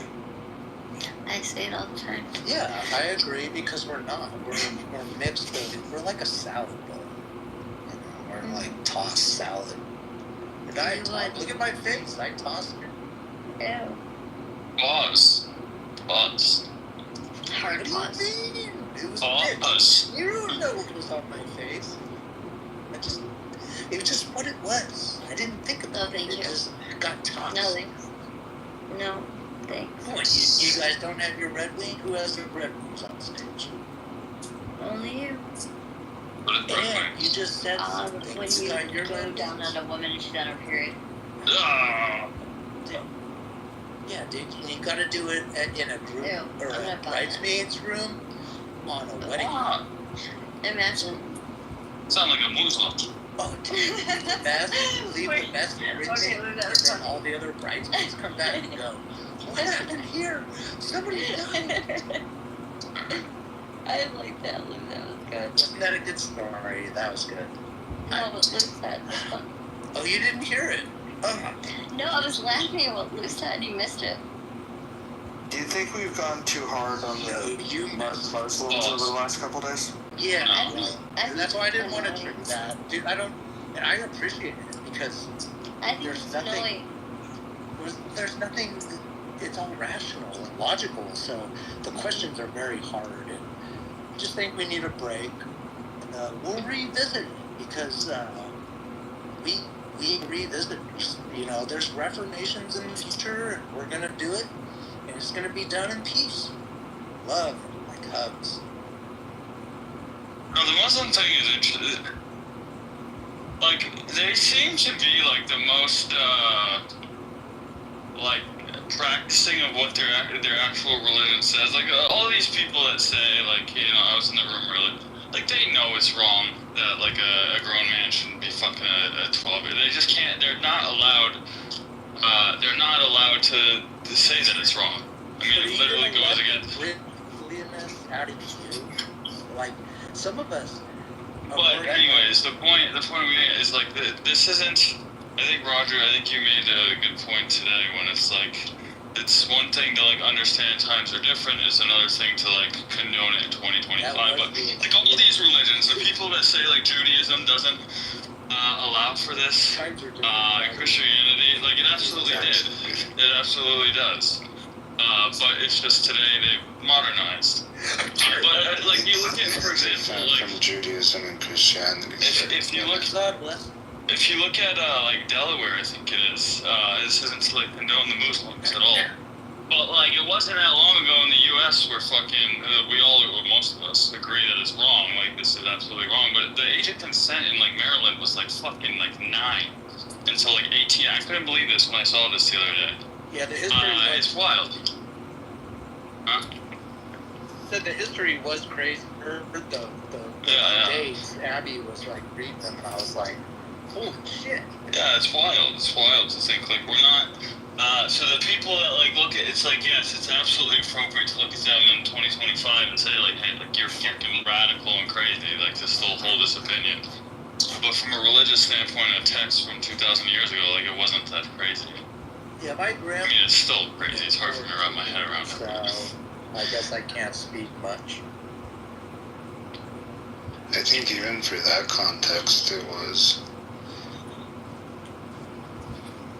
Like, it's like, I don't think they were having prepubescent marriages in pre-Islamic Arabia, from what I understand. That was fine. It wasn't like times last night. I got so sick of hearing the excuse. I was like, I was like, dude, my grand got married at 14. Like, yeah, it was like 80 years, 90 years ago. And so I understand if you go back further, the age might slip lower and lower. But then we start getting into details about clothes and cleaning and wet stains while praying. And I'm like, dude, like, what about fattened up? Crazy. Roger went down a crazy fucking wormhole that he didn't even ask to go down, and he shared it with me, which I went down it many years ago, and I just lived it again. And you know what? Many people now, more people just heard it and be like, "What? What wormhole is that?" I'm gonna want to understand it too. And you know what? The truth is liberating, and I hope the truth kills because it would just be the best death ever. And you know what? All be willing to lose your heads with truth because we'd all just be so happy. And if not us, our kids and their kids, and it just, dude, I just got the goosebumps.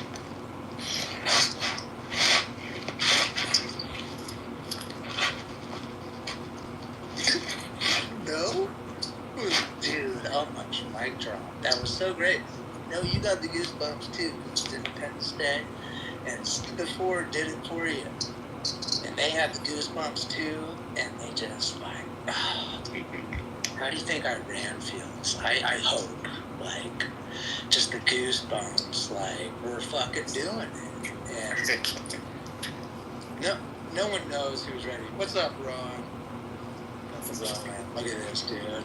I'm gonna go to sleep listening to an Aussie voice. This is great. Love you, Ron. Pause. Sounded like you said you love Iran. Oh, no, I said Rowan. Rowan.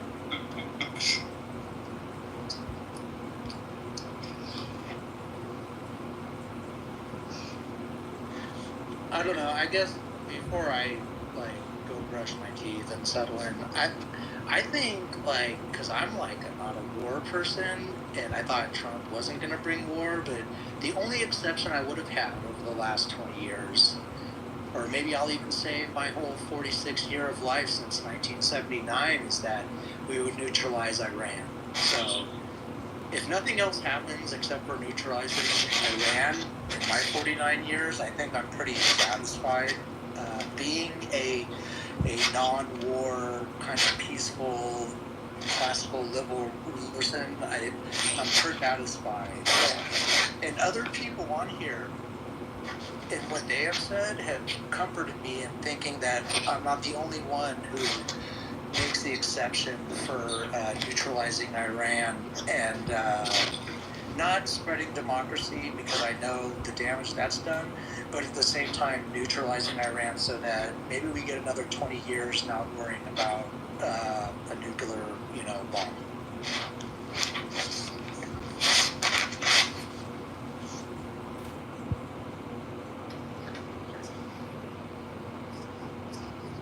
It's funny. Wait, sorry, go ahead. And I want to ask Roger. Sorry. Just talking to those kinds of people on here, it seems like, it always sounds like you're just back there being held hostage and being just forced to, say the best thing. And it's so, you think does the IRGC, do the leaders even believe their stuff?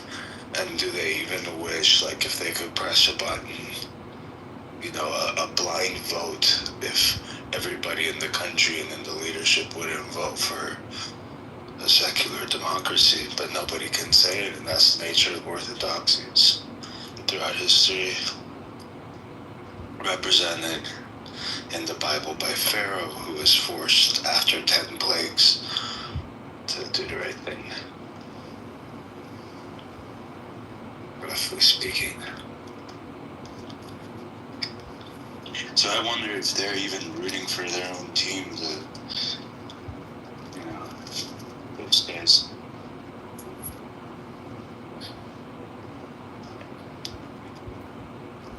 Yeah, it's been a bizarre few days with that topic for sure. And what was your question? When you were asking us what we thought was the essentially best representation of the Republican Party at Clubhouse, or the most knowledgeable, who would you say? Oh boy. So there's honestly, the person that's the most involved and the person that is capable of, I don't know, understanding the history, where it's at and where it's going. I'd probably say Stephen Bader. Yeah, that's true. He's got good volcanic mustard too. It's very good spicy mustard. Spicy. And I want to say IGRC. That's like what I'm saying, and not Iran. Like the people, I would distinguish. This group. I don't need to, but I probably should for people who don't make the correlation, distinguish the correlation. I appreciate that, Wallace. You saying that?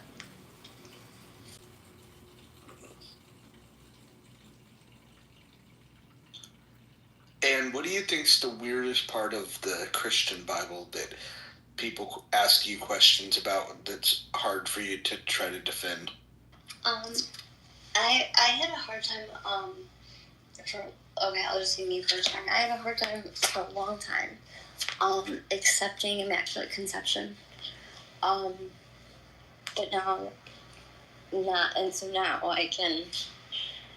I do.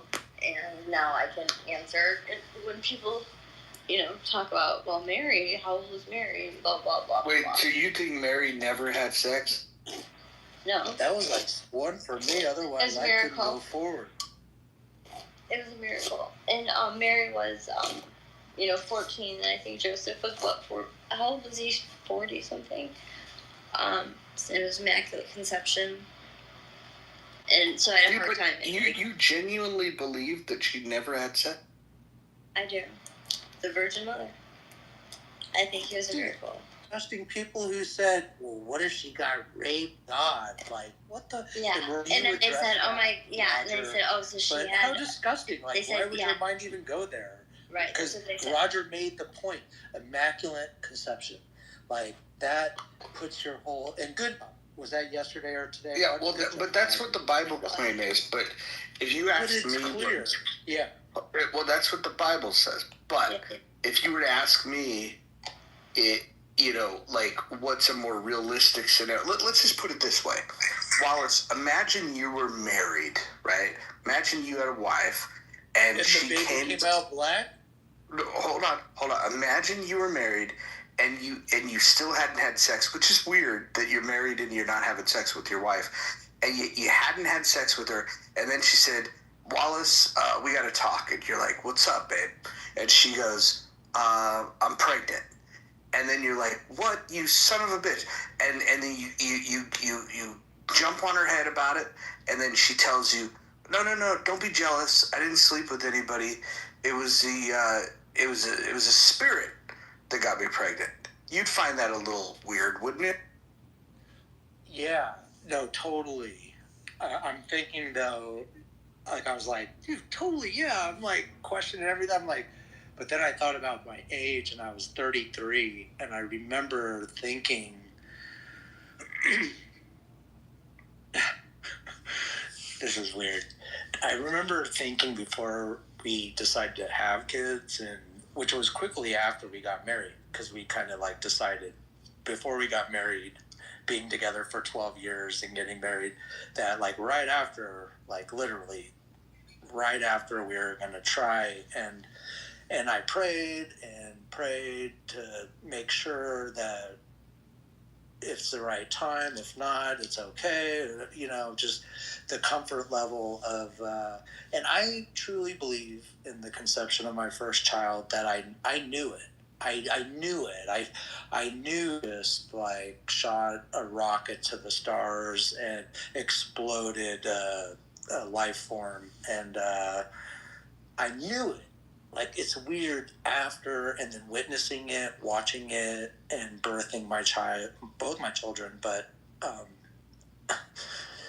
yeah, I went through the whole process. So, I mean, my faith at 33 was super strong. And if I went through that experience without the pleasure, I want to say now, based on my faith, that I would accept that. But, dude, the way you filled it up, yeah.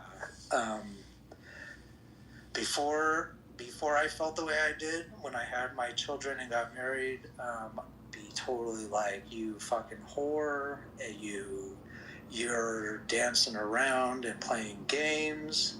But if it felt like I did, he would have no question and no worry, full faith in his wife and in the Lord, that it was what it was. So, yeah, this is way out of my realm of thinking, but that's kind of what I let loose. And man, what a beautiful thing it is, though, to conceive a child and then 9 months later, like, actually bring it to life and bring it out and birth it. And I don't know. I didn't want kids, and I'll tell you right now, I'm so thankful I have them, because I got to a point where there's nothing else to experience and nothing else to do, and even being married. Like, I have a cousin who's been married for like 30 years, and they don't want kids, and they just enjoy each other, and I think they are so lacking less headache and less trauma, but just lacking as much as my wife and I. And I don't know. I'm so thankful, and I just think that age at 33, where I was at, like, I can say yes. I would believe like Joseph and have faith, only to protect myself. I'm thinking that my wife wouldn't do that, and that's just a level of faith. And I guess Joseph was ready, or I haven't even read past like what his psychology was after the whole thing and how he dealt with it. But yeah, I don't put any favor or power in Mary. I'm not a Catholic, but I do believe in that conception, and I do believe that the book was fulfilled, and I do believe the end was written before the beginning, and that the cycle was fulfilled for all of us to read, examine, and to absorb. And it should explain everything to all of you. And if you have questions, that's great, because I have less the last 10 years, and I'm a horrible reader, so I just keep reading, and nothing makes sense. And listening to you all is much better. So I'm thankful for all of you. So yeah.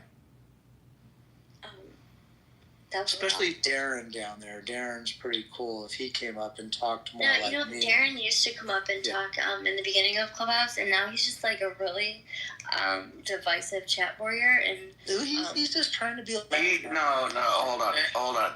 When you come up on stage and talk, you don't have to. Hold on. That's not true. Darren does talk. He only talks when he wants to talk, which we'll see what happens here. No, he is a chat warrior, though. No, and he sucks now. His ideals. I used to follow him, unless I literally, when I started the app, I was obviously amen, still Jesus. kind of a liberal. God bless Jesus. Like, isn't no, Independence Day? Hello, I was talking. Yeah, I did all that. So in the beginning of the app, I obviously was a liberal, recovering, and I must have aligned my ideals with Darren back then, because now I like see what he writes in the chat, and I'm like, oh my gosh. I used to really have respect for this dude. Look at that. No, he didn't. I don't believe it. Look at how beautiful he is. He makes me want to shave my beard. I got like a 3-foot beard. I gotta like shave it off. I used to be shaved. He is like a few years ago. Wallace, love you. Love you so much, but shut the fuck up. Okay, I'll brush my teeth. Damn, she just said you sound like Red Bull and ADHD.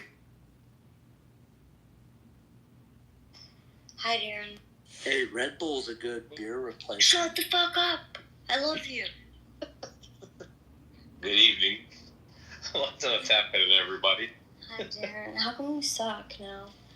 Wait, what? I mean, I listen. I just crack wise in the chat. That's what people are serious enough as it is. So that's the reason why I just crack jokes. And I'll be honest. Listen, I'm what Roger always call a midwit. I don't know enough about any one particular topic to even sound like an expert. But Wait, hold on. I used the term midwit, but I've never referred to you. Oh, no, no, that's totally fine. I consider myself a midwit. Roger, you've never called me a midwit. That's true. Yes, but I just, With you, Darren, I'm not a guy who's standing there when that hit us face. But incidentally, though, on the Bible thing, Immaculate Conception and all that stuff. I mean, the thing about it that I see is if you take it to context, what God had already done in the Old Testament, Immaculate Conception, the talking donkeys and the burning bush and stuff like that. It's par for the course. This is the guy that flooded the earth, right, and created life. Yeah. Talking donkeys. Why not? There you go. That's how I look at it. John 3:16. Yeah, like you guys never seen Alice in Wonderland. That is so crazy you just said that, William, because so me and my daughter, she like understand. She understands. That's totally irresponsible. How old is she? Can I finish? Now. Can I finish? So sure. She's 11. So when she watched them when she was younger, and then now she, knowing things that I keep my kid informed on what's going on because she's gonna hear shit from at school. So I keep it real with her, and she has discernment. So we've been watching the series, watch Alice in Wonderland, and I was like, so what do you take from it now? And how she explained it was like dead on. But what Alice essentially she referenced, she was, you remember that video that went viral when Gretchen Whitmer was feeding that picture of when Gretchen Whitmer was feeding what it looked like she was pretending to be a priest feeding that Eucharist, the cookie. She was little. Yeah. Okay. So she referenced that. She was remember that. She's like, it's like when evil people in the world are trying to get people to comply with them. But she explained it so well. But that's just funny that you said Alice in Wonderland. We just watched that, and she was spot on. All Disney movies have like these underlining meanings behind them. But the kids didn't know. Do you regret watching them as kids? I don't. Oh no, it didn't hit me till I went to the last Grateful Dead concert. And then when I was walking home, I got off the BART train, and I was like walking home, and I was like, oh my gosh, like Alice in Wonderland is real. Like the up is down and the left is the right. Like by the time I went to bed, I woke up the next day and I was like, God is real, and we are all created, and the chicken did come first, and how could you... Wallace, have you ever heard the theory, well, you never went to a Dead concert?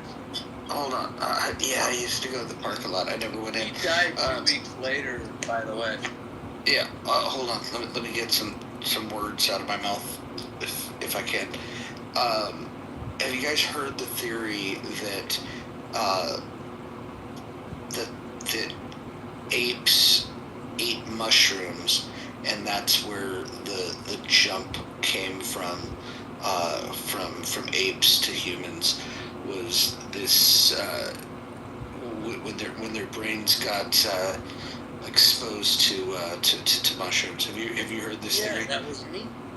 No, I only heard that Hitler was taking mushrooms.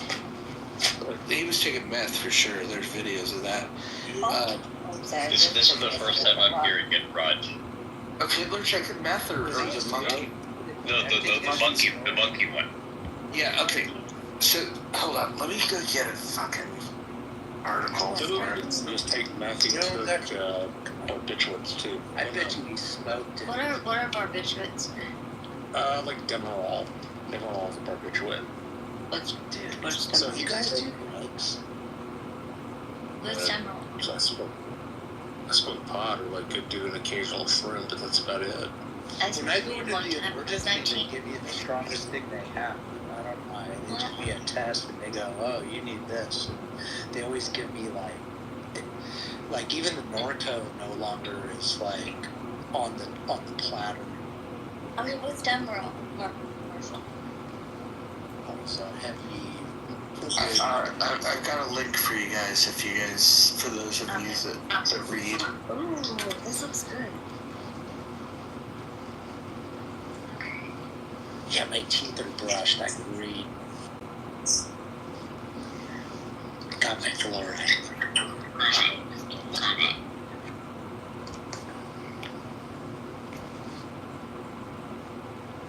I insist you get your fluoride before you read.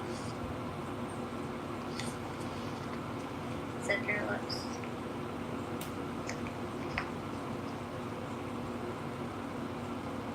Oh. Wait, no, this is a. Where'd you post it in the chat? No, it's up in the banner, and you have to subscribe to read it. But interesting. No, you can't. So you can't. When you click on it, Roger, it just. Oh, let me find a different article for you. Hold on.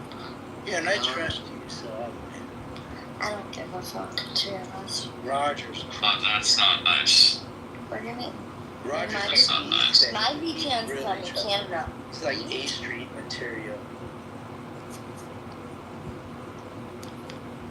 Yeah, that's smart, eh? We can't tell them that. We understand. Dude, the best is when Roger tells gangsters, "You ain't even know. You don't even know what's going on." Like, that is the best. Because, yeah, it was tough when Roger grew up. I stayed clear distance. I grew up in, the middle class, away from the ghetto. And where he grew up, I just compared to, for a birthday party, and I always got beat up.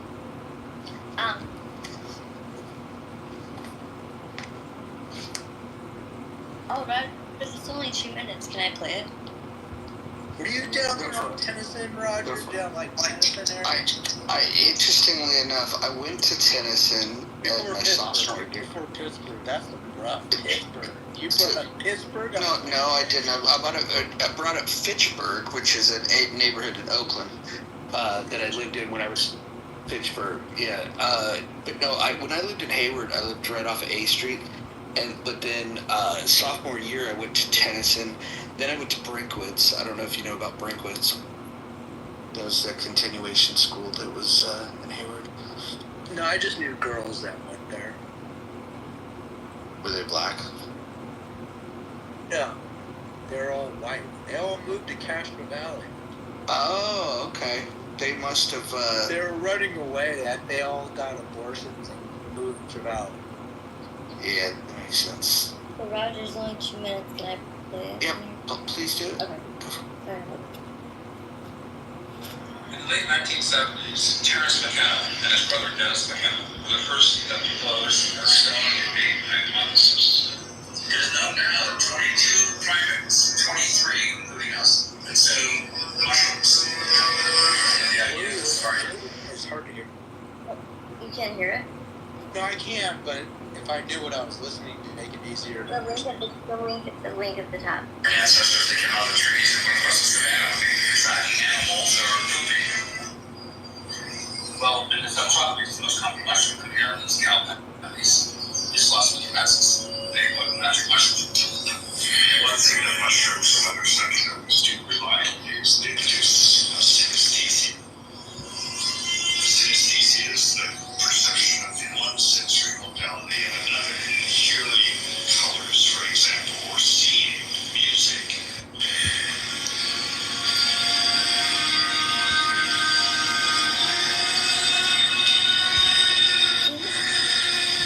Yeah, having experiences, and you have to put yourself in their place and imagine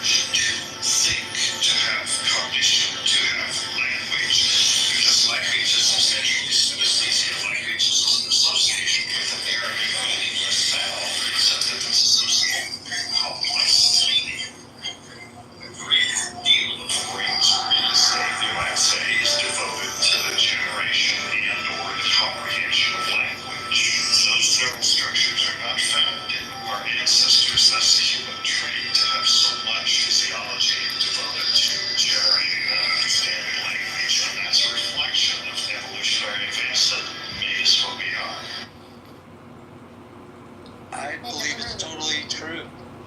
It's totally true. It's developed my speech to what it is today because I couldn't speak to anyone like 25, 30 years ago. Couldn't communicate, couldn't talk to anyone. And I believe this, what just was revealed, is what released my ability to communicate.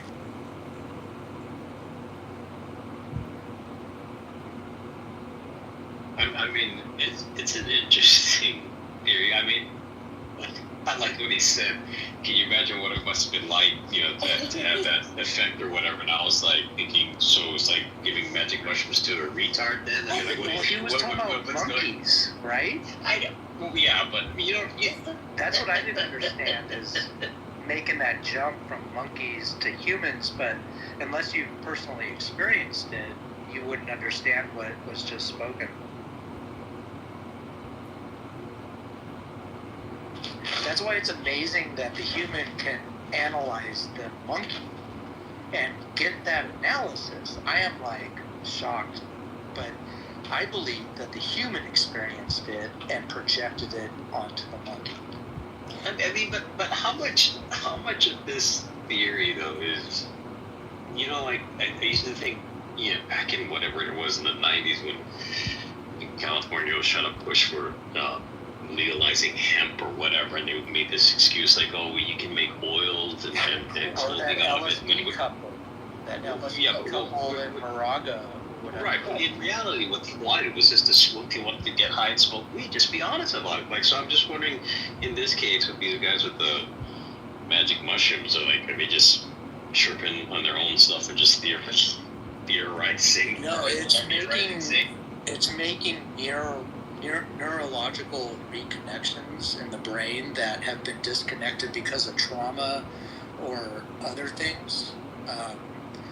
And I've only been like reading and studying and learning about it the last maybe 3 or 4 days. So I don't know much about it, but through my experience, it makes me want to explore further, only because of layers that are peeled back to allow people. I can't even tell you guys, before Clubhouse, or I'd say maybe 10 years before Clubhouse. It's a long time before, but I couldn't even communicate. I couldn't even communicate to people. You still and can't. have conversations. You still can't. Oh, that's very rude. Well, thank you. And I'm telling you, what you just played, though, besides the whole monkey thing, the monkey thing is what makes it hard for me to listen to, because they're talking about monkeys and not people. Do you guys remember when they said the COVID vaccine spread because someone ate a bat that had COVID? It's a total lie. I'm just saying, but it was the bat. I had a picture of the girl eating. That's how it transferred from the bat to the human. Actually, what they said was that a civet shat on a penguin. And then you just can't make this stuff up. No, I had a picture of a bowl of ramen with a bat, and the girl was chewing. William, he didn't even finish. No, he did, and I'm telling him. No, I literally just muted up when you started yelling. Yeah, come on, bro. Well, remember, you're not very good at communicating. Did you know what? Maybe I should start Luke, he's yelling. worse than you. Imagine it. Yeah, fuck okay, go ahead, bud. That's very, I agree with you. I agree with Wallace. Go snuggle Joe. Okay, thank you. Go snuggle with your wife. Thank you. I like really I am the least interrupting individual on the stage in this room. I hate both of Talk you. more. That's why I belong in the audience. I wanted to hear. Look at Darren. Darren's on stage, and he could just listen. I talk more when I'm around be on dumb stage, people. I'm gonna interrupt and talk. Now. And Roger will probably kick. Look at Rowan. Rowan's probably still wiping the sweat out his eyes and the. You better not too much on Rohan. Good morning, Rohan. I love him. Is that you should marry him. Why are you marrying Joe? Why don't you marry him, William? Joe is a Catholic, and respectfully, Rohan. I'd marry him. You know what? His country would probably. I could reject all America, and I could go down there and marry him and be happy, probably. That's right. Well, don't have to be called gay except for on Clubhouse. That's fine. That's right. We're all gay on Clubhouse. Let's all smile. Speak for yourself.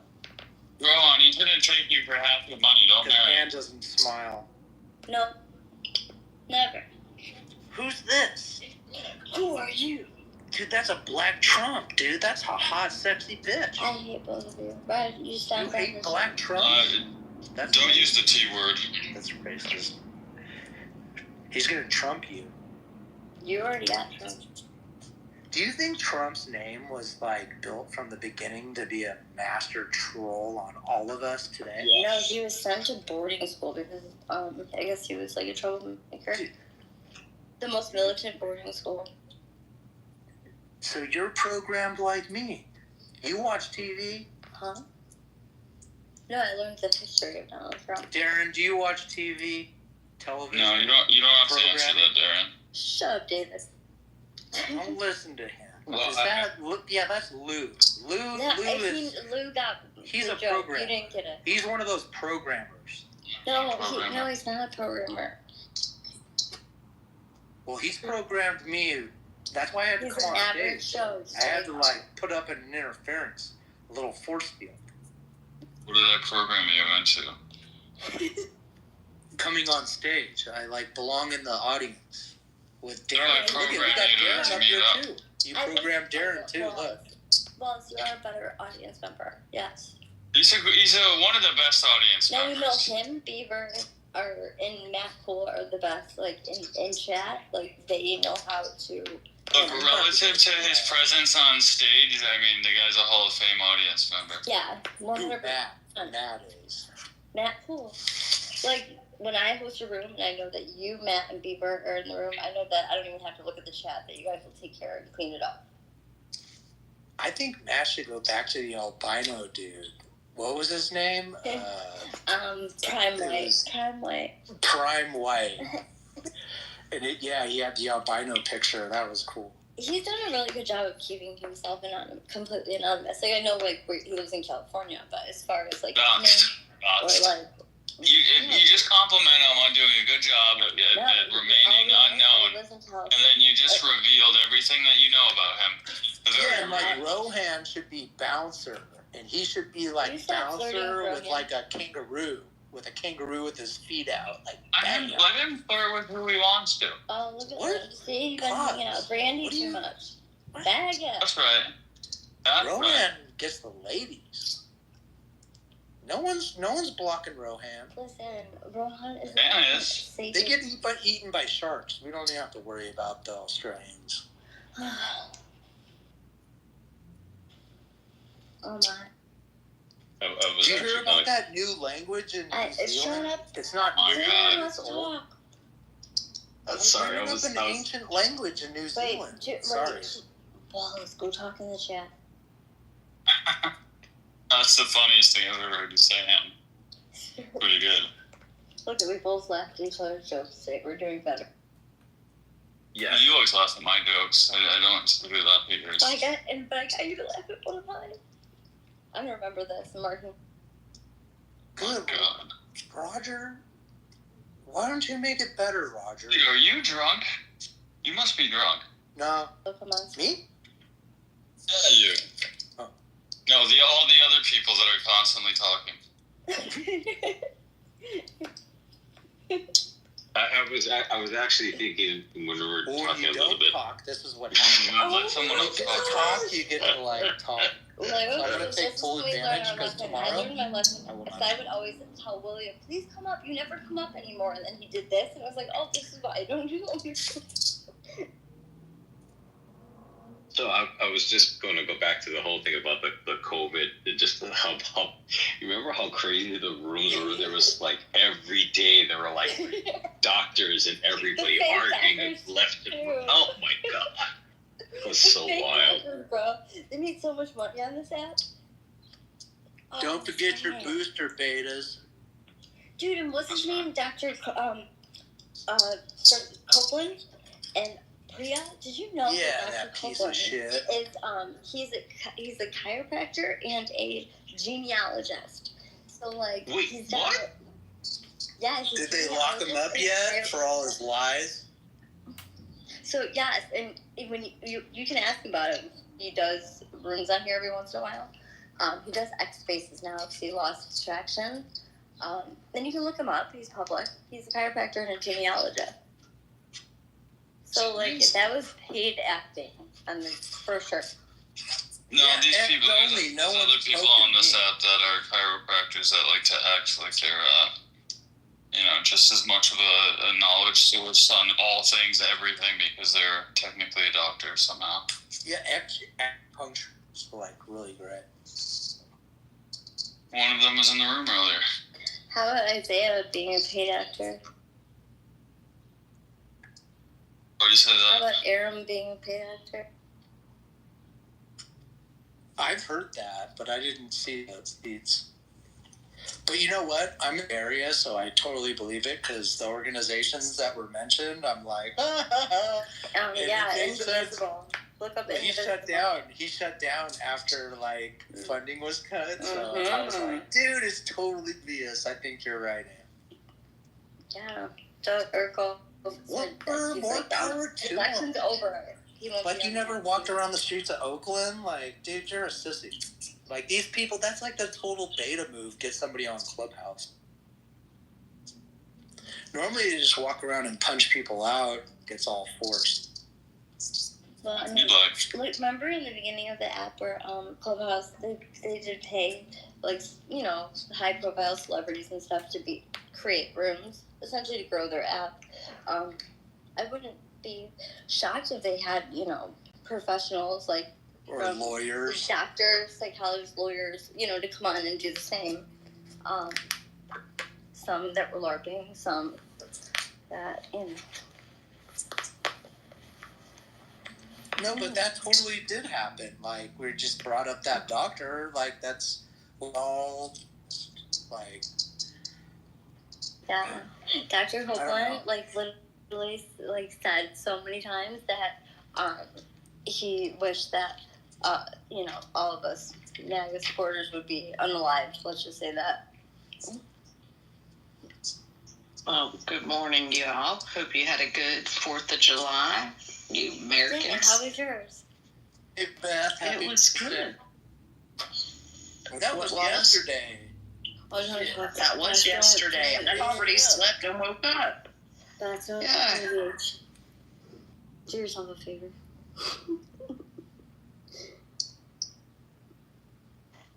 Yeah, I'm such a brat. And I'm such a brat on this app that there is not one person that puts doctor in front of their name that I will call him doctor. Except for Adams, right? Except for Dr. No, I just call Adams. I'm like, you're not my doctor. Sorry, dude. Like, Ricky, is he's doctor responsible because he's like, well, he says he's the biggest piece of trash on the app. He's so irresponsible. At least his is fun. But you're right. But that, if you say that someone's not a doctor, they get really pissed, Beth. I know they do. They record me. The ones that have saved lives. Oh my God, that was wild. That feels like she didn't say you wrong. She said that you were a doctor. Because you're not.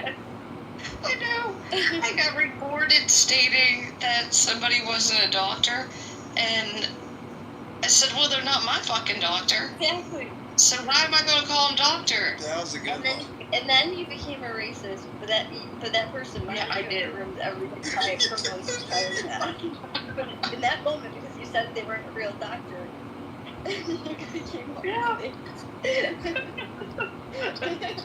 You're such an asshole, but shame on you. Beth, you get that regularly though. Yeah, played with a lot. Who does, Beth? Yeah, Beth Jones. Yeah, I don't even do anything, man. I just. I know. Well, cooking is optional, it's all. She doesn't make the rounds. Ew. No, I didn't say she did. She's fun. She participates. It's fun. What do you mean? Beth, did you drive your golf cart tonight, Beth? I drove my golf cart earlier. I had a 10-minute break, and yes, safe and sound. Oh, Marshall, I'm so glad you're here. Do you remember back when Joe and Brad had that debate or whatever, and he identified Brad as a something conservative, or not even a conservative. It was a, what does he consider Brad to be? Paleo? I learned that tonight. Paleo. No, that is Joe Hero's a paleo conservative, but he identified Brad as something. Dude, I don't know what I think it was paleo. No, Joe Hero's a paleo conservative. Brad is not a paleo conservative. How do you know? Have you Is it like a Jacksonian or something? Oh my God, Marshall, can you tell Wallace that Brad's not a paleo? No, he's not a paleo. He called me something that was I remember it was something of the first part of it was a former president. Did they wear wigs? Maybe he was calling him a Bushy. It was something like a bush, but not.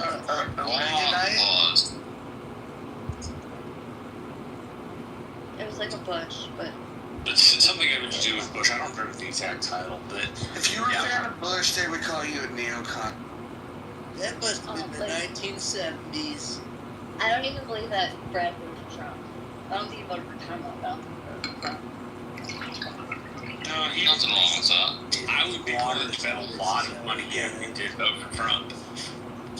He's never told me whether he did or didn't, but he just seems kind of like the kind of person who would. But it seems like he is very angry about stuff, and he was, what was he, in the Marine? He was in the U.S. Navy, the bosun's mate or something like that. Essentially, that's like one of the NCO Navy. Yeah, he said it's like the best position you could have. Like, if you want to like travel around and be next to the captain and be the man. I wonder if we looked it up. If we looked up Brad and looked up like his veteran status, I wonder what would pop up. Maybe nothing, You don't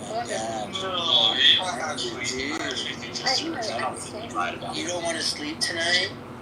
Well, he owes Diogenes $1,500. I'm like, yeah, and Lou. No,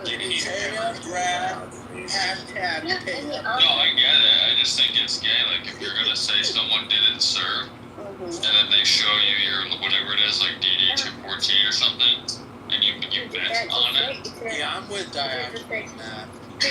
There to that whole chapter.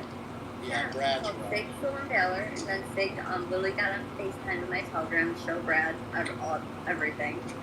He called Combat Candy Stolen Valor. Hold on. That guy Diogenes was one of the stupidest people ever. He's not like the end. He's a piece of shit. Listen. He's not stupid. He's radical and extreme, but not stupid. No, he's very stupid. But Lou, you think Randy McDicklis is fucking funny. You think everybody that disagrees with you is stupid. Boy. It's a good sign when somebody. Let's go. Okay, the next time somebody interrupts me, I'm just gonna fucking remove you and block you. How about that? You know what? Just shut the fuck up. You guys are all fucking retards. You guys hang out with retards, and then when we bring up these retards, you guys act like they're fucking geniuses. You guys hang out with nothing but fucking pedophiles and fucking weirdos. You guys fucking hold up people like Ali Alexander as a great example of what a Republican is. You guys are all morally bankrupt and fucking It's one of the most vague things that I've heard someone say, even though you're throwing me in that group. But I agree with you. I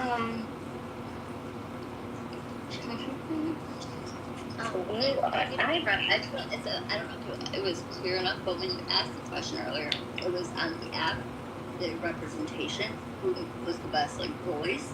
That doesn't mean that I think that I'll be held to a conservative, the conservative Republican. Well, maybe he does. Maybe he does. He likes teenage boys. Maybe that's what teenage boys do. Ew. He's got a point. Maybe that is what Republicans do. Maybe that's a Bro, it kind of seems like it. To be honest. There are people that you act like we all do or something. It's so dumb. I mean, Dude, even after you guys found out, you guys still fucking hung out.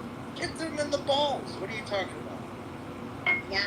And I still said I Lou because Lou still hangs out with Randy. And then that Zappy boy, the laser Zappy boy, he got it kicked in the balls too, and they both cut out together, probably up and in the closet. Maybe. Well, people doing their bedrooms now. I remember Randy reported on it. They were humping in the closet. They ran off. And who is Randy? Randy is like fucking. That dude is like one of the don't hate people, Marshall. Marshall, you don't hate stuff. Shut up. Randy? I don't actually hate him. I just strongly dislike him. Good correction. Good correction, Marshall. He's a piece of shit person. Whatever, Anne. Are you perfect? No, like. Why do you gotta bash on Randy? William, because he said that he was going to take my 11-year-old daughter's virginity while young. Oh, I remember that, yeah. Okay, so when I say that he's a piece of shit, I'm allowed to say that. Well, he's like, hold on, listen. Randy's like, hey, shut the fuck up. Jesus Christ. This guy Randy, if you ever been in rooms with him, he is literally one of the stupidest people. His bio, I remember reading his bio, and I was in a small room with him, so I started asking him questions about the bio. He was identifying the shit that he knew nothing about.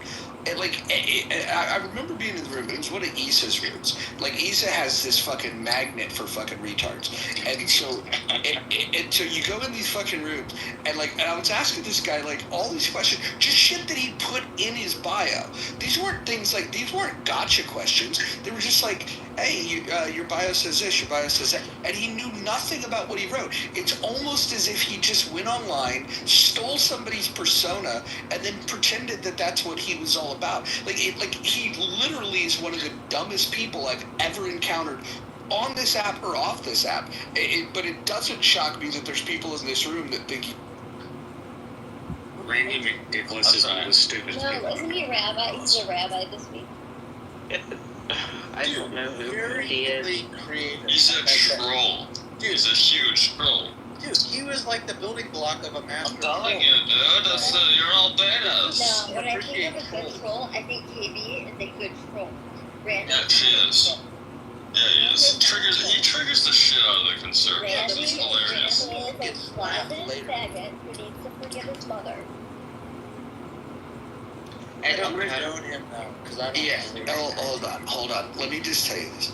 When you guys would sit in fucking rooms with the fucking Randys of the world talking about politics, you guys were the ones that made fucking people like Aaron on this app seem like he fucking knew what the fuck he was talking about. I'm being dead ass, buddy. I'm being dead ass serious. The reason why the dumb lefties look smart on this app is because the people that were on the right were even stupid. No. Yeah. We're stepping ahead of them. That's very obvious, dude. There's a lot of people on the right that are just retarded, bro. Roger, that's kind of pre-ejaculation material. The original owners of the Conservative Republican House, I forget her name. It was a girl with, a lady with red hair, and it was a man, and they ended up giving it to Naveen. They were definitely a great representation of Republican conservative. No, she was fucking Riska, whatever the fuck her name. Yeah. Yeah. She was a dipshit too. They're all fucking dipshits. The whole lot of them, dude. Listen, I would go into these fucking rooms and they didn't know anything about conservatism. They didn't know anything about anything. In fact, they had to do with rhinos. I'm gonna tell you. They knew nothing about. Here's what's funny. You get back in those days, you could have 150 people in the room, and the only two people on the stage that knew anything about the Republican Party was Marshall and fucking Stephen Bader. Respectfully, Naveen lies about a lot of shit. Naveen is one of the more dishonest people on this fucking app. And so Marshall and Stephen Bader were the only people, and I didn't agree with Marshall or Stephen on a lot of this stuff. They were the only two that had any knowledge whatsoever about what was going on with the party. And guess what? The people in the room treated the two of them like shit. For the first 6 months that Bader was on here, you guys whipped him around. Marshall, you guys still talk shit to. And I'm telling you, you can take the rest of the people in the room combined, add up their entire knowledge base about anything political, and they still wouldn't be able to touch Marshall or. You know, I completely agree with you. When I started the app, obviously I was like a liberal thing still, and so if I could go back, so I'm thinking back of when I was. That's all I know. So when I came onto the app, they seemed like they knew what they were talking about compared to where I was at mentally. So if I could re-listen to those rooms, I probably would think different now. It's just from what I heard. I don't know. I've learned a lot at Clubhouse University. That one, Roger just gave me another title. Tonight, I learned that I'm a Jew, which I'm not. I learned that I'm white, which I guess apparently I didn't know that I was, even though I'm very tan right now. And now I learned that I'm a retard. So, God bless you, Beth. Can I get government assistance on any of these things? Yeah. You sound too cute. You should just. You can't go for that. Oh, I have promised that I am going to open up a house called Clubhouse University. I learned more shit on this app than it was even worth the money I paid to get a master's degree in psychology. It's great. Mojo, when you asked this, that was a good question you asked earlier when you said, what is the most odd thing you've ever been, asked, or something that you felt like you didn't know how to defend? And I gave my take. What would yours? Oh, I don't know. People say some really fucking retarded shit to me. They ask all kinds of fucking weird questions. I mean, this is what. If you guys can get offended by this, but I think the people that are left on this app, there's nothing left to learn. I think we've gotten to the point where all the smart people have left the app, and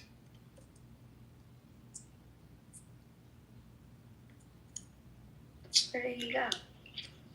Hello?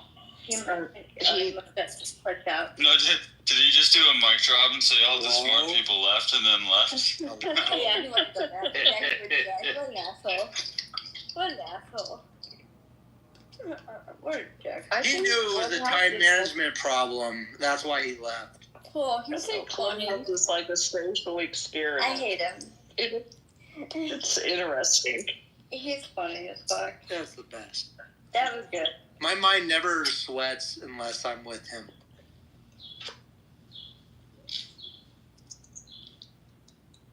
He is such a turd. You guys know brain sweat is expensive. Unless you're blue. Who's got the birds? Fucking get the gun. What the fuck? Roger? Birds aren't real, man. The pigeons. I thought it was just pigeons. No, my birds haven't started chirping yet. They will here in about the next 15-20 minutes. The sun is rising in the sunny state of Florida, the only state that actually matters out of the 50. That's right.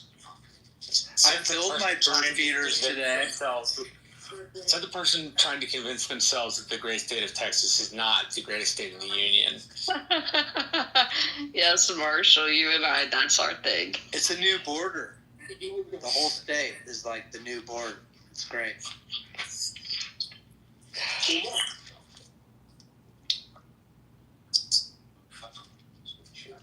We have alligator.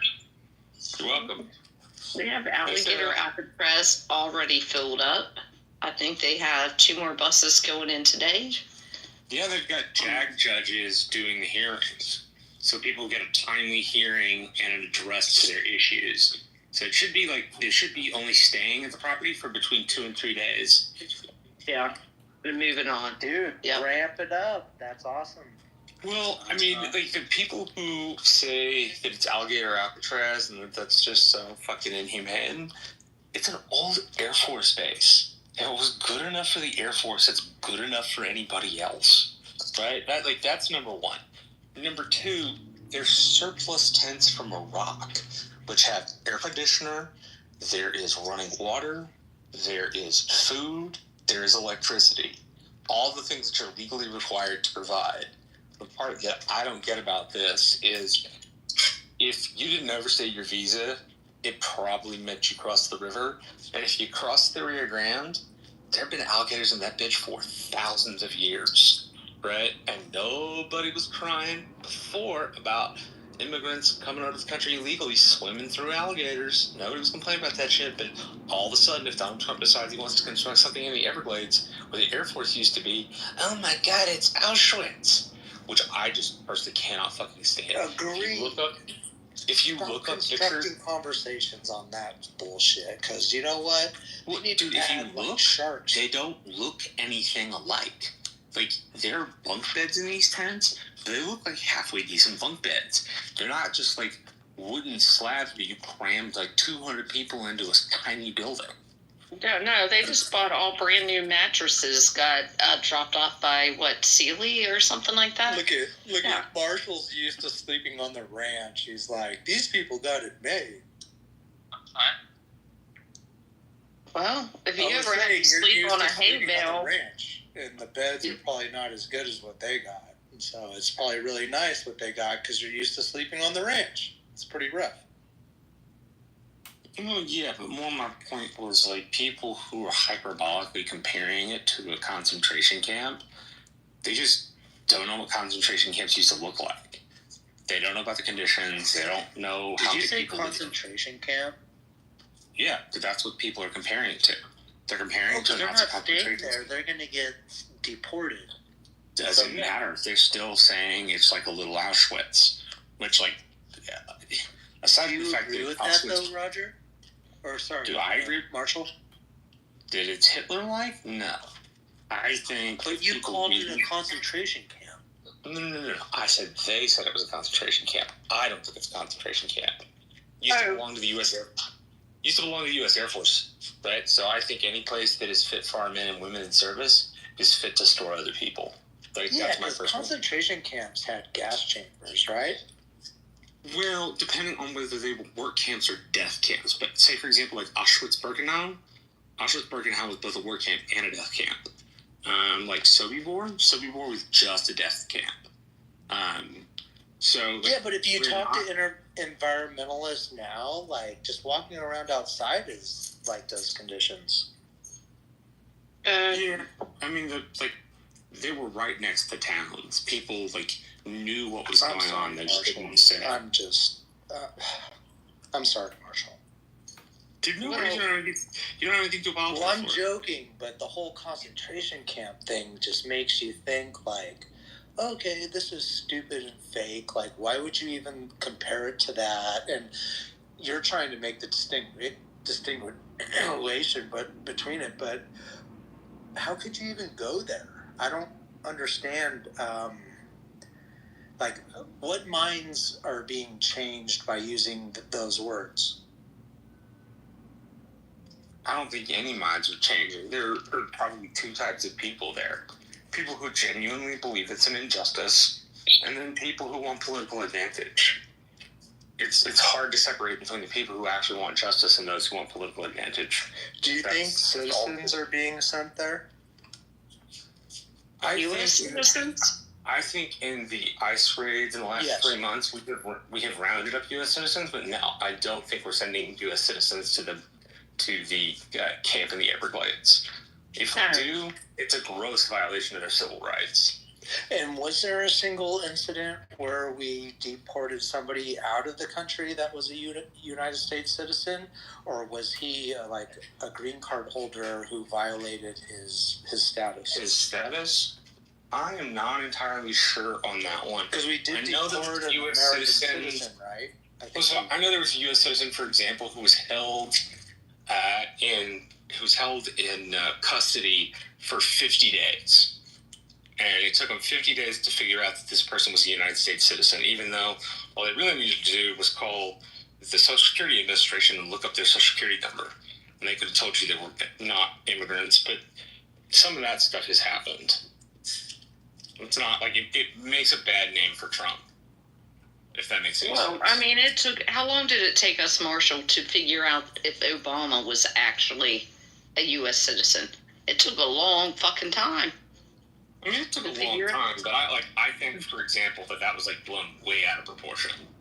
Oh, the long form's not good enough. Oh, he's from the Middle East. Like, I never bought that. Ted Cruz's mother's from fucking Canada, and nobody's bitching about that shit. I never thought ragging on Obama for where he was born was like a legitimate thing to do.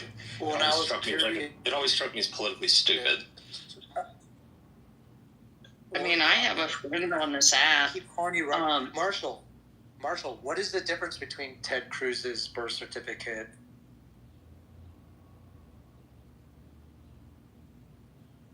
Well, number one, where Ted Cruz was born in the United States. Which I understand Ted Cruz's birth certificate. I'm more curious about Obama's. Yeah, I mean, to be frank, I'm not. I think a lot of that stuff was rooted in a fair amount of... Well, I'm not a birther, Marshall, so that's why I'm just asking some of that. I'm like, I already rooted out the birther thing. And it's crazy, like, all the things you see on, which I don't go on TikTok, but, like, Instagram and, like, weird things on Facebook, and you're like, fuck, why is this birther thing to this day still, like, going around? Is there any truth to it, do you think? No. I think it's an outright fabricated lie. I think so. Ted Cruz's birth certificate is just as valid as Obama's. Yeah, in my opinion. Like I said, I would agree. That's my understanding. Like, even to today, but man, like there's these wedges being put in between, or making a difference between Ted Cruz's and Obama's. Like that Obama's is totally fraudulent and stuff, and they're like showing, like there's a guy online showing how his whole birth certificate was totally like. Not just fraudulent, but, I guess just fraudulent. All parts of it. Which I don't know if it's true, because nothing I see. It's not. Part of that shit was for political advantage. Like, Hillary Clinton used the birther stuff in the Democratic primary to gain. Yeah, but this was like a year ago, which was like... Yeah, but... 10 years after his presidency, which, I mean, makes sense, so... Continue. I mean, personally, I just discount that stuff. Maybe it's something I shouldn't discount, but I discount it and I boil it down to political opportunism and bigotry. Right, like I can't see what good. I can't see what good. Well, hold on a second. I can't see what good. Say, for example, calling him a Muslim did. Calling him a Muslim was supposed to like degrade his legitimacy. Right. Well, no, it doesn't. In my mind, it didn't matter. That's what I'm saying. Like, I think the claims were. Malicious and unserious. They're not true. It just built on the potential propaganda put out about him for more people to believe that he's not what he says he is. And yeah, it's all politics. So I agree with you. It's just weird that that Hillary brought up the birtherism thing. And then it got posted on Trump that he brought it up, and really it was a Hillary thing. And then all the Hillary brought it up, that the facts are coming out that it's true that his birth certificate might be fraudulent. So it's just weird. I think people who are still obsessed about that stuff are obsessed about something that's not real. Like a long-form birth certificate is what Hawaii does.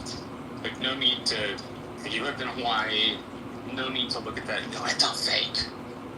Well, and it's not going to change anything today. So yeah, that's why I feel weird talking right now like this and about this, because I mean it's just for fun between me and you, but there's like all these people hung up on it that it's going to affect their political decisions today, and I just think that is like a microcosm of being hung up in the past so that you can't judge and think rationally for today. And so I'm very like skeptical about how society is just getting slugged or getting slowed down so that they can't be caught up with current events to make a rational decision. And you know what? I'm probably just judging myself, which keeps myself as much on point as I can. I don't know. I just think, because I voted for Obama, which a lot of people here would probably be shocked. Like, you voted for Obama? Yeah, no, wait, I did. And so To be frank, I'm not surprised by that. He was an incredibly charismatic candidate. Well, I thought fundamental transformation was to get back to, well, like what Trump has done, the whole draining of the swamp and reducing the size of government so that it's manageable, and so we can't, like the deficit is my biggest concern, which is why the whole talk of Elon, when we opened this room earlier, I was like, I'm with you, Roger. Like, if the MAGA torch could be passed on to Elon, and we could do this $1 trillion a year cut for the next 80, 100 years, and we could become our best of ourselves, like, I just think, like, that is the best thing. But it's pains that I'm willing to accept, lower wages, higher taxes, and I think a lot of people don't understand what it's going to take to, like, get out from underneath this debt that we are servicing. And I don't even want to talk about the debt, but the servicing of it is what should scare everyone. Yeah, the interest payment. Yeah. I mean, it's already so just working harder is part of, I'm 46, so I know that I'm not going to retire, and to get out of this, that I'll work until I die. And I think younger people, maybe 35 and 36. I'm 34, and I think I'll be working for my life. Right, and probably look forward to it. You're a service to society person, so you look forward to it. I do too, but it is a hard pill to swallow, and to get people to understand this thick pill to swallow, especially younger people who the odds are just stacked against them and they don't even know it because they're not wise enough yet. I just bridging that gap. Said something which, well, I know you have faith in America and what we can do, even our young people who haven't swallowed the pill yet. But our faith relies on that, Marshall. And so I don't know. I guess I'll close by just thanking you for being that bridge between the parties so that we can be rational about the decisions we make, and so that we could just battle the interest on our debt. I want people to, like, concentrate on our debt so that we could just bypass the parties and deal with what we have to and get past because our differences don't even matter. I think on Clubhouse the last few years, people are realizing the differences don't even fucking matter. The only thing is all the things that hold us back, which we have to work together to get over. And man, I smash on you and talk so much shit, Marshall, but I want you to know that, and I've done this before and told you that you do such a great service of bridging that gap, even though I might be on more of a right side than you, being an independent, which is weird to say, because I'll never be... Yeah, dude, I would be willing to bet that you have some sort of... You're great, Marshall. Your knowledge... yeah. I'll shut up, but just thank you so much. I do. I really appreciate the compliment. Continue, though, to like make these leftists, though, like think about future generations, because, yeah, my kids already know the wall that they're going up against. They still make the decision to have kids, and I look at my kids and I go, so after I share with you what's ahead of you, you still want to, you go, and my kids go, how else are we going to get past this? And my teenagers, I look at them and I go, holy shit, my teenagers got it before me. because we had these problems, all of us, when we were little kids and just didn't know it. And my teenagers are like, no, I'm going to have lots of kids and we're going to beat past this. And so it's a way better attitude than Gen X. And I think Gen X is going to fix everything. But I'll tell you right now, Gen X's kids, I mean, the attitude, if all of us Gen X's are doing what I think we're doing, like, our kids are going to be the transformation that, as long as we get our debt under control, because the interest on the debt, I think, is enough to make any sane man want to commit suicide. So, yeah, I appreciate you, Marshall. I just wanted to vocalize that tonight. And, yeah, I'm going to go finally brush my teeth. William, no, you're absolutely correct. I mean, I'm watching a 22-year-old and an 18-year-old, and their mindset is completely different than what we've seen in the past. I got 13 and 15. But I have to say, everybody in this room today, we are going to become multi-millionaires with millions, even if we already have millions. We're going to get even more because our great friend is down here live streaming us on YouTube, you little stinker. Edmund, what the fuck is wrong with you? Stop live streaming us. We're so entertaining. I know. The world needs to hear what we've got to say. Weirdo.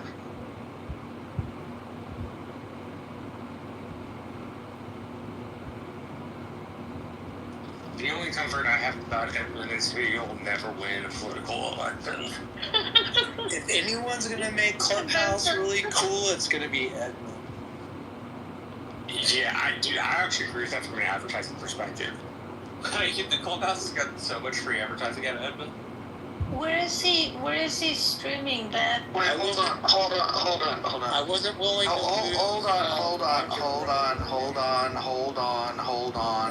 That means mute your fucking mic. Jesus Christ.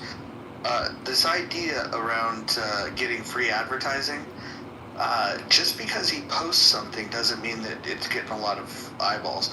I would guess that overall everything that he's put on combined probably has 100,000 views with everything that he's done combined on this app. I've looked at the ones that he's posted where I'm on there or Dr. Jordan's on there, and I don't think I've ever seen one with more than 100 views. That's interesting. To be frank, I never checked his views. He's trying. I will say, one of them will go viral. Eventually, somebody will hear something that they find interesting, and I think that what he's going for is the volume play. And it's not going to be any of us because we're pretty tame. But he'll go into one of these fucking other rooms where somebody's threatening to kill somebody. Maybe he'll catch. No, not even that. See, that's again. You guys think Pepe's funny or edgy? No. Pepe is repeating things that he thought was edgy when he was a kid, and like there's nothing new about anything. The only person that thinks that it's new is Sarah. Sarah thinks it's new. Maybe they're all working together. I think it's funny. I know you do. I know you do. Hold on, no, Wallace, you have to mute up. Wallace, you have to mute up. The reason Sarah finds it funny is because Sarah wasn't around 30 years ago when this kind of like edgy humor where, if you say the N-word and everybody with a fucking, a junior high sense of humor thinks it's hilarious. Sarah's there. Sarah's got the junior high sense of humor, and she thinks it's new, and she thinks it's hip, and she thinks it's funny. That's what's going on there. But any grown fucking adult knows that shit is tired and fucking it's not funny. There's nothing funny about any of the shit that he says, unless you have the sense of humor of a seventh grader. Not the N-word of it though, but they were going back and forth and speaking, and I thought that the way they were talking was funny. What is it, Wallace? Oh, I just said sorry because I was speaking over you. I have to say, I wish I had the recording when Pepe went off on me about 3 years ago. It was hilarious because I don't ever say really anything for people to go off on me, but he went off on some tangent, and I just sat in the room like, okay, well, all right. He does comedy. He trolls. said something stupid, Beth. He does comedy. He trolls, and What comedy? That's why I asked Beth, because I think this poop Anon down there, I do think it's Edmund. That's why I asked Beth. Who cares? No, I want the link from the last Listen. film. Oh my God, you guys, what's wrong with you guys? If Edmund is streaming, Wallace, people I have listening, no jokes with you, okay? Do not talk to me like that. Mr. Wallace, aren't you married? Do you not hear me? Aren't you married? Why are you asking Don't you want to be centered? How many guys does it take to center you? Why doesn't everybody just talk at the How same many guys time? it takes for your wife to be centered? What wife? Jesus Christ. What are you talking about? You're weird. This is what fucking mental illness looks like. Like, honestly, like, I think you're all mentally ill. Center me. Me first. Me harder. Hey, I'm just sitting here watching the sunrise. You people are so fucking retarded, you don't even know how to take turns speaking. It's fucking hilarious. I'll say I'm with you, Roger. I find that stuff that he does tired. I also just find running around saying the N-word to be generally offensive. At least I'm generally offended. I'm not even as turned off by what he says as I am by the people that fucking react as if it's the first time they've ever heard this shit. Like it's literally like fucking 10-year-old kids hearing someone fart, and that's the way it appears to me. Like, it's people that don't have a sense of humor. I think the funny part is the people that he's responding to, and their logic and their rational of thinking, and the way Pepe responds to him, I think is logical and rational, because these people are so fucking dumb, and that's why there's laughs. No, it's not. No, it totally is. That's why you're wrong. I said, you're wrong. Why don't you You're put wrong. attention You're to wrong. who Pepe You're wrong. is talking to, and you'll see that these people are fucking racist, crazy people who want to believe that Pepe is this thing, and Pepe embraces it and runs with it and trolls the fuck out of them, and that's all it is. Looking into it anymore makes you the person projecting some racist thing. Wallace, respectfully, you're wrong. Pepe is totally hold on. Shut your fucking mouth. How about that? Thank you. Okay, how about this? I'm fucking done with you. You're a fucking idiot. You're wrong. The only fucking thing that comes out of it, dude, he wants to say these things. He can say those things. Especially when he's in a room with somebody like Sarah that doesn't know how to moderate a room, and he says these things, and she thinks it's funny. The reason she thinks it's funny is because she doesn't have a sense of humor. She doesn't know what actual humor is, so she mistakes people saying edgelordy things like the N-word. She thinks that that's comedy.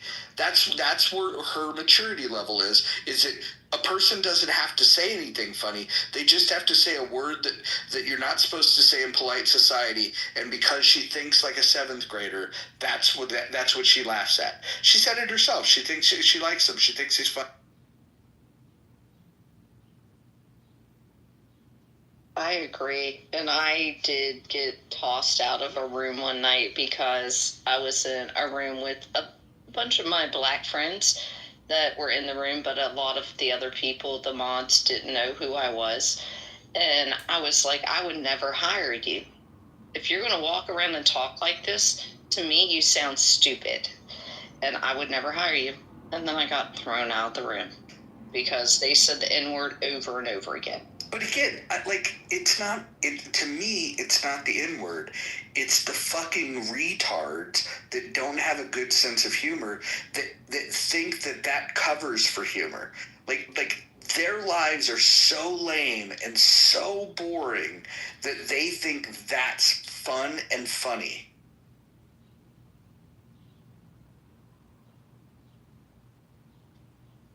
Yes. Sarah thinks saying the N-word over and over is funny.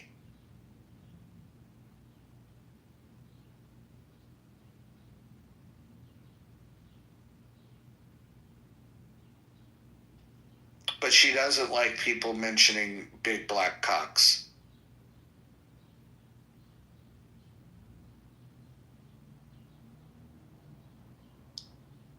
How many times do you think Pepe said the N-word? Since he's been on this app? No, today. Well, let's see. I have 3 different people that back-channeled me that, actually, you want me to read one of the back channels? No, I don't care. I don't care what people say, Mojo. I don't really care, but I'm asking you. I thought you wanted dialogue on this topic. Do you think for 1 hour he was like saying N? They were messing around for a whole hour. There was nobody, like there was like 10 people, 15 people in the room, and there was like few black guys, and they were not fighting. There was a very funny black guy too. They were all joking, messing around. Do you think the only word they said was the N-word? I don't like people using the N-word, but they were literally performing comedy for a whole hour. And wait, who was performing comedy? People who were performing, but I wasn't even there when I came to the room. Performing comedy? What are you talking about? They were joking with each other. Yeah, they were trolling. Got it. So you think saying the N-word is hilarious? No, they didn't say the N-word alone. That's why I asked Beth. That's why I asked her if she knows where Edmund is streaming, because I do want to go get that link. Why do you think it's funny? Why do you think it's funny when people say the N-word? I don't think the N-word is funny, but they were saying other stuff, and I thought it was very funny. There you go. You just don't have a very good sense of humor.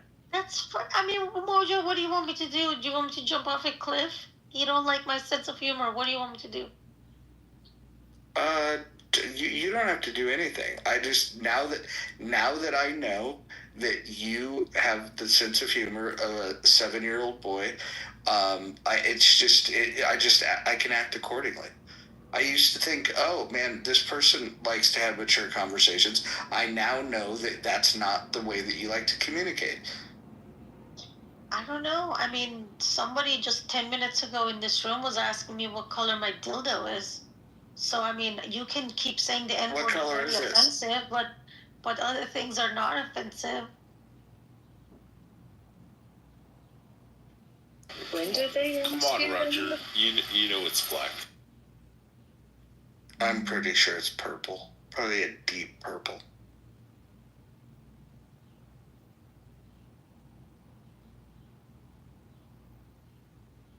I guess I missed that conversation. I came in a half an hour ago, but yeah. They think it's okay to tell women like what color your dildo is or what size penis you like. That's okay. They can give me like, look at the eyes rolling. I'm literally saying I don't like this, and then one of them says but you love when people repeat the N-word over and over again. Yeah, but then the N-word is only the N-word is not okay. But if you say sexual things to women and they don't like it, that's fine. Sarah, there's nothing wrong with. Sarah, I don't even think you're a racist for liking to hear the N-word. I just think you're a person that doesn't have a very good sense of humor. I just told you they were talking for an hour, and no, they weren't saying the N-word for an hour. They were just saying different things, and I thought it was funny. And I wasn't even in the room. Oh, I know. You thought it was funny. I went to shower. I came back. Honestly, I'll tell you, Mojo, let me tell you the truth. If I was there when it started I may have tried to stop it.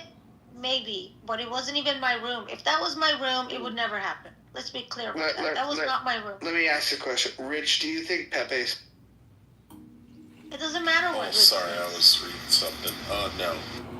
I think Rich is not funny. Well, let me hold on. Beth, do you think Pepe's... No. Not at all. Sarah's the only one that thinks... I think he's an amusing troll. Are you jealous, Mojo? No, it just makes me laugh at you. You're like a little child. Then I'm a child. The more that I hear you communicate you know, the fact that you don't know that there's a plural form of the word woman, and the fact that you laugh at humor that was funny 30 years ago, it like you sound like I've said this before. You remind me of like Filipinos that just got off the boat. Do you feel like, I'm wondering, like, does it make you feel good insulting me, like bullying me? I didn't think that was an insult. I'm just I telling want to you. know, like, you talk about politeness and. Do you think that was insulting? What, you don't like Filipinos? You just told me I'm a Filipino. I don't know. I mean, what is funny about me being Filipino? So the N-word is racist, but if you call me Filipino, it's not. Well, saying the word Filipino is not racist. What I said was that you sound like someone from the Philippines that just got off the boat, you know, with the broken English and not being able to decipher the difference between just the fresh singular. off the boat is an Correct. insult if you don't know. But go ahead, continue. It's description. No, fresh off the boat, FOB, that's an insult. I didn't come to America with the boat. I clearly have an accent. I went to school outside of America. I didn't go to school here. When I came here, I had to use 2 different dictionaries. If you think my accent is funny for you, but it is a struggle that I had to deal with. I had to use 2 dictionaries. I had to translate English to English and then English to Farsi to learn and study. So if you think my accent is amusing to you because I didn't go to school here, you're not as polite as you think you are. That's kind of like a bullying people for their accent. I mean, if you want to go on and tell me that. Yeah, I'm not making fun of your accent. I'm making fun of the fact that you claim to be a professor and you don't know the. I'm not an English professor. I teach science. You said you don't know the difference between the singular and plural form of the word woman. No, I know woman with A is one and with E means multiple. I understand that. How come you just say woman when you're talking about women? My accent is something that you want to make fun of it, so go ahead. It's not the accent. I'm just showing. It's your grammar. It's your grammar. I'm just showing you. Your vocabulary is not very good. You're a hypocrite. Yeah, maybe that's the case, but you think people saying the N-word over and over is funny. But making fun of someone's accent who grew up. I didn't make fun. I'm making it very clear. I'm making fun of your grammar. That's not my grammar. I do know woman with 1 A and with E. A and E is for one versus multiple woman. I understand, but clearly you don't understand that it's my accent, but it's funny. What is it that you think is funny about somebody saying the F? Hold on, Sarah. What is it about somebody repeating the N-word that you find funny? I told you I don't find the N-word funny, but there was a lot of other things they said that I thought it was funny. I like that thing. Remember, I had a fight with him in your room last year. Do you remember that? Do you remember in your room? He said the N-word and I went on the stage and I called him a nasty, racist, blah, blah, blah, blah, blah. I had a big fight with Pepe in your room because I thought he's racist. And the more I listened to him, the more I realized he's just a troll. And he's kind of funny now. Do you find it funny when people say the N-word? No, I don't find it funny, but clearly you find it funny to mock my accent. Nope, I'm mocking your grammar. No, it's not grammar, it's my accent. I don't have a problem with your accent. I know one woman is with A and multiple women is with E. This is my accent. All right, well, let's see if you can make that distinction next time we're having a conversation. Is it wild that I came to the opposite conclusion that Sarah did? But initially I thought Pepe was just a troll, and I realized he was a vehement racist, and I was like, oh, wow, I didn't realize that. I thought it was all a troll.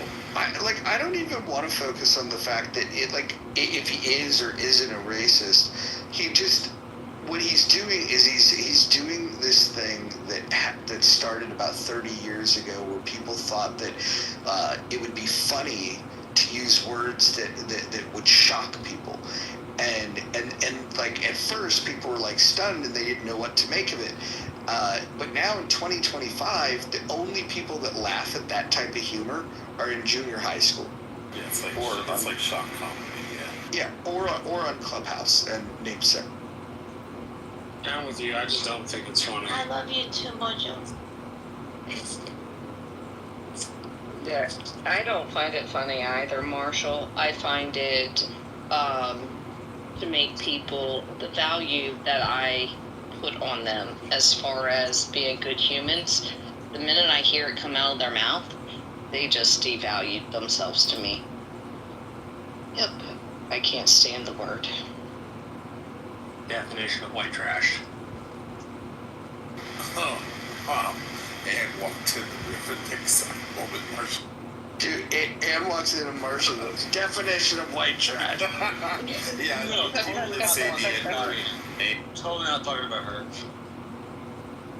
Oh, I know that. My opinion, I think Anne's like the worst kind of racist, though. She's like the secret veiled kind of racist. I've been saying this. Is anyone buying it? Are you a secret agent, Anne? And we didn't know. Well, let's ask Ann. Look at Rich. Hold Look on. at Rich. Hold on. Let's ask Ann a question. And do you think it's funny when people shout the N-word over and over again on this app? Do you find that funny? It's disgusting. What do you think of moderators that sit back and laugh when it's happening? I think that they like it. It's fun. Yeah. And she hasn't denied it. She's like, I think he's funny. I don't like him using the N-word, but I think Pepe's funny. Yeah, I like Did you Pepe. give Sarah a southern accent? Why is Rich using a PTR of a white man painting his face black? How come that's not racist? Oh, because he's the greatest president to represent African Americans. Wait. You got me messed up closer. I got a question for Joe B. Joe B, do you like it on this app when people shout the N-word over and over? Fuck. No. Absolutely no. I've seen her come up from all the So, Joe B, what do you think of moderators that sit back and say that they think it's funny? Because we're all blended. I think that moderator should get shot. Oh. These are the crazy comments you hear, right? I don't mean physically shot down. I just... Joby, you were messaging me in the last room, not tonight, but the last room that I was the mod. You were messaging me, I posted it in this house's chat too. You were messaging me that no hard feelings, I'm removing you, like you were having a psychosis, I think. So it's kind of hard for me to Joby does not have psychosis. No, it's not psychosis. It's probably... messaging on this. Sarah, have you slept? She did it for a second time, and remember I asked you that night if you know what she means? She did it a second time, and then she said, yeah, I don't like you. I don't want to see you being a mod. But, I mean, it was in her room to make that decision, right? Well, right, but she's just giving her opinion. So, but Mojo is, like, trying to find, like, I don't know. I probably shouldn't even be here. I'll just leave. No, you're fine, Sarah. No, I should probably just leave. Mojo knows the beef between Joby and me, but he's using that, and then he talks about being polite and being, like, whatever. You know who I feel is the worst for? Who? Is Alexa Zhang, the Chinese guy who just came in the room a few minutes ago. You guys were like, the Filipinos just getting off the boats. No, guys, just listen, okay? So I don't know what happened. Alexa. Yeah. Hi. Alexa, are you from mainland or home? Please, classroom, please. Yeah, actually, I'm from mainland China, but I stay. You're from what part of China, man? He serves for men in China, he said. Oh, what part of China? I don't think you know that east of China also has the Give us a try.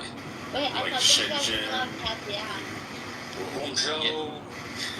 Guangzhou, Guangdong City. Chengdu, maybe? I thought that they weren't allowed to download the app in China. Unless they were, what is it called?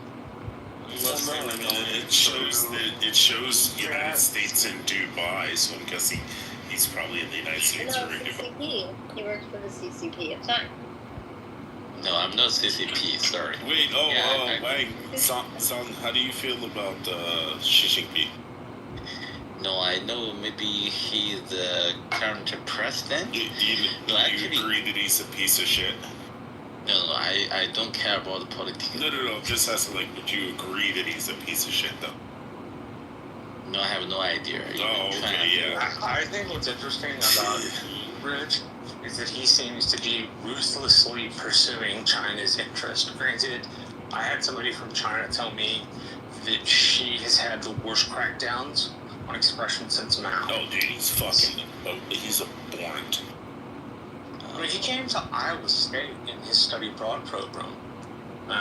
He was known as a Red Prince during the Zhou Enlai days of the CCP, and he fell out of favor with Zhou Enlai, the person who came after Zhou Enlai, and was sent into the provinces to do farm work and pick rice. And after he did that for several years, he applied to study abroad at the University of Iowa and was accepted.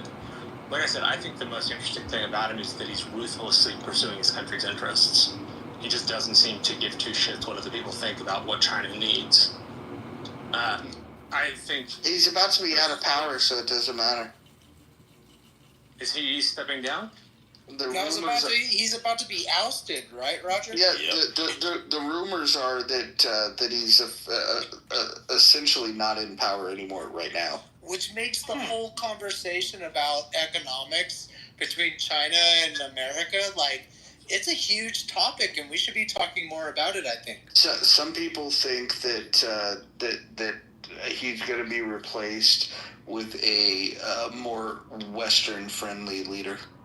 Yeah, and this puts the whole perspective of the American dollar being like, we're like actually holding an edge against this movement of the change, against what we know to be true of the established, what is it, the established global, currency.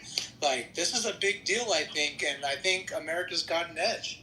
It's called world reserve currency is what you're looking for. Yeah, I mean, if they oust them and replace them before 2047, I'll be happy. I mean, we got rid of President Liam in Hong Kong. That fucking atrocious fucking cunt working for fucking Xi. But, hopefully they get it done before 2047. This is good stuff. This is fun. It actually, brings a little spice to what we're doing every day when we work. Yeah, Zhang, I used to live in Chenyi. I don't know if you know where that is. Are you Nicholas? Alexin, do you live in the States now? Yeah, I'm in Seattle, yeah. Doesn't it rain all the time up there? 3:53, I think, is early morning. Huh. And it's like, what part of China did you come from? Like, I know you said we probably wouldn't know, but I'm curious. I'm fairly familiar with China's geography. Yeah. Actually, I born from China. East of China, the name called Shandong Province, opposite of Korea. So I think, I don't know who mentioned Shenzhen and Guangzhou. I think most of the foreigner. I mentioned Guangzhou and Richmond. No, I said Guangdong City. What is this, China history? What are we doing? Are you doing Longdong City? How about Longdong capitalism? No, I spent 3.5 years over there. Guys are retarded. Longdong. In that shithole country with all your fucking psyop fucking brainwashed people. When you guys talk over each other, it drives me fucking bananas. This shit is bananas. Sorry, Roger. I was just trying to cut the Roger, CCP can I ask you a question? So, what do you think about when people call people like me a sand N-word? Too white. That makes no sense. A what? A sand N-word. Yeah, it makes no sense. N-word? Hey, Wallace, you want me to goo you again? No, I'm just trying to bring back the main topic. Sorry. Huh? So, and I don't think topic. I don't think anybody thinks of you as Lebanese. So, No, I don't know. Well, when people say stand up, I think people look at you and they think Midwest white girl. Got rubbed in the sand. Oh. She ran away from the Mennonites. Do you think it's offensive though? Ran away from the Mennonites. It's definitely not a polite term, that's for sure. I'm sure it would make Sarah laugh though. She's on the phone. Dude, you're not kidding. Yeah, wait till she gets off the phone. Say that again. Yeah, for real. Dude, you're not kidding. Dude, that's funny. She won't even laugh. Watch. I don't know. I'm to the point on the East Coast. I have no idea what you guys do over on that left coast, but apparently nobody ever goes to bed. I mean, we've all slept. You live on a golf cart. Yeah, I live on a golf cart. I got a pillow, a blanket. I go to bed around 9 p.m., wake up at 5 a.m. I wake up and the same people are still awake. Oh, I know. That happened to me this morning. I was like, what the fuck? See, I came on at 4 a.m. After you got some sleep, right? Yeah. Like, I woke up and, dude, yesterday was like a long day. And that's Central Time, Am? I'm Eastern. Yeah, I was up at 5:30 this morning. I thought it was impressive. Everyone was like chipper and had their coffee, it looked like.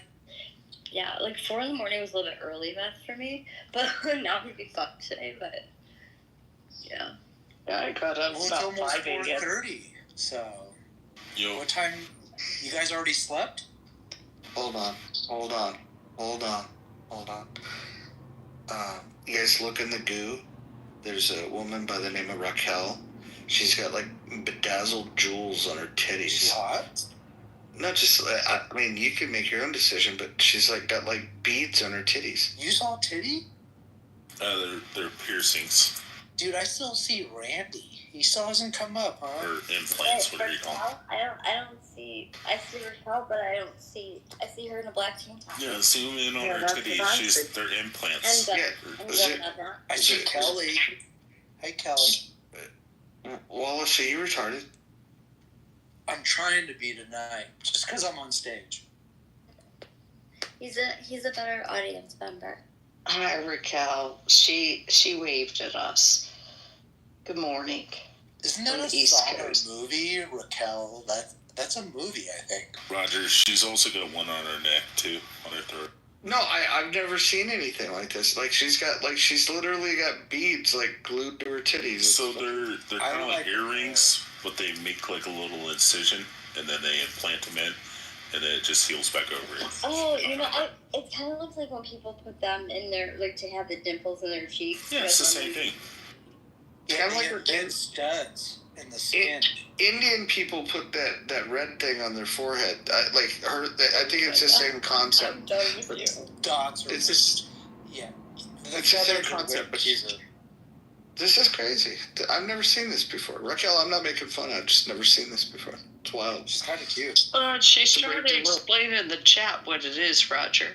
She said it was Durnell's. I thought that was a fucking cereal brand. I don't know. I want to ask Wheel about his coin. They're German. I collect coins, and I've never seen that. Why doesn't she get up here and explain this to us, like, so we can understand, like, what, like... Yeah, Wheel too. She could be like Carlos, though. Is this a do-it-yourself project, or did she go, like, into a piercing place? Usually it's like a... It's a surgical procedure. Mm-hmm. They use a scalpel and they make a small incision. Why would anybody do something like that? That would be kind of like permanent piercings. Well, what if it got infected? Like, Jesus.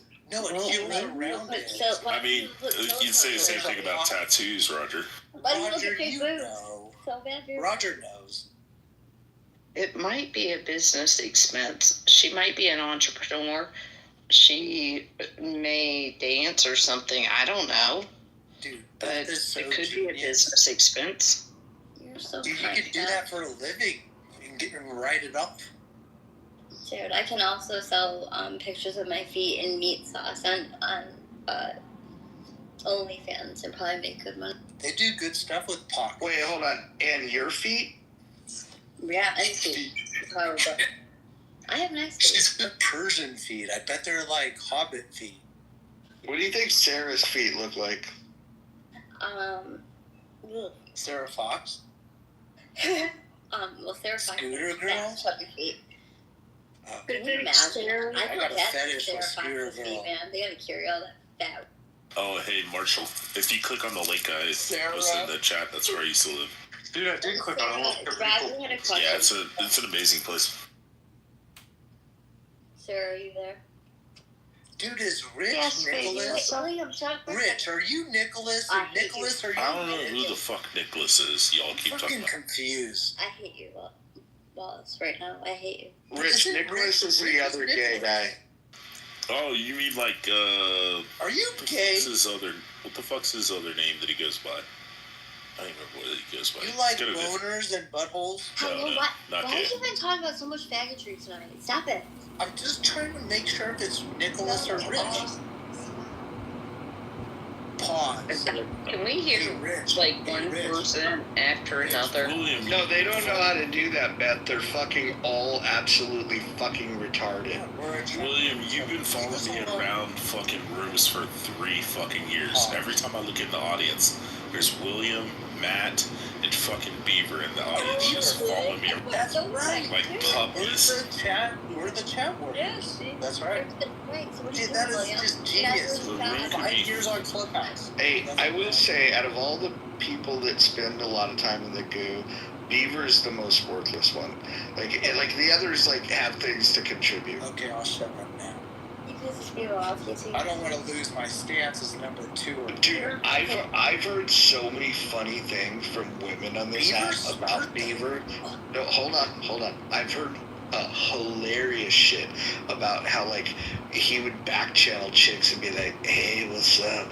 And, like, some of the shit that people have, like, shown me that he back channels them, like, for somebody that's in the goo, he sure got a lot to say. Like, he tries to, like, if he finds out that somebody's single on this app, he's, like, in their DMs, like, on the daily. It's fucking hilarious. The only person I tried that with was Ann. And Ann was like, I'll talk with you. And we talked, I think, a few nights, right, Ann? It was Wait a second. good. You tried to hit on me, but I would think... No, we just had conversations like just me and you instead of a room. Yeah. Wallace, why don't you slide up in the back channels of Sarah? Too much. She's single. I'm old. She's too much for me. But she's not young. He's married. She's already. Beth is more my style. Like, Beth is like, we're gonna like do sprints for like half the day, and then the other half we're gonna lay around and just sunbathe and swim. So, Marshall, if you click on the other 2 links, where I lived in Singapore in the Philippines too. I'm old. Sweet, I'll take a look. Yeah, it's pretty cool places. I have it shows that I have Victoria blocked, and so Victoria must be like a demon. So Rich isn't Nicholas. No, sir. Nope, Rich is definitely not gay. Well, I really like you, Rich, because you're not gay, and I like Nicholas, even though he's gay, because he's fun too. But Rich, dude, I know you from Chillism, and Rich is fucking, he's good shit. I've always Pause. Good shit. Pause. And he gets so much shit, but it's like he gets so much shit because he says like. Well, he's gotta stop spewing He says shit. the most comments. He says the most comments and shit. And people are like, "Oh, you're so stupid." It's because everyone's plunging it. Well, it's mostly because I don't take this shit to be this. It's because you're a bottom bridge. You just gotta stand up. See, there you go with the faggotry. Say it's Clubhouse. It's not real. Dude, Rich, I can't wait till Chillism. I'm gonna come up on the stage and bang on you. Are you a bottom bridge? Oh dear God. Roger, if this app shut down, like right now, how many people do you think that are part of Clubhouse would hang themselves or kill themselves? There's more No, tops than bottoms, Rich. I honestly, I don't think that would happen. I think they would just go back to therapy. I'm dead. No, they wouldn't go to therapy. You guys would go back to therapy. No, the women would be in the streets. I mean, I kind of agree with Edmund. I think this is a psyop, and I believe that this is an insane asylum, a psych ward. 100%. All the mentally unhealthy people and all the autistic people, and they're just keeping us all. I mean, there might be something to be said about that. I mean, if you think about it, there's some people that will mod rooms, allow somebody to start repeating the N-word over and over and over again, and not only do they not moderate them, what they do is they then say, "I think that's funny." They say they think it's funny. Fire. So no, somebody screamed the N-word. The fire means hot. No. When you see the fire, think about like you're telling someone you're hot. Yeah. Keep doing it, Mojo. Sarah, we know that you dream about Roger. We know that. Yeah. That's why I like Pepe. That's why I let Pepe do that, so Roger can just say these things right now. I'm just craving his attention. Go for it, Mojo. I'm listening. But that was yesterday. What about today? He's talking about it, so I'm here. Continue. Roger is hot. So y'all gonna listen to an African now? Dude, you are Nicholas.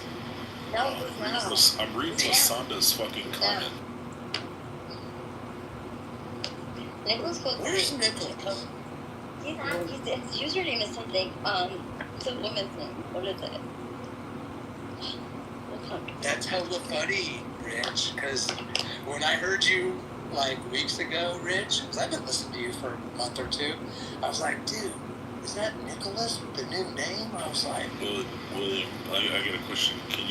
Wallace, can you just say, you want some creamsicles, young boy? Oh dear God, Jesus. Were you imitating Herbert from Canada? I don't even know what you said. I can't repeat it. Herbert, yeah, Herbert. Oh, dude, Herbert, that's Nicholas. Doesn't William have a little bit of that voice? Listen. No. Just a little bit. What are you talking about? I'm from the West. Wait, You're crazy. Hold Look at Marshall. Hold on. Too. I'm just gonna move you down. You're too much right now. Stay in the goo. Who do you guys think has the most annoying voice on all of Clubhouse? Pepe. Necro. Necro's got to be up there. Yeah, he's definitely up there. I won't say a name, but I can't handle the women that come on this app and talk like they're babies.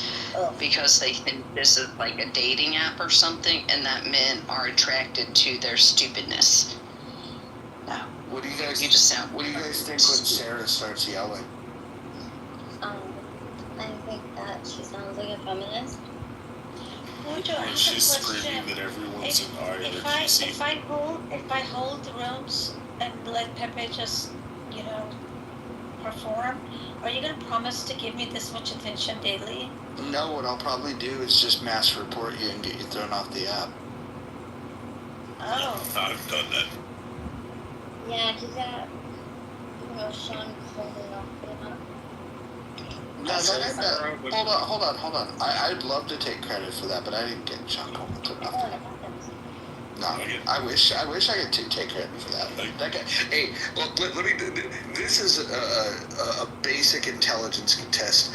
There was a group of people on this app that thought Sean Coleman was the smartest guy in the app, and that group of people are the biggest fucking retards. Yeah, I got Mikhail, the Muslim guy. I like Mikhail. He's went through like 5 or 6 accounts already. I like Mikhail actually. You like Mikhail, the guy that the guy that posts addresses of Jewish people on this app? You like that guy? No, I thought that was No, the one that says that he says ISIS is freedom fighters. No, I know who Mikhail is. Mikhail actually literally will PTR the address of people that are Jewish on this app. But it's interesting, Ann. What is it that you like? Hear what I said? I thought it was a Palestinian revolt that did that. So I didn't realize that it was Michelle. I don't support You know the guy Senek? in any way, shape, or form. And do you know Senek? Yeah. Oh, yeah. Senek, the crazy Muslim guy. That's Miguel. Yeah, that's why he keeps changing his name all the time. Well, no, he's under a different account, a new account. He has to keep getting a new phone number because every time he gets a new account, I get kicked out. I know. He's gone through way more than 5. But I mean, so a lot of people. I mean, I'm on number 3. I'm on number 3 10 or 15 with him. I'm on my 3rd account, and I didn't even do 4 on. Roger's on his 2nd account.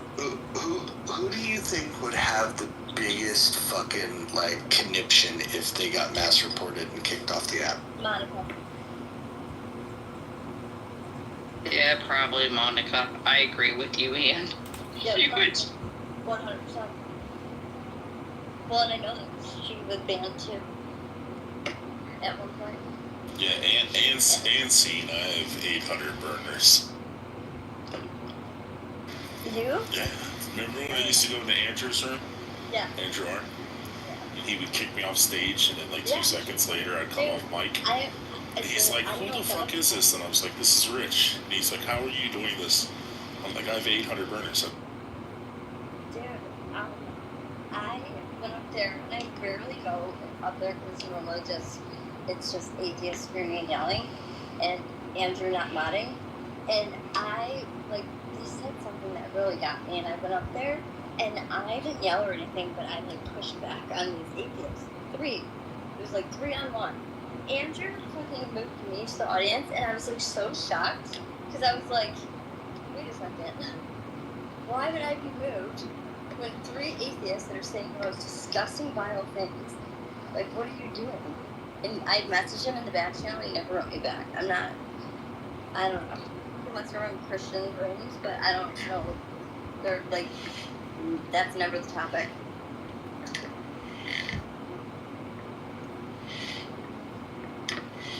And why we can move you down? Rich, are you a hardcore atheist that I don't know about? Oh, no. I know. So why would you move down? Andrew has a tendency to allow his idiots to run the room as moderators, and then they get a little abusive with their authority. And he doesn't care. It's mostly Hemothy, and then Sasha and them. Okay, I want to talk about, because you guys said some stuff about Cynic, because I'm involved with him every single day. Barth, tell us about Chris every day. I'm with him every single day. Harper, please tell us about how you're I know that he has. Listen, I'm also. Listen, my mother's also Jewish. I'm not practicing. And you believe in Chrislam? I'm a Catholic. No, I'm a Catholic. But I hang out with him every day. I keep very close attention to him. I think he is a misunderstood. Wait, Barth, do you support when he says that ISIS and Hamas are freedom fighters? Listen to me. He says a lot of messed up things. I think a lot of people on this app say a lot of messed up things to each other because they're so desensitized. They're very desensitized. They're very desensitized from the world because of the videos they watch. They're not where they say they are. Roger, can I change my answer when you ask who has the most annoying voice on Clubhouse? It's hard to. It's hard. Yeah, no, it's hard. Thank you. 100%. Especially when he whispers in the closet when his wife's mad at him. Yeah. You see what they do? They're already talking about my wife. You see what I'm saying? So you cheat on her all the time. You're just making things up. Listen, terrible. I don't know how many women that came up and told us. He's on his face every day. Constantly backchannel all these. They want to. Well, then show the DMs. You've literally bragged about it. No, you see, and Rich is just making things because he wants to trigger people. And this is what they do to Mikhail. You've been in rooms where we brought this up, and you're like, and it's just unfortunate. Harper, you make a Harper, I have a serious question for you. Why are Can you you be quiet for a moment? Go ahead. Yeah, I have a question. Yeah, but you're just talking, but you're not going anywhere. Your mother is Jewish, which makes you Let's go a Jew. I'm not a practicing Jew. But you were practicing as a Catholic. I am okay. Catholic. I went to Catholic school. What brought you? Okay, hold on 1 second. I didn't even get to finish. What brought you in to becoming a Catholic when you're an actual Jew? My father. Like what? Okay. My father. Okay. And then we only, because my mother is. Why are you guys so? Because why you guys so overtalk so much? Catholicism, I fucking hate it. All right, so then just don't talk to me. Oh, Don't talk to me, Beth, That's just it. to add complexity to all this, he also believes in Chrislam. He believes that every... Hold on, Harper. I'm just giving it context. You believe that everybody... Oh, I was just saying that you believe that everybody who's a good person... Wait. I hit the mute all button. Oh, I thought it was an accident. No, I hit it on purpose. Listen, I'm going to give you guys, like, the tutorial of how Clubhouse works. So, if you unmute yourself, you could speak, and while you're doing that, everyone else should remain on mute. And once you're done speaking, then you can mute yourself, and then everyone else can see that you're muted, because they'll see that little microphone with the line through it. That'll be their signal that it's their turn to talk. The next person that fucking overtalks somebody, I'm going to remove from the room. Don't care who it is. Yeah, Beth. Oh, okay. So, Beth, all I was saying is what he believes is every person who's good just goes to heaven. Muslims, atheists, everything. You know, all dogs go to heaven. Yep. Amazing movie. Okay, so Beth, I'll give you some background about me. If I'm going to be overtalked, then it's just I'm not going to be able to. I'm getting muted, and I was asked a question. So, why my mother is much younger than my father? My father's older, and my mother's family is from Puerto Rico, and she's from her family is from that area. We speak Spanish, but she moved to New York to be with my father. So she moved to New York. She really didn't have much family, and we were sent to Catholic school. The Catholic school I went to had middle states. Middle states means that we take you get a Regents diploma and stuff. There was other two Jewish kids that went to my school. I mean, they were practicing. They didn't go to yeshiva or anything. Their family was secular, but we just, so I stayed with Catholicism. I enjoyed it. I like it. I always liked it. It was always, my friends were, I never appealed to Judaism, even though my mother was. Doesn't mean that we didn't do holidays or we didn't do cultural things. Yeah, we did. But it doesn't mean that I was going to adhere to it. I just didn't. I don't think it's a big deal. I mean, I hope that answered your question, Beth. Yes, thank you. I was just intrigued. Wait, that answers your question? David, stop. Yes. As far as Mikhail is involved, there are people that have very big personalities on this app. He probably has some personal things that are going on with him, with the war and possibly family being there. So people like to come in and say things to get a reaction. And knowing that people are going to react. Wait, who's doing this? I used Mikhail. Who's that? And I'm not. He's a terrorist sympathizer. Okay, yeah, we don't need terrorists. Yeah, no, I am not. And trust me, I argue with him. I argue with him on a daily basis. But he might have been a not so great person in the past. But little by little, as we all get to know each other a little better. I happen to think he's a decent person. He's a good person. He's just misunderstood. He does have some hate towards what's going on right now. Okay. Where? Like Ukraine, Gaza, where? In Gaza. I don't like to really discuss the politics stuff. We mostly talk about religion. And he has many mixed views about different things. As much as people think he's some crazy jihadist, I have, at first I used to think this too, which is the reason why I was drawn to him a little bit. But as I speak to him on a daily basis, I see that he is just, a lost soul in a sense, but not that lost. Well, apparently you can be, pro global Intifada and still run for the mayor of the biggest city in the country. Harper, are you saying that you like the Bad Boys? I'm trying to say that maybe people have the wrong impression of people just because others get a rise out of people and it's entertaining. But some people like to see things for themselves, and like myself, and I don't think he's that bad. I think there's worse people.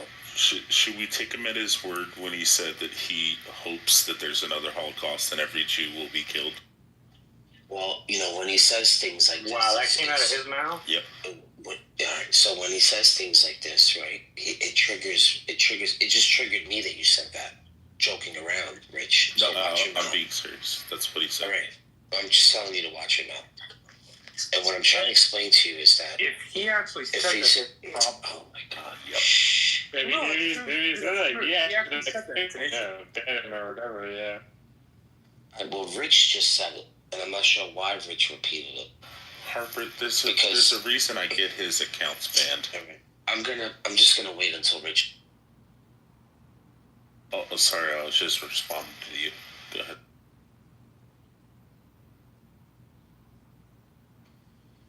So now people say things to get a reaction. And because many things are the collection of people. Sometimes when you're the only person in the room and you come into a space, people attack you from all angles, and you take it holistically, right? You think it's just one voice, but it's many voices. And we always just kind of remember the last few things that were said, or we ignore everything that's being said, and we remember this one thing that got us going. And I think Wait, are you talking about the voices in your head? Are you talking about you listening to what I'm saying instead of just responding to the last thing I said? That's what I was talking about. I think if we're being serious, Harper, like, you can like him. I'm not saying you can't, but if he's running around saying things like there ought to be another Holocaust, there's a problem with that. It doesn't matter. There is. You're 100% correct. Yeah, he should be. And that's the reason why. Exactly, Marshall. Like, he should be shunned from society. Listen to me. This is why I paid close attention to him. Or he should have all his accounts clipped all the time. Yeah, exactly. I'm gonna call Bank of America. It's like, clip that guy's account. And there are some times that he learns from this. Okay. I'm in Clubhouse. But at the same time, it goes both ways. Just because no one's clipping your account, it doesn't mean that you're not saying awful things either. And I'm not talking about you directly, Rich. I'm just talking about everybody. No, that sounds like an excuse. No, I'm not making that's like the, if they clip your account today, maybe they'll clip your, or his account today. I'm not making excuses for anybody. But I'm just saying, sometimes it goes both ways. Barth, I have unlimited accounts, so they can come after me as much as they want. I can make 100 new accounts while I'm sleeping. Like Harry Balzac. My account has also been taken from me, and I really don't care. It's not a big deal, like you said. If you have friends on here, you're gonna come back on the app. That's it. That's right. Maybe we should. Yeah. saying you want to know the Holocaust is like not a joking matter. It's a serious matter. It would be the same thing if you said you wanted to execute 1 billion loved ones. And Marshall, the funny thing is, it's like saying you want a global intifada. Meanwhile, the boy gets, the Democratic nomination. Global intifada is like saying like you want to kill the Jews. It's basically what it's saying. It's like it's crazy. You see how you guys are kind of desensitizing yourselves right now by saying it? I don't think it needs to be said over and over and over. Harper, you miss it. I'm not. I don't think it needs to be said. I find it so offensive. Wait, I'm not you keep saying it. You keep saying it. I have a simple question, Harper. Genuine question to you. I just don't understand why you guys are desensitizing saying stuff like that, and then you're repeating it over and over and over again. Okay. What is wrong with you people? Harper, what is wrong? You'll go for like 6 seconds. What do you mean by you people? Hold on, David. I just want to ask Harper a question. I'm talking about you, Marshall. It's a genuine question about you. I know you're a narcissist. You like to talk. You guys repeat this nonsense. Why? Harper, do you think it's okay for you to call Africans the N-word, but then you say that you don't call African Americans the N-word because they showed slavery? Remember how you were going off on the African guy? You were calling him the N-word, and everybody got all pissed off, and you're like, well, he didn't go through slavery, so it's not the same. And I'm like, well, would you call an African American the N-word? And you're like, no, because he went through slavery. Wow. Harper, you use the N-word? What's wrong with you? I don't know what. So you guys want to listen to Rich just say lies? Just answer the question then. You know who this person Rich is. He wants to incite this sort of Harper, the exact same shit you're accusing him of. I know, Marshall. As the Bible Harper believes. Before you point out the splinter in your neighbor. Barth believes the Earth is flat, and he doesn't believe in thermonuclear weapons because he said he's never seen thermonuclear weapons. He said since he hasn't seen it, he doesn't know that it exists, so he doesn't believe it exists. We had like a 4-hour argument about this. I don't even speak to Rich. He's not allowed in the spaces I go to anymore because he does this all the time. So, if it's possible, if it's possible, I'll talk when he's not in here because this is what he does. You guys can believe all the stuff he says. I really don't. Wait, because it's not true. Did you call it? Did you call an African guy the N-word, and we all gave you shit because you said you wouldn't call an African American the N-word because they endured 400 years of slavery? Harper, you know that it's not the same when you say it to an African because they didn't endure slavery. Harper, you don't answer that question if you want to. Just say it, Harper. Well, this is the thing. I wasn't talking about that. But he wants to change the conversation. No, he's a coward. You won't admit it. No, you won't stand on light. I was trying to bring light to people saying things like the way he does. And this is just proof that when you're having one conversation, a lot of people want a reaction out of people, and they switch the conversation. And they want to get that. They want to release those endorphins. They want this sort of rush. I was calling you out for being a hypocrite. And listen. You said that Mikhail says a lot of things that he doesn't mean, and I'm asking. I'm not gonna keep playing this game with you.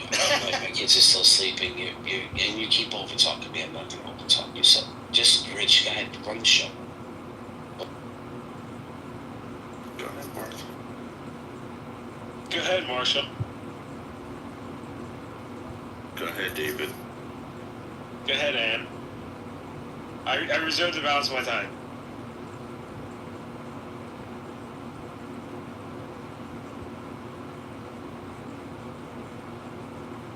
Sorry, Barth, you always ask why I bring this stuff up because I love calling out how much of a ridiculous human being you are to everyone. That's not very nice. I mean, he is a ridiculous human being. We know. David, what have you been up to? Joby, good morning. I've been doing a lot of flying. But now I'm home for the birthday. You have a birthday?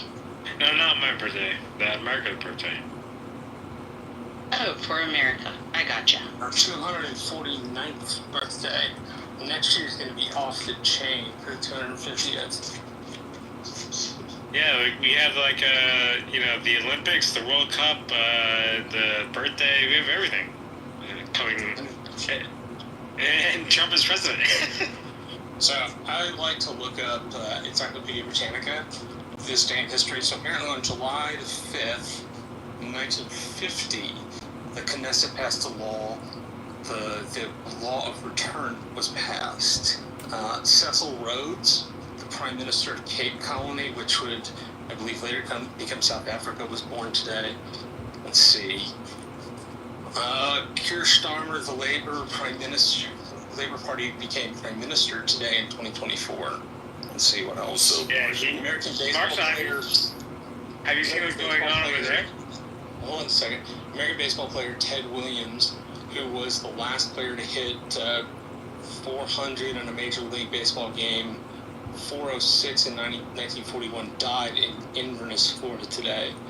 Dolly, a female Finn Dorset sheep, was born near Edinburgh, becoming the first successfully cloned animal. Her birth was not publicly revealed until the following year, which I think is fascinating. The 26th Amendment to the U.S. Constitution was certified, granting suffrage to citizens 18 years or older, and this would have been in 1971. In 1962, Algeria officially gained its independence from France, which had declared the African country independent 2 days earlier. And let's see, what's this? In 1810, American showman P.T. Barnum, who with James A. Bailey made the circus a popular and gigantic spectacle in the United States.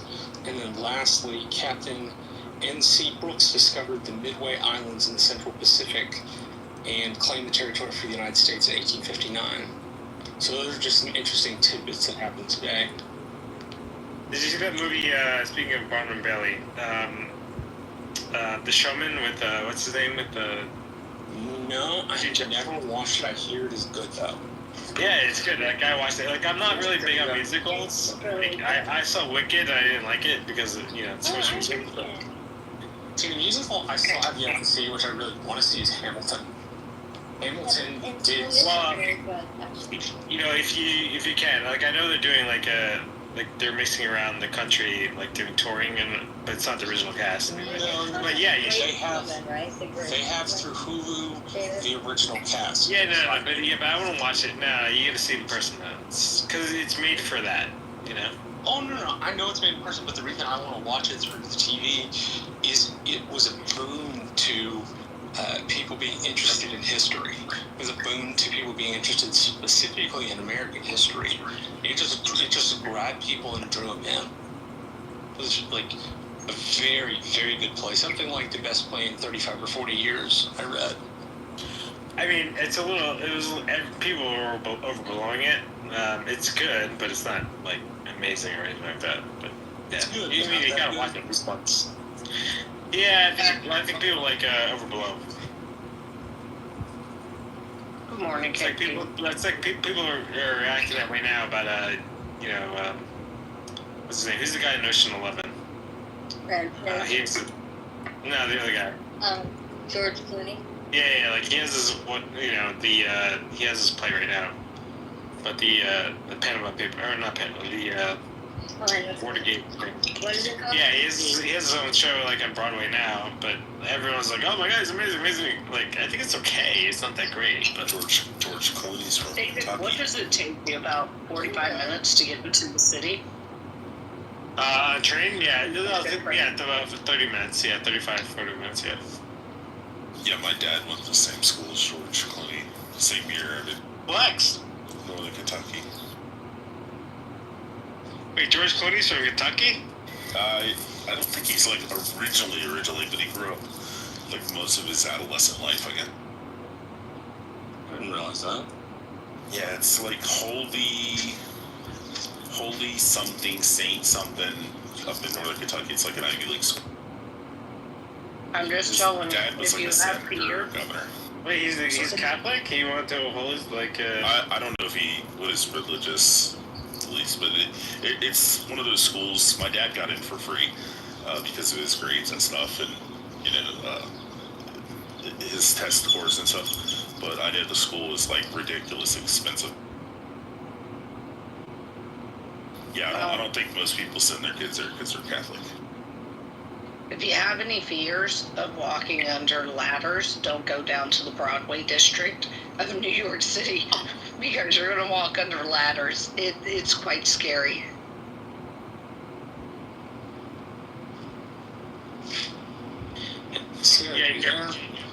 Yeah, people don't know this, having grown up in this area, they think, there's 10 popular shows, but there's actually, about 200 different theaters and shows, like Broadway and off-Broadway. There's a lot of places, a lot of shows, and they're all fighting for attention. Blessed Sacrament School in Fort Mitchell, Kentucky. That's it. Blessed Sacrament. Interesting. Yeah.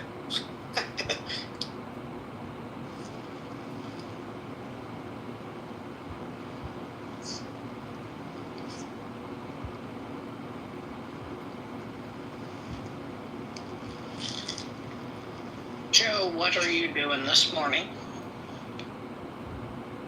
Oh, I'm sorry, I was off mic. I'm having coffee, watching the news, reading the newspaper. What's going on in the world today? I just started. I'll tell you when I get 5 minutes into it. What is your go-to newspaper that you're reading? What's what? What is your go-to newspaper that you're reading? Well, I have no choice around here. I picked it. I buy the Indy Star, but I get it a day late, so I get the South Bend Tribune, and sometimes I read the Chicago News. Oh, you know where Rising Sun is? No. It's a casino down on the Ohio River, Indiana. Well, we got 4 casinos, and closer to me than that. Yeah, the reason I was asking, it's near my hometown in Kentucky. Joe, sorry, I'm eating and I still am sick, but I can only imagine you down at a casino rolling dice. No, that would be funny. I do the slot. I collect quarters and do the slot. And I go with my girls. So I don't play the slot machines, but I was in Vegas last weekend, and my brother was playing the House of Dragon slot machine. It's a penny slot. And he won $700. I was like, this isn't normal, right? That's cool, though. Yeah, I mean, it was fun watching, but the machine melted because it showed this. We have a winner. So it made a lot of noise. Made a lot of presentation. I mean, it's only $700. It's not that much money, but I guess for a penny slot, it's a lot. That's a lot of pennies. You didn't keep them, did you? Oh, well, he won. I didn't win. Yeah, I think nowadays they just give you a slip, don't they, David? Yeah. Yeah. Mm-hmm. You know what I realized, they don't even do the noise anymore. They used to do, make those, fake coin noises. It's ding, ding, ding, ding, ding, he won. But they don't do that anymore either. But no, I play craps, and I lost. But so.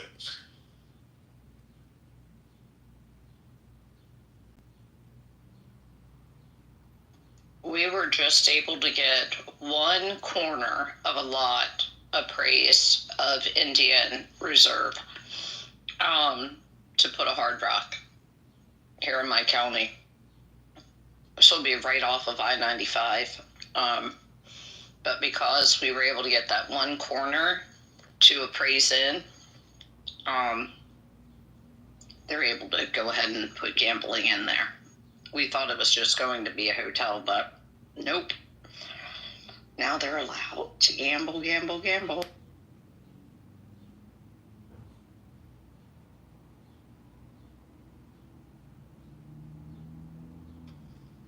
It's a pretty good gig that these Indian charts get. We'll give you casinos with, make your own rules. do your own taxes or whatever you want to do. But, I think it's a pretty good deal. Yeah, here in Florida, it's fairly easy, but this was a hard one. I forget what tribe they were able to come up. In Florida, it's probably the Seminoles. Yeah, they had the whole Hard Rock thing, right? The Seminoles. Well, I worked, interestingly enough, when I was down in your great state of Florida, Beth, a couple of years ago. I worked a gambling referendum case in,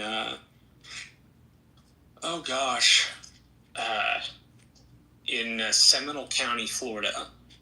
And it was to get gaming rights out of the hands exclusively of the Seminoles. It was sponsored by Wynn Casinos and a couple of others. The measure ended up passing, but I got to stay. It was, believe it or not, Beth, the worst campaign I have ever been on. I got hired to be a manager, and these people, four people who volunteered, signed a contract which said we couldn't fire them for 3 days. They turned out to be druggies, because the dude that was doing the management and the guy that was doing the hiring were two different people. And so the guy doing the hiring would pick shit people, and you couldn't manage them. It was just a terrible campaign. Although I did have mofongo in Florida, and I still have a coat at a dry cleaner's in Deltona, Florida. I need to call him and get it back. But it was a pretty little town. Yeah, what is with even these rich tribes? I'm thinking in Connecticut with the Weekend Sun and the Foxwoods Casino. It's they have so much money, they don't know what to do with it, but they can't take care of their people. And they just resort to drugs and shit like that. I remember driving to Foxwoods and coming from New York, you would drive through these neighborhoods and it's very sad neighborhoods to get to the casino. It's are they just taking the money for themselves? The tribe leaders? I don't understand. I don't know enough about that to give you a certain answer. I'd have to look it up. Yeah, dude, it's the same thing in the Hard Rock in Fort Lauderdale in Hollywood. It's you drive through some of these areas, once you're in the tribal area, it's it's not good. Meanwhile, they're making so much money in the casino. I don't know what they're doing to their people. Yeah, I don't know. There are several areas within my county, but I don't think they're Seminoles. I don't think the Indians, I don't believe the tribe was Seminoles. I'm trying to think of what it was. But, hey, Roger, if you're still awake, or Rowan, KP's trying to come up. I don't know if you want to let him up or not, but he's asking in the chat. But, yeah, no. And their food's not very good at the Hard Rock. I'm just going to say, you might as well eat before you go. But they have a nice caviar bar. I took a client to that to the Hard Rock in Hollywood, and they actually have some pretty rare caviar that you can't really get in a lot of places besides New York. And yeah, he was very impressed. Although the food I had is the Asian restaurant there wasn't that great, so maybe they have their specialties.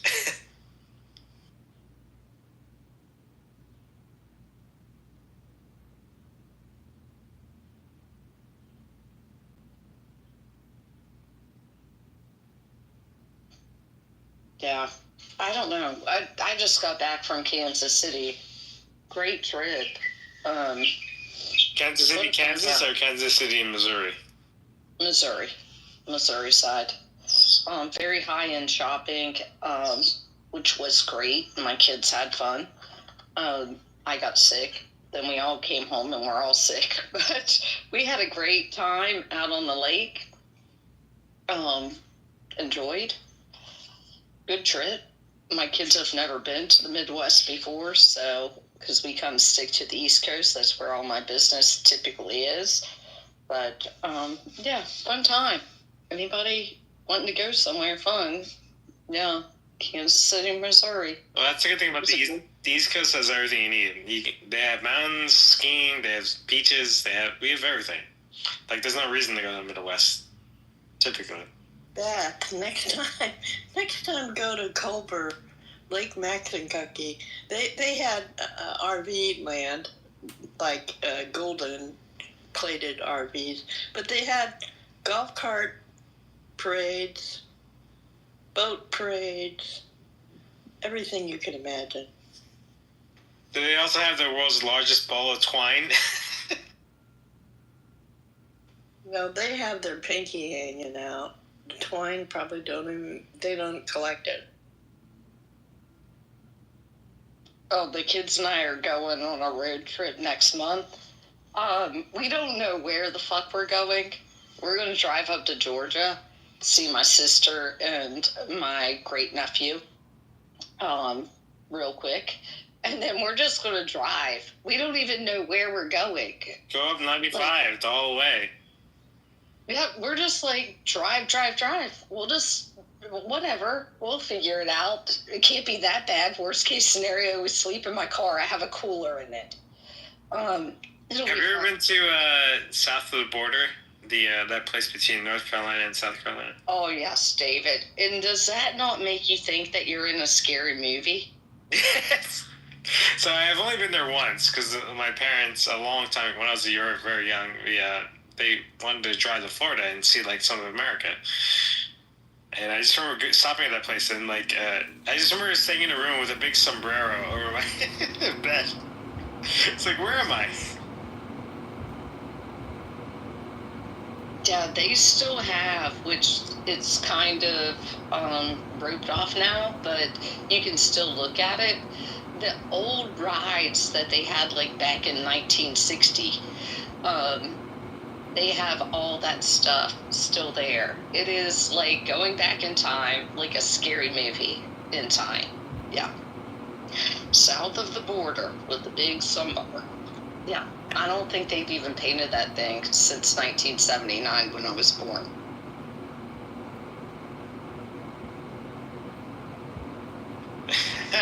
That's fun. I'm just kind of sad for them because Buc-ee's is putting 3 exits south or north, whatever it is. It's like 3 exits in between, and they're going to put a Buc-ee's. That's what our kids are going to grow up and know. We went to Buc-ee's. Oh, great.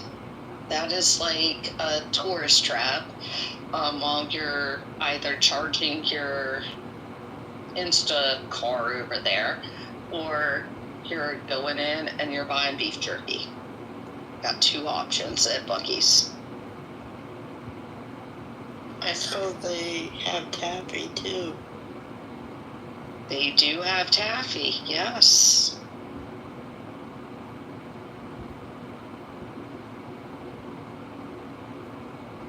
I've got to get motivated for the day. I just ate breakfast. It's kind of gloomy, but I have some plants to plant.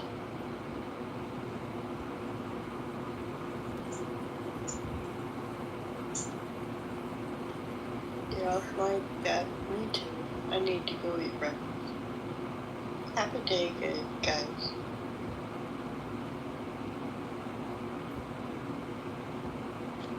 Happy Saturday.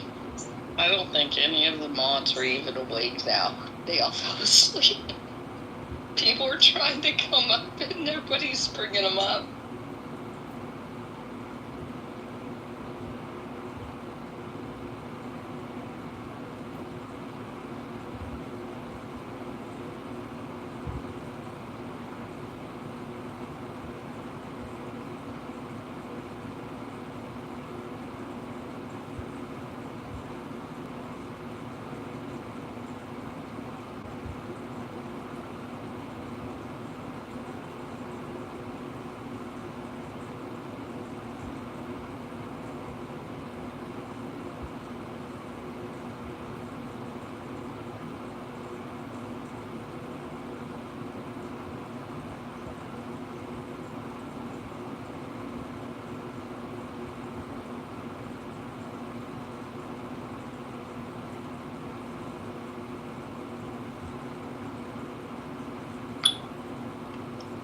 Dr. Jordan, you there?